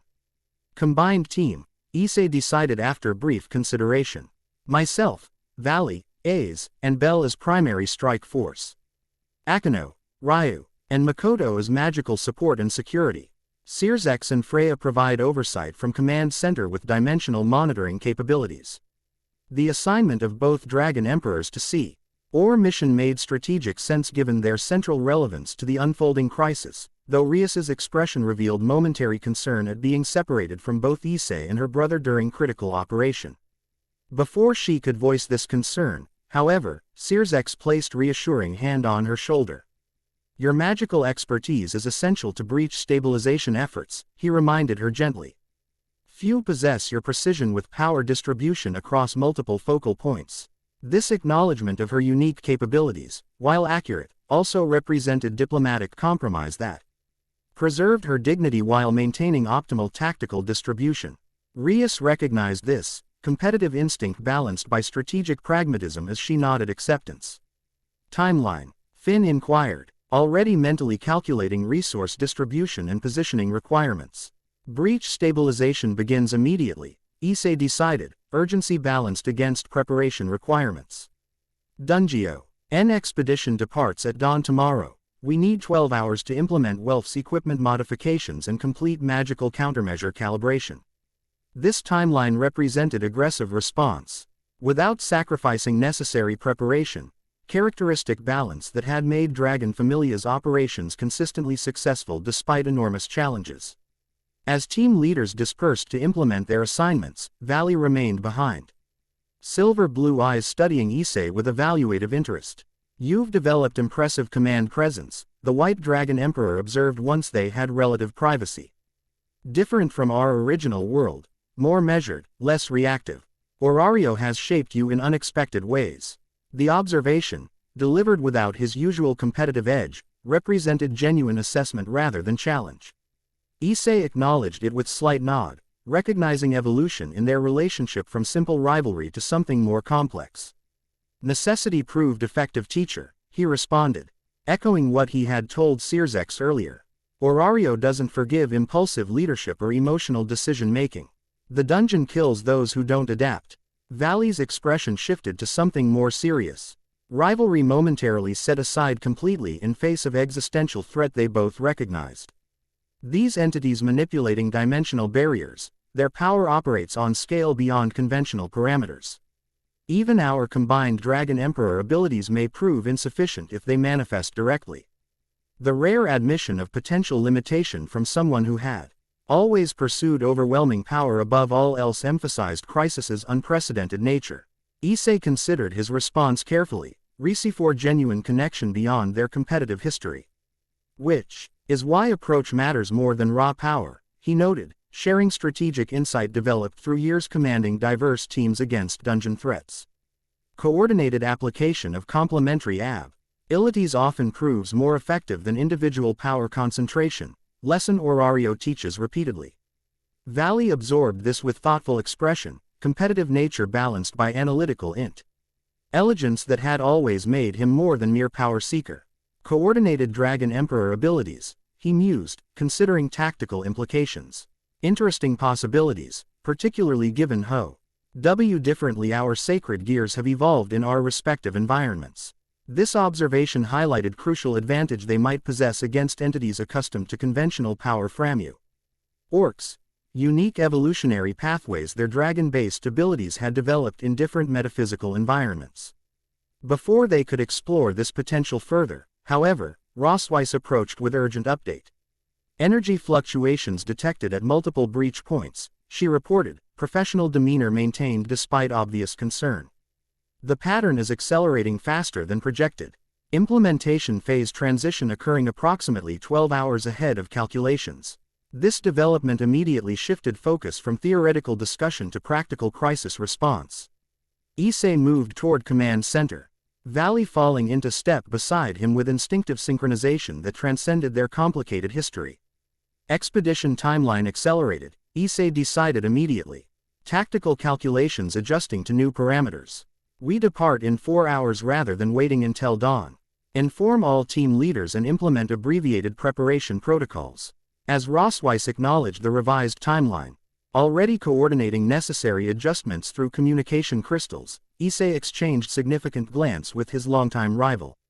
Whatever personal competition existed between them had become secondary to existential threat that endangered not just their respective worlds but reality's fundamental structure itself. The Dragon Emperor of Orario and the Dragon Emperor, powerful rivals whose combined abilities might represent reality's best hope against forces seeking to rewrite existence according to their primordial design. Chapter 4 End. The End. I hope you enjoyed this episode. Remember to subscribe and like this video. See you in the next video.